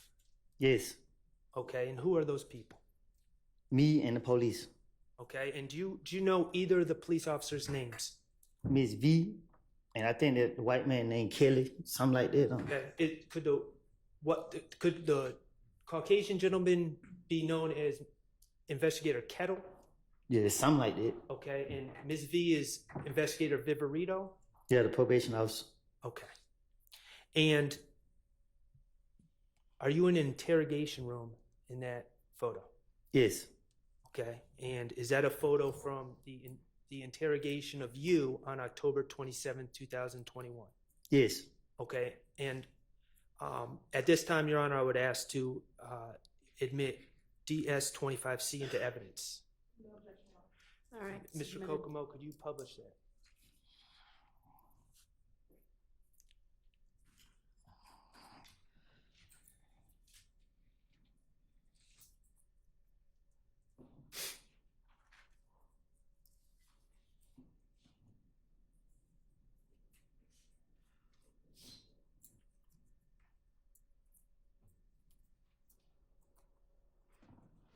Okay, and like I asked you about the photo from June 10, 2015, I'm going to ask about this photo as well. You don't appear to be wearing a Fulton County blue uniform, are you? No. Okay, and I can't tell if were your arms shackled together during that interview? My leg. All right, and we see you're wearing Timberland boots, and we see a chain right next to the boot, correct? It's on my leg. Right, and that's shackling you to the ground. Yes. You are under arrest in this photo. Yes. Okay, and you know that you are soon to be wearing a Fulton County blue uniform, correct? That's what they told me. Okay. And the allegations of that case were you were pulled over at Atlantic Station in Atlanta, correct? No. Where were you? Walking. Okay, you were walking. All right. According to the police, they searched a car that they were saying was yours, right? Yes. And they found a handgun under the car seat, correct? That's what they claim. Okay. And you were a convicted felon, so you're not allowed to possess the handgun. But I was walking. Okay, I understand that's what you're saying. But you were charged with reckless conduct and possession of firearm by a convicted felon, correct? Yes. Okay. No. I was charged with driving with suspended license and a firearm. Okay. Thank you for that correction. When you say firearm, you're talking about possession of firearm by a convicted felon. Yes. Okay. And there's a little complication with that explanation. You were in fact searched after you were arrested, correct? I was tased and everything. Okay. And when the police searched your clothing, correct? Yes. And they actually found a magazine in your pocket, and bullets in your pocket, correct? That's what they say. In the pocket of the pants you were wearing, correct? That's what they say. Okay. And when I say a magazine, that's a component of a gun that holds the bullets, correct? I guess. Okay. All right. Mr. Kokomo, could you play DS25B, which is from 10/27/21 interview from 2/23/05 to 2/23/58? I don't think that video has been tendered and admitted. Has it? Do you know? It has not. I am asking to, well, I'll go about this a different way. Thank you, Ms. Hill. I don't have an objection, so I'm just saying that it's not admitted. I might not need to play the video. Mr. Copeland, do you remember in that interview, you were asked about if that's not your gun in the car, and if you were just walking, why do you have a magazine with bullets in your pocket? Correct? You remember them asking you that? Can I speak to my lawyer? Yes. Well, Yes, you can. Let's take a break anyway.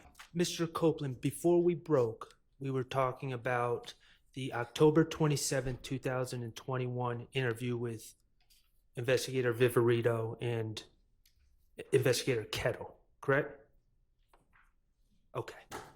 And you were being accused of possession of a firearm and driving offenses.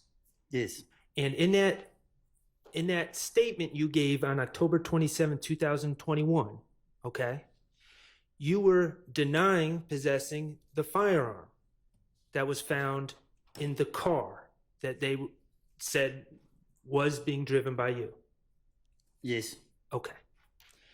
And what I was asking you about is about your pockets being searched after your arrest. Right? I'm listening. Okay. And the reality is the police did search your pockets and they found a magazine and some bullets. And Investigator Viverito told you that, correct? I don't recall. Okay. You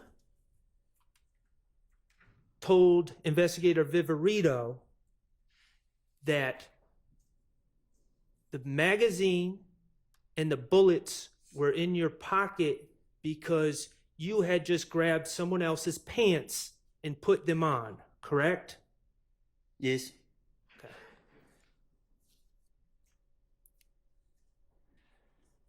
The reality, Mr. Copeland, is that those were your pants. Prove it. Okay. Let me ask you this. Did you plead guilty to possessing a firearm in case 22 SC 182134 on June 28, 2023? I played NOLO. Okay, and that was involving this incident, correct? Yes. Okay, fair enough. Gonna ask you about the shooting of Rich Homie Kwan's father's barbershop, okay? Is that okay? No. Okay, well, I gotta do it. You're aware that Rich Homie Kwan's father does own a barbershop in Atlanta, correct? I guess. Okay. 2014, someone shot up Rich Homie Kwan's father's barbershop, correct? I guess. Okay. And this was a big deal. Rich Homie Kwan, at least at that time, was a well-known rapper. I'm listening. Okay. And Rich Homie Kwan was trying to find answers to who shot up his father's barbershop, correct? I mean, he came to you for answers. All right. You knew Rich Homie Kwan, right? Something like that. Okay. And he came to you for answers, and he told you that he thought Trevante Turner threat shot up his father's barbershop. Right. And you took it upon yourself to convince Rich Homie Quan that it was not threat. Right. And you did that, at least partially, because you knew that Rich Homie Quan was thinking about putting money on Threat's head, correct? I'm listening. And when I say money on Threat's head, taking out a contract to have to have Trevante Turner, Threat, killed. I'm listening. 25,000, right? I'm listening. Okay. On January 28th, 2015, you were asked by investigator Dennis about the shooting of Rich Homie Quan's father's barbershop, correct? You say when? January 28th, 2015, during the interviews that we've been talking about. All right. Okay. The interviews that you've said you lied in, right? Uh-huh. Okay. Your Honor, I'm going to ask to publish DS-22A, which is States 378 Yankee Bravo. And the time is 7/24/00 to 7/27/30. All right.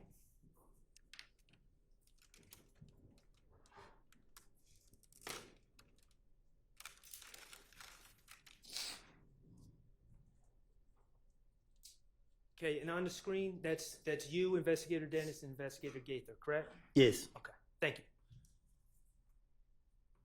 Then Rich on the corner, like, you got 25,000 here, Tay killed. It's like from the picture you just showed me? Nah, Tay who just got shot the other night.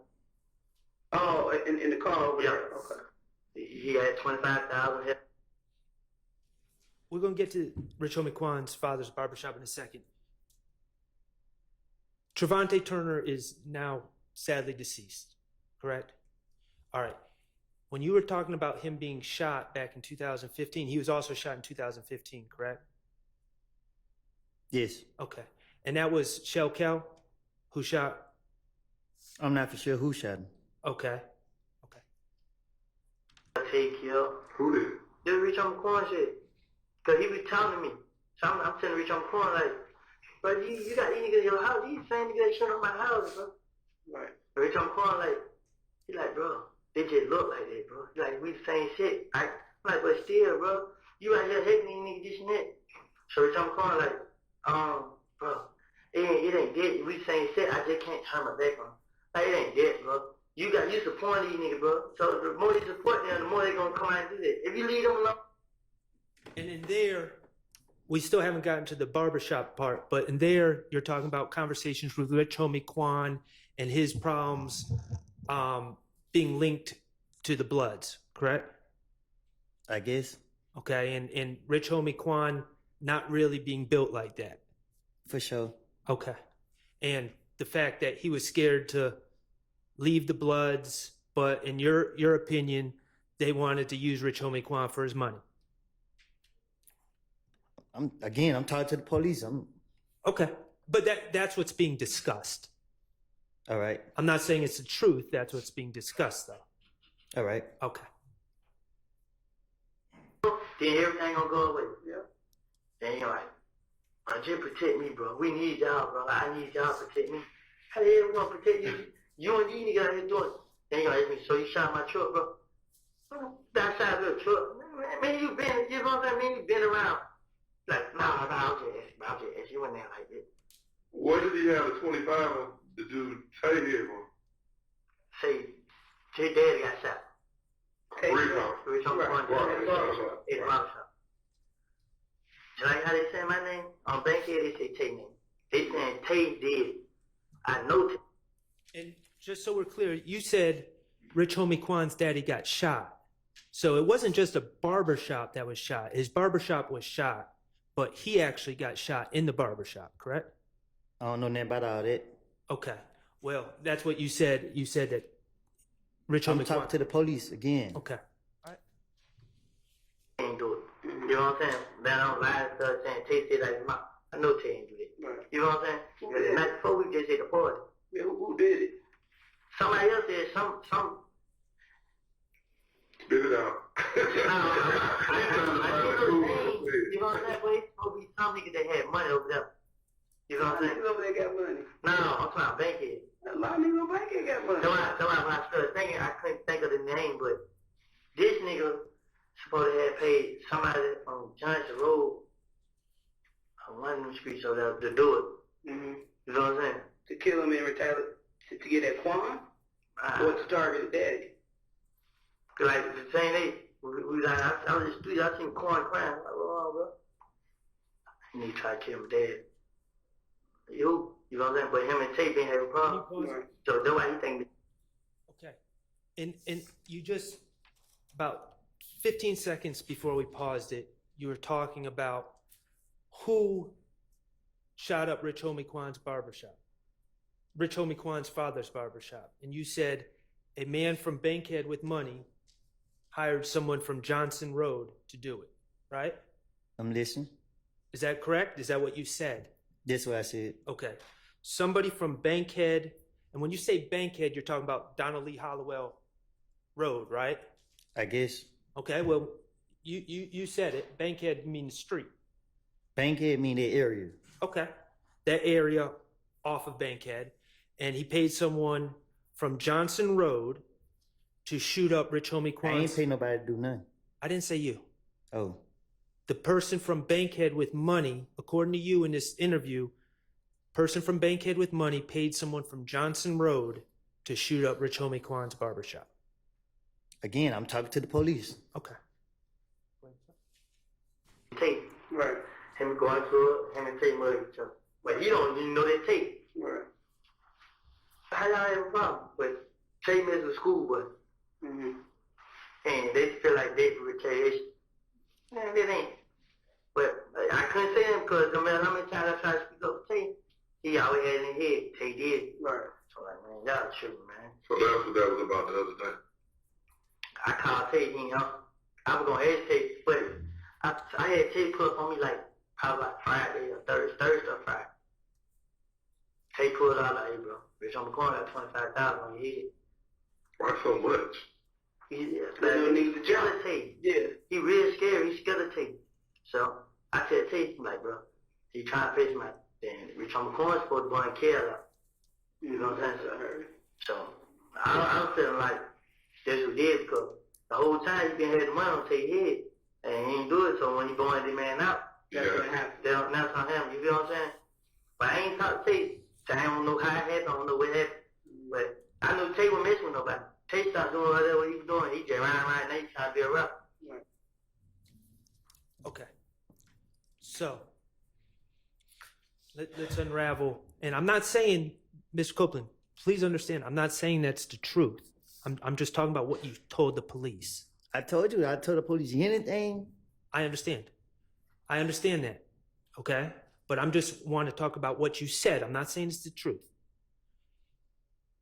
In that story that you gave the police, you were saying that Rich Homie Quan was convinced that Trevante Turner, Tay, shot up his father's barbershop.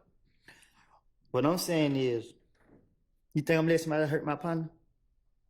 So if I'm having a conversation with Rich Homie and he trying to put some money on my friend, you think I'm gonna really have that conversation with him? It don't make any sense.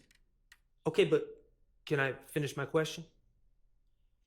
So what you told the police, not saying it's the truth, what you told the police is that you talked to Rich Homie Quan and tried to convince him that Tay did not shoot up his father's barbershop because Rich Homie Quan had $25,000 on his head, right?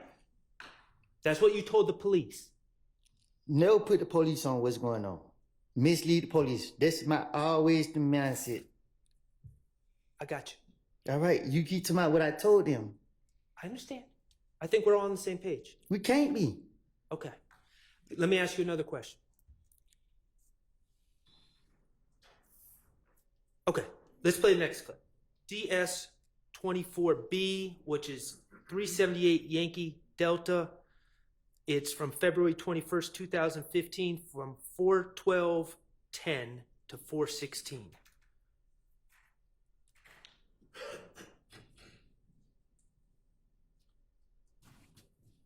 You playing the video? Yes. Thank you. You're trying to resolve the problem at hand.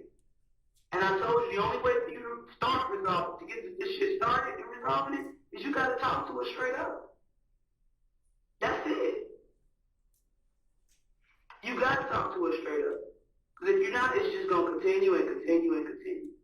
And I hate to see you or anybody else come up dead behind some foolishness because everybody want to be loyal to the streets and Rich Homie paid Kel to shoot Tay after he burned him up. They tricked Tay over there. All on land like that hiding. Not saying it's true. You told Investigator Gaither that Rich Homie Quan paid Shell Kel, to shoot Tay. Correct?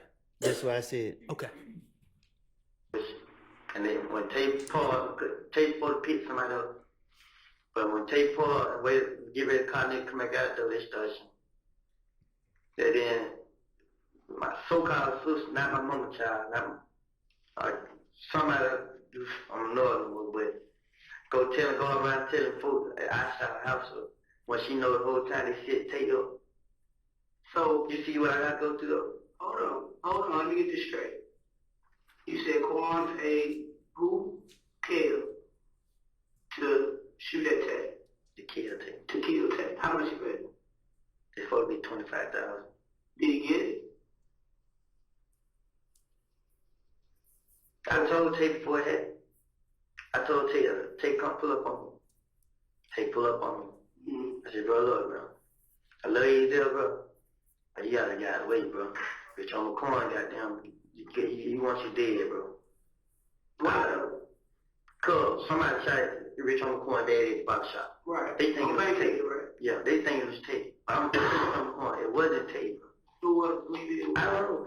Then the crazy thing about it, they, like, as I was listening, they were speaking on it like, it's supposed to be somehow on Bankhead with some money. I don't know who this nigga was, who he is. I never heard. I heard him say a name, but I can't think of what it is. But I know if I was to hear it, I know it. But he supposed to have paid somebody to do it. But I'm telling Rich on the corner, like, I know Tay ain't do that. You feel me? That ain't Tay. Tay not just gonna walk up and shoot nobody.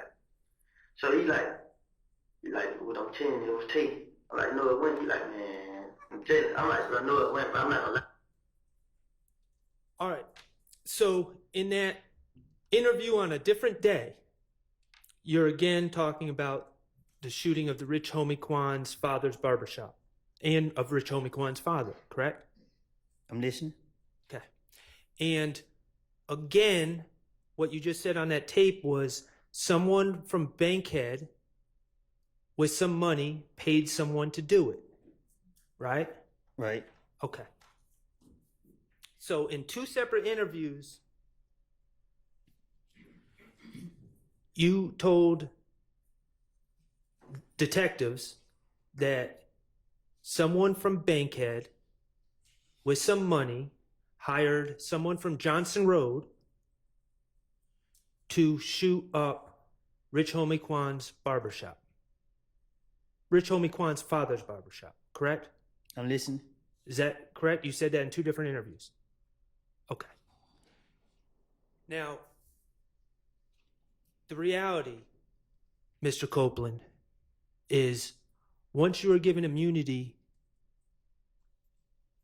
as a witness in this case, you testified in court earlier when Ms. Hilton was asking questions that it was in fact you and Trevante Turner who shot up Rich Homie Quan's barbershop, didn't you? How many times we gonna go over this? You and Trevante Turner, in fact, shot up Rich Homie Quan's barbershop. Correct? I'm listening. The reality, Mr.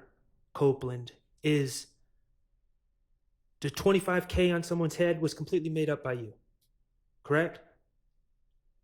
Right. The reality is that somebody from Bankhead with some money, those details, somebody from Bankhead with money, that was completely made up.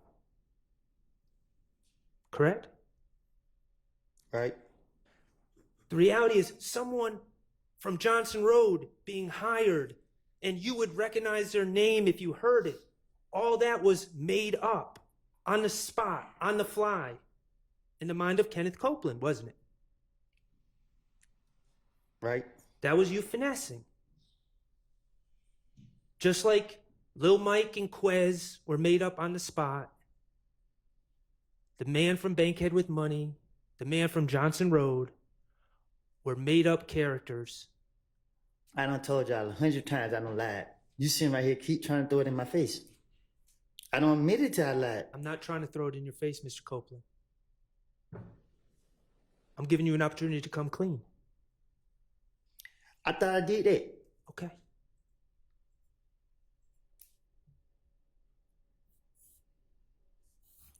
Are these the type of details? You remember when you talked about details make your lies more believable to the police?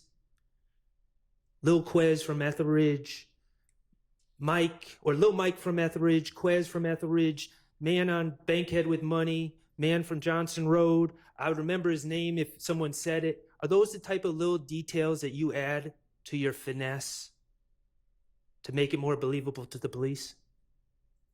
Sound like that.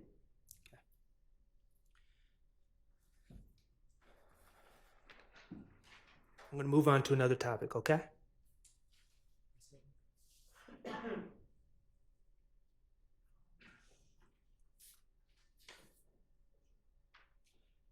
Your Honor, may I approach the witness with DS-30?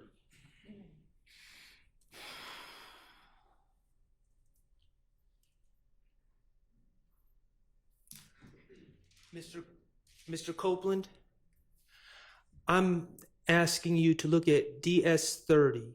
Do you recognize the person on the right of that photograph? On who right? On your right. Yeah. That's Donovan Thomas, correct? There's no. Okay, you call him not. And in that photograph, is that a fair and accurate representation of Donovan Thomas? That's a picture of him, right? Yeah. Okay, and is he wearing a chain in that photograph? Look like it. And that chain is in fact a peanut chain, correct? I can't tell. Well, okay, you're familiar with his chain, correct? It's a peanut chain. Thank you. Your Honor, I would move to admit DS-30 into evidence. Admitted. Mr. Kokomo, if you could publish that picture, please.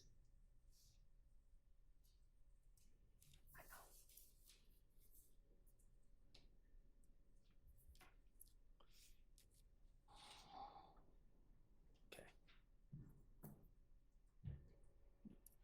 Hanging from Mr. Thomas's neck is essentially what the Planter's Peanut Man. It's a chain of the Planter's Peanut Man. And that is Donovan Thomas's chain, and that is a chain that he owned in 2015, correct? I guess. And he owned it in 2014 as well, correct? Shit, I guess. Okay.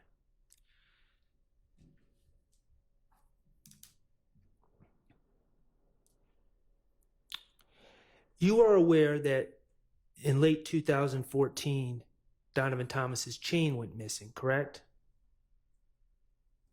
Right. Someone stole it. If that's what you want to call it. Okay. Do you remember on January 11, 2015, the day you went to talk to Detective Thorpe? Detective Thorpe asked you about your relationship with Donovan Thomas, right? I'm listening. Okay. Mr. Kokomo, could you publish DS-18A, which is States 378 Yankee Alpha, which is January 11, 2015, 3:14:23 to 3:14:36. It's just 13 seconds, if you could listen.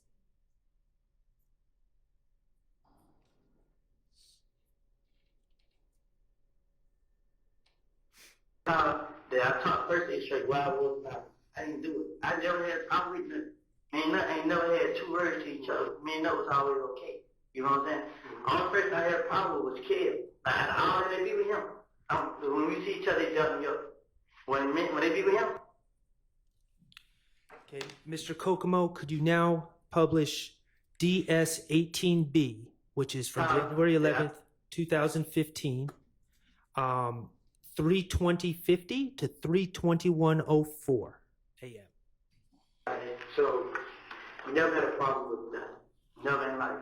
Okay. Never cool. Okay. We just had a problem with Brother Cable. Yes. Describe Cable to me. Show you a picture. Mr. Kokomo, could you publish DS-18C, which is from the same interview, same exhibit, 3:30:31 to 3:31:02?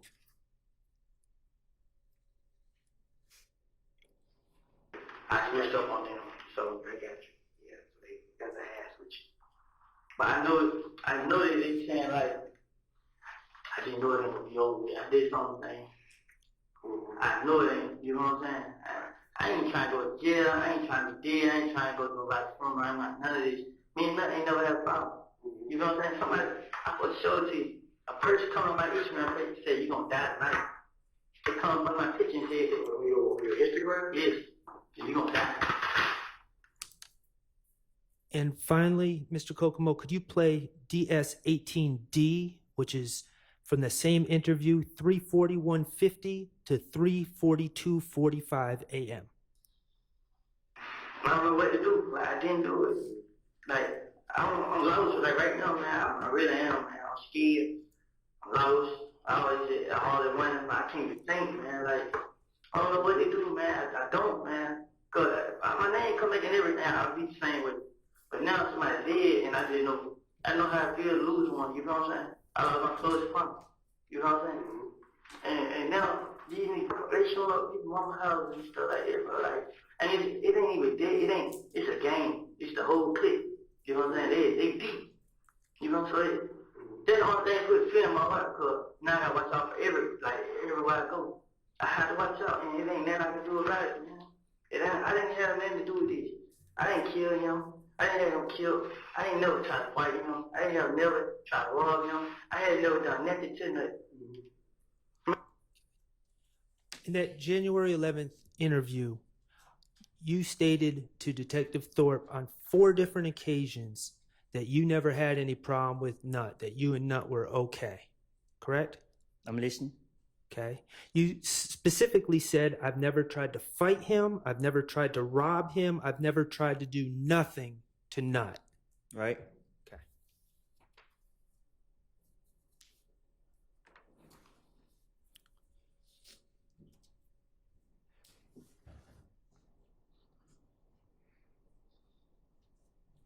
Your Honor, I'm going to ask Mr. Kokomo to publish DS-21, which is States 378 Yankee Beta from 8/11/50 to 8/13/18. Hold on one second, Mr. Kokomo. And Your Honor, I'm sorry. I'm going to ask a couple questions first. Going to your January 28th, 2015 interview. Well, in general. Let's just get to your question. You want to know, did I take the change? We're going to get there. We're going to get there. We're going to get there. But in 2014, Donovan Thomas's chain went missing, was stolen out of his car, correct? Right. All right. To people in hip hop, a chain is a very personal thing, correct? I don't know. You don't know that? Okay.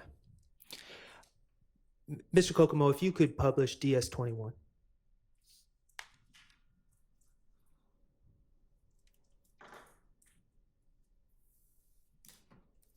Like, and then, like, they would have somebody broke in that car and gave me the phone and the jury.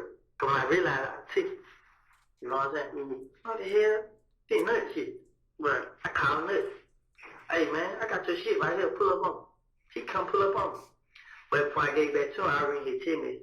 And he was texting Kill like, come on, bro, I introduced you to these folks, bro. You just took them out.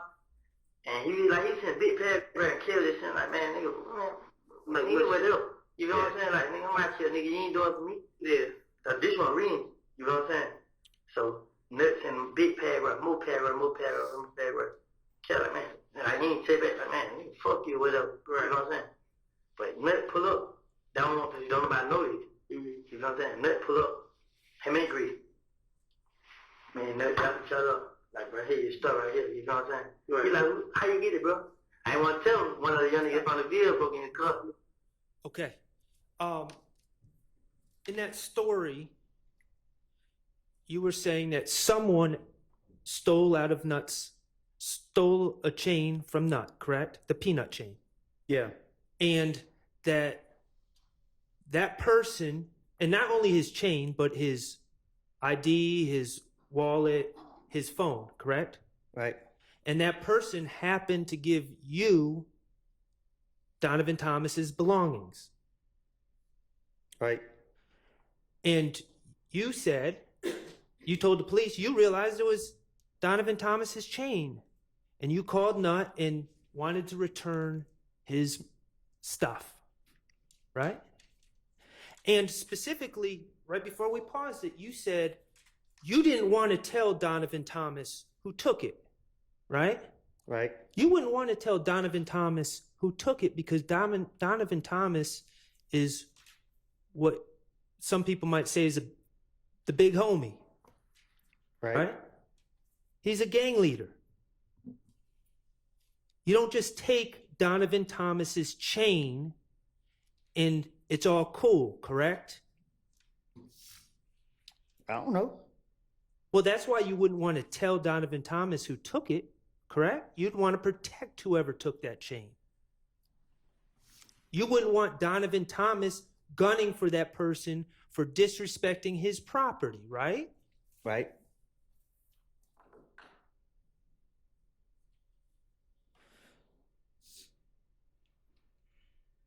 Mr. Kokomo, could you play DS24D, which is states 378 Yankee Delta, which is from February 21st, 2015. And this is from 5:37:44 to 5:40:26.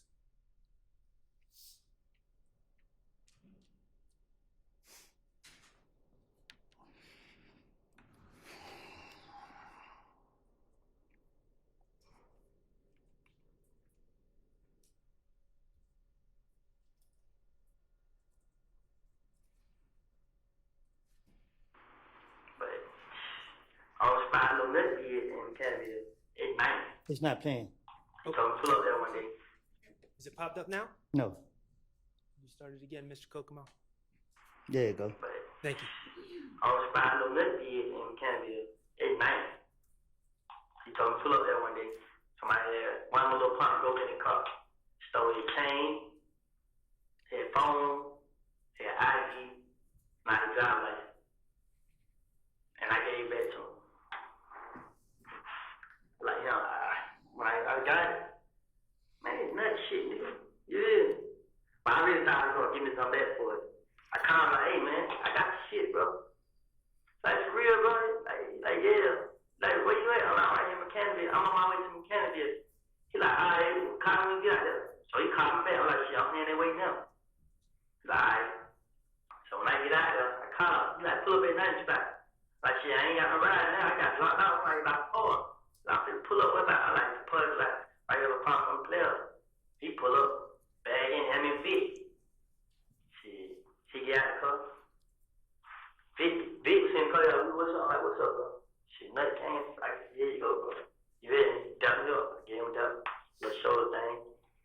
So when I get him down, but I was spying on that kid in Canada at night.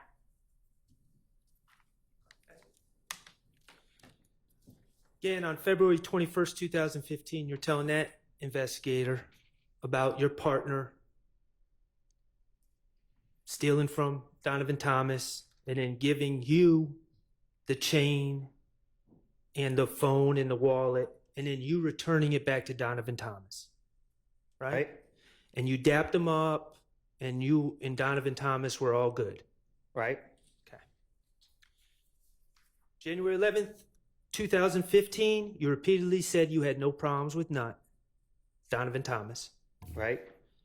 January 28th, you talked about the chain. There was someone else that took it. You returned it to Donovan Thomas, wouldn't tell him who took it, but y'all were all good. Right.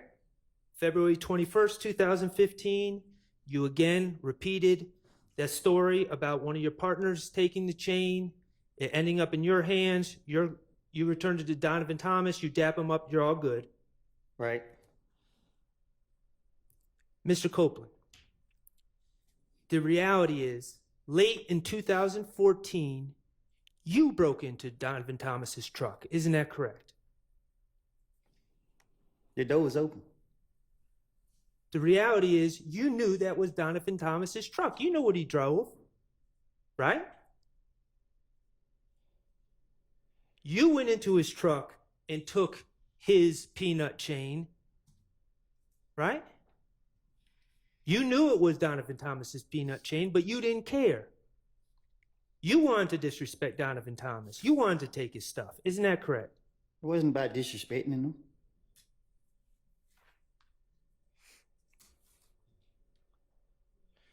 The reality is, Mr. Copeland, that Donovan Thomas called his phone and you answered. Isn't that correct?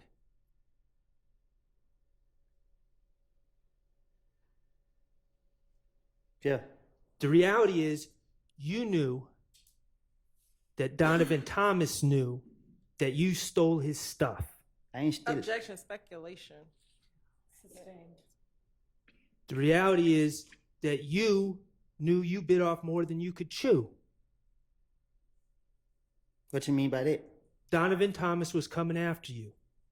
Objection, speculation. Based on the evidence, relevance. Sustained. The reality is, you made up this whole story about returning his chain, about your partner breaking in, and all the rest to try to throw Donovan Thomas off of your scent.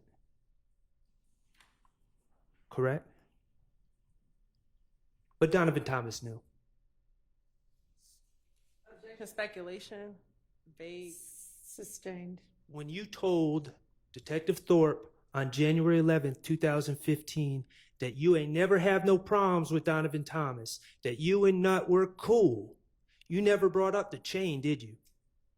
For what?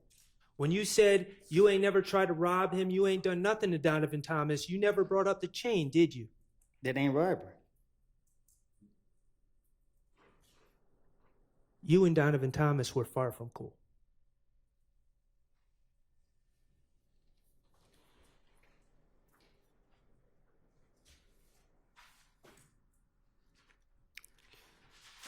TIG stands for Think It's a Game, correct? Ms. Copeland, TIG is Think It's a Game, correct? You know it. Okay. That's a record label? I guess. That's a record label that Donovan Thomas was associated with, correct? I guess. It's run out of Summerhill. I don't know. Neighborhood in Atlanta. Mr. Bennett, also known as Lucci, wrapped under that label. Think It's a Game, correct? I guess. Okay. Think It's a Game had a studio on Metropolitan Avenue in Atlanta back in 2015, correct? I guess.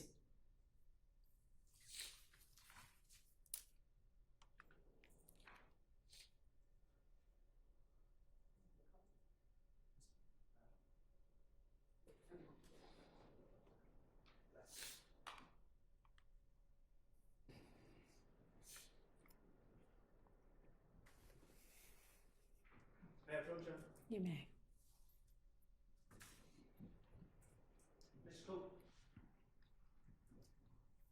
Mr. Copeland, I'm going to ask you to look at DS31. Do you recognize DS31? Yeah. Okay. That is the building that housed TIG Studios back in 2015, correct? I guess. Okay. Your Honor, I'm going to ask that DS-31 be put into evidence, be admitted as evidence. All right, it's admitted. That's the studio that Lucci went to make songs, correct? I guess. That's the studio that Donovan Thomas would be at, correct? I guess. That's the studio that Rich Homie Quan would be at, correct? I guess. Okay. You are aware that on January 8th, 2015, late at night on January 8th, 2015, the TIG studios were shot up, correct?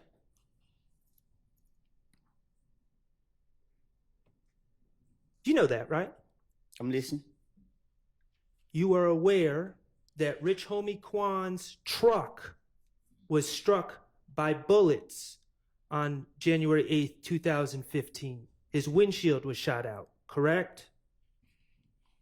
You don't know. You're aware that Donovan Thomas was present at TIG Studios on January 8th, 2015. Isn't that true? I don't hang up there.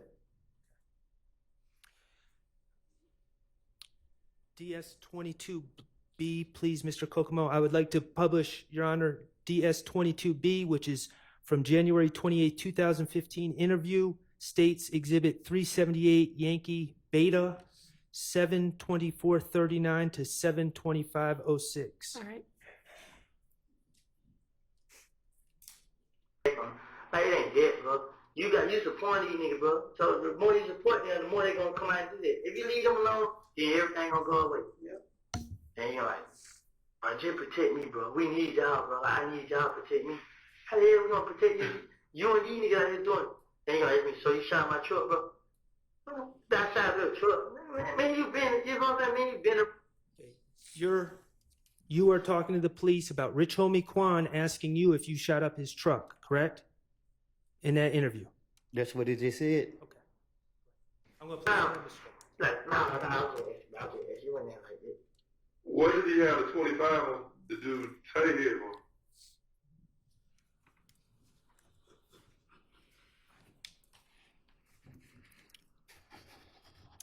That's it. So, Rich Homie Quan questioned you about whether you were the person that was outside the TIG studio shooting up in that studio on January 8th, 2015. Isn't that correct? You can't question me. Okay.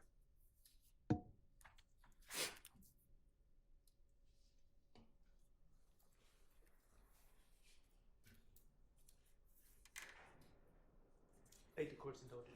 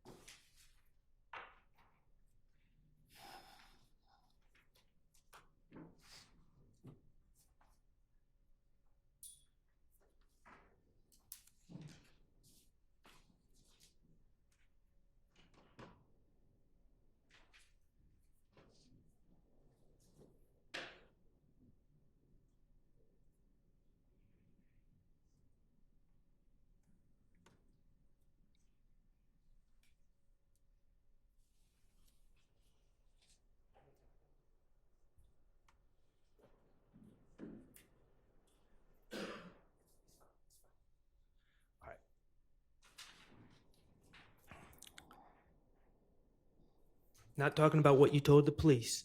I'm talking about reality now. On January 6th, 2015, you were at Club Crucial. I'm listening.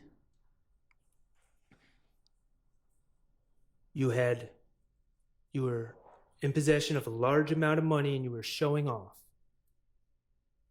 in front of a bunch of people that knew you, in front of a bunch of girls, correct? I'm listening. In front of all these people at this club, Kelvin Watts, Shell Kell, Donovan Thomas's brother, jumped you, correct? I'm listening. He tested you. He started punching you. He tried to take your stuff. He gave you a black eye. He punched me in the back. He didn't hit me he didn't face me off. Okay. Well, you had a swollen face. Because another nigga hit me. Okay. Who was with Shell Kell? What's up, bro? He was with Shell Kell, the other person that hit you? Obviously, he went with me. These men, Shell Kell and his friends, tested you. Publicly. In front of a bunch of people. In front of a bunch of girls, correct? They tried to run your pockets. Right? I'm listening. Pardon my language, it pissed you off. Just like you is. Okay. 2 days later, on January 8th, 2015, you found out that Nut and Rich Homie Quan were outside the TIG studios on Metropolitan Avenue, didn't you? I don't know what you're talking about. You got in that rented Infiniti and drove up to that studio, didn't you? Your Honor, objection assuming facts not in the evidence. I'll allow it. You took your gun with you. You stood outside the fence and you shot at TIG Studios. And you put a bullet in Rich Homie Quan's truck. Did you not? You got proof?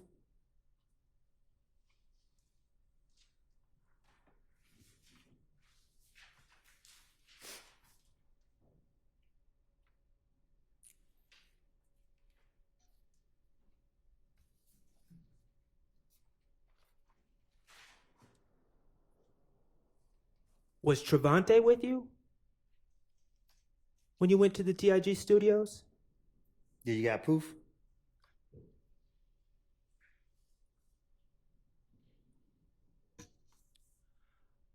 All right, we're going to change the subject, Mr. Copeland. All right. To your understanding, now you pled to the possession of a firearm case from 2021. You pled to that recently, or this year. Say that again? You pled to that case this year, correct? Earlier this year? The possession of firearm that you were interviewed about on October 27, 2021? I don't know if it was this year or last year. Okay, fair enough. To your understanding, you still have a pending matter in front of the Fulton County District Attorney's Office, correct? Shit, I ain't no telling. I don't know. Well, you discussed it. You gave an interview with the Danza Project recently, right? Right. All right, and you discussed a pending matter where your understanding is you are charged with filing a false report. Oh, yeah. Okay. To your understanding, you're charged with false report of a crime and false statements, 2 felonies, correct? Right.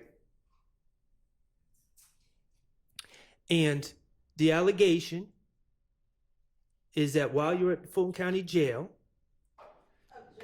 Relevance as to the specific conduct or the specific, an improper impeachment as to the specific extrinsic evidence of the specific incident that occurred. Okay, I can't really hear you very well, but I think we might need to approach about this anyway.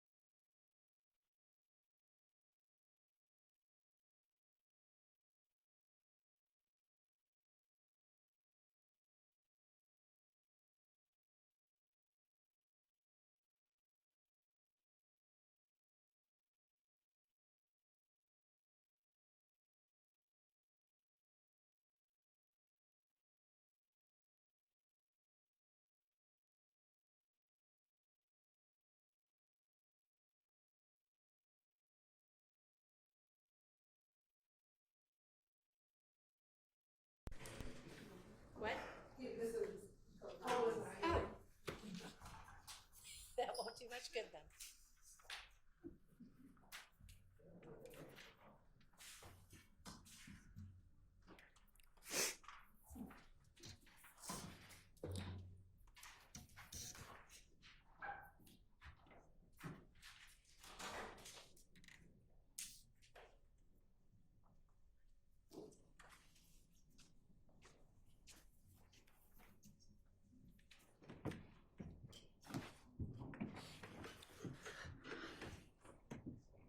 Go ahead.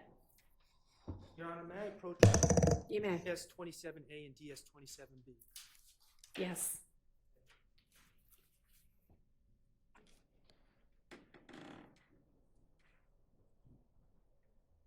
Mr. Copeland, could you just look at those two documents? Do you recognize those documents? I seen them before, yeah. Are those the arrest warrants taken out for you for false report of a crime and false statements that you believe are still pending against you? Yeah. Okay. And briefly, the allegation is that, well, Your Honor, I would move to admit DS-27A and DS-27B into evidence. Your Honor, we object to the admission of those two exhibits. You can ask the question, but we don't get the exhibit. Yeah, impeach them with the exhibits or.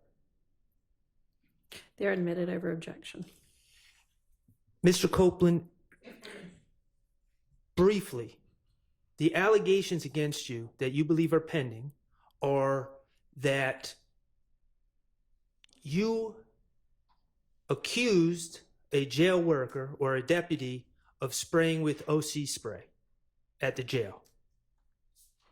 Right. And the deputies, the supervisors, reviewed the videotape from the jail and determined that the jail worker did not have OC spray on her and did not spray you with any OC spray in the jail. Isn't that correct? Right.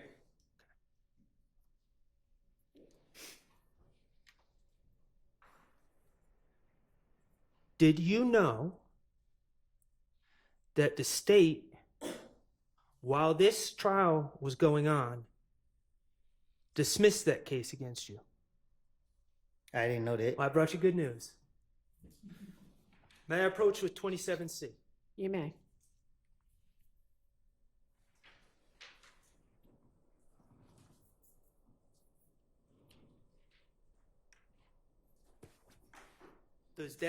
Does that document say State of Georgia versus Kenneth Copeland? I think. Okay.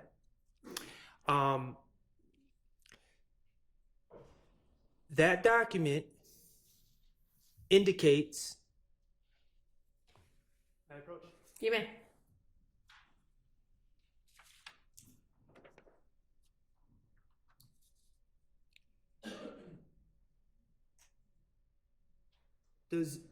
Correct me if I'm wrong, does this document say the facts of this case have been reviewed, and although it appears that probable cause existed for the defendant's arrest, the decision of the district attorney at this time is not to prosecute the above named defendant?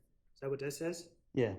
Okay. It says the reasons for this decision are as follows: prosecutorial discretion. Correct? Mm-hmm. And yes, the person whose name is on this document is Fonnie T. Willis, correct? yes. Okay.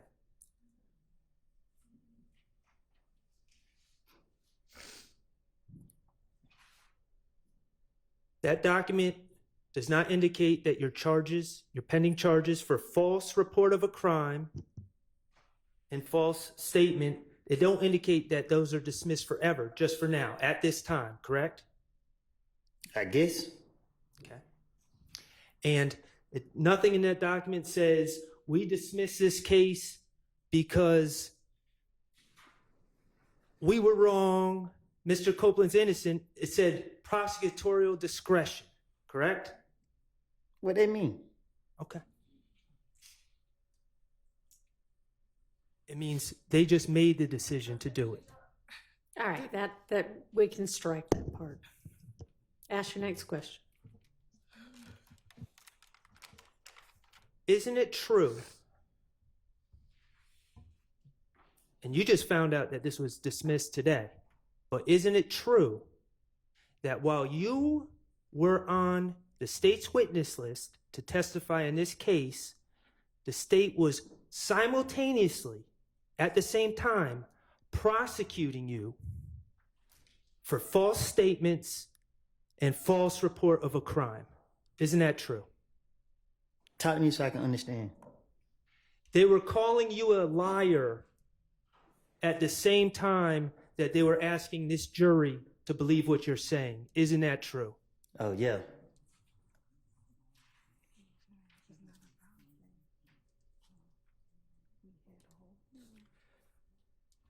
Let's talk about your immunity agreement with the state.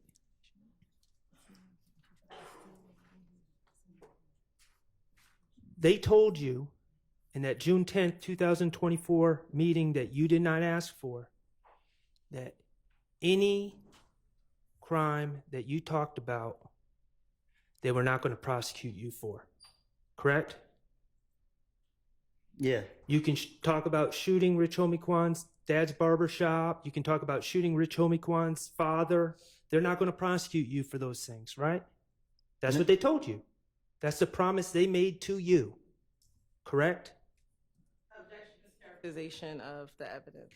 Sustained. Is that your understanding? Nothing I say can be used against me. Okay. There's one exception. If I say that I did, yeah. Okay. The Donovan Thomas thing. Yes.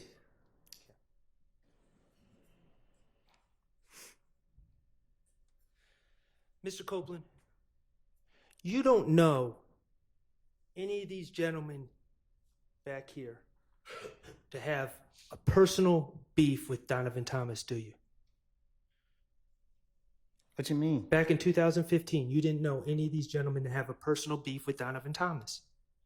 I never said I did. Okay. The reality, Mr. Copeland, is you were the person who had a problem with Donovan Thomas. Isn't that correct?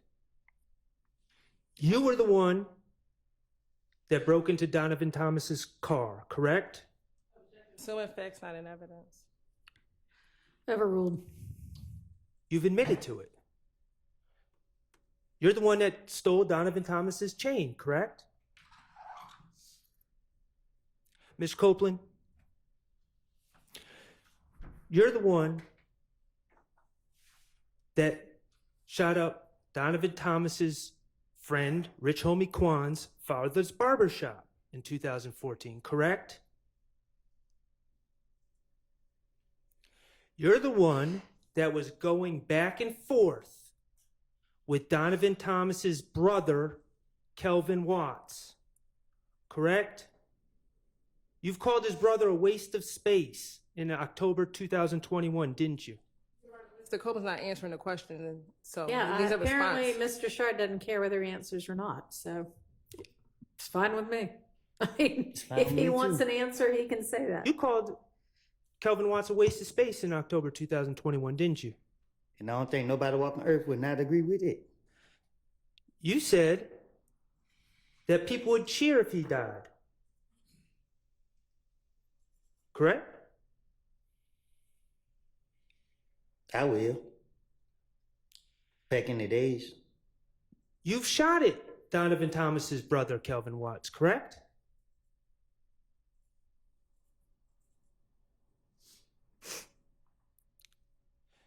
You're the one who got jumped by Donovan Thomas's brother on January 6, 2015 at Club Crucial, correct? You, not any of these gentlemen. Right?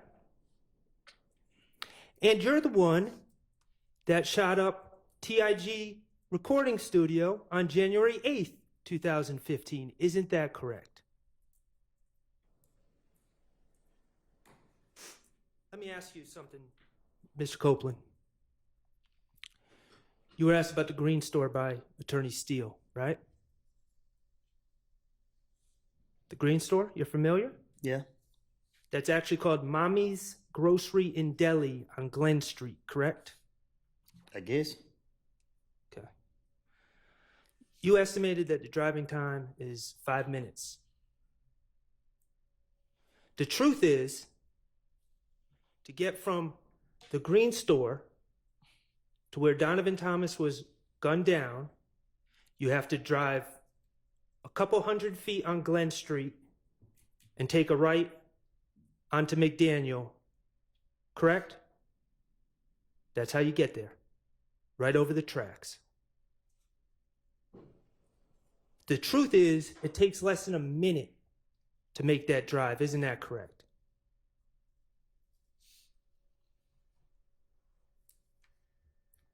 Mr. Kokomo, could you publish DS24F?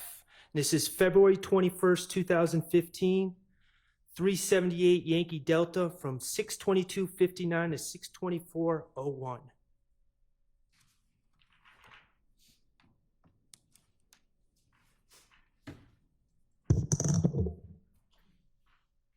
I got somebody, but I don't know his name. He was there. He everything. He called the night.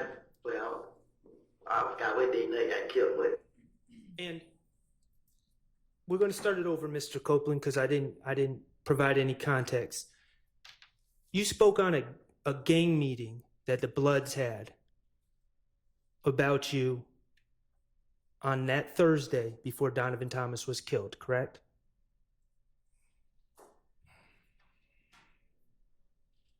Mr. Kokomo, could you play DS24? I got somebody, but I don't know his name. He was.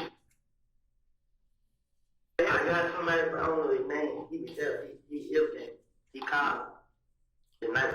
Well, I forgot what day they got killed, but it was a Friday night. It was a Thursday night. Mm-hmm. They had a barbecue. But the barbecue just about it was a blood meeting. Everything ain't blood meeting. Mm-hmm. Then the whole meeting was based upon me.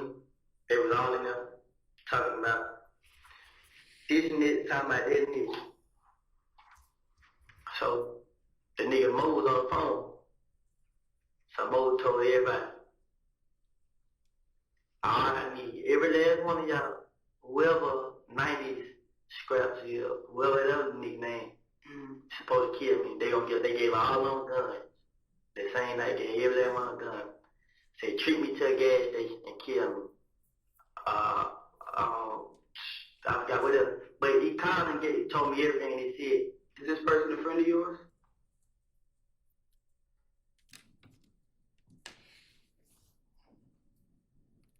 The Bloods had a gang meeting on the Thursday before Donovan Thomas was killed, 2 days before, on the same day that you shot up TIG Studios. Isn't that correct? I don't know what you're talking about. In that statement to the police, you said that the whole meeting was based on me. Not them, on you.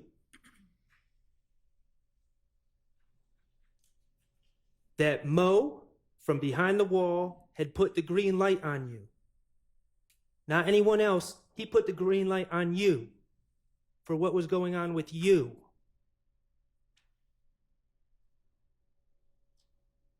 The guy who stole from Donovan Thomas. The guy who shot up the studio with Rich Homie Quan and Donovan Thomas in the studio that night. Yeah, objection, I was assuming facts not in the evidence and harassment of their witness. Overruled. You've told the police at that meeting, Donovan Thomas went whoop, approved of the orders to kill you. You told the police that the gang members handed out guns to younger people. And the plan was to trick you to come to the gas station. And the only reason you weren't killed is because someone told you about it.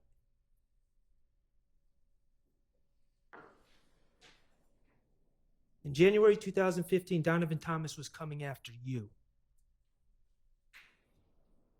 Objection, speculation, again, assuming facts, not evidence. Sustained. Mr. Copeland, you're not the type of guy to back down, are you?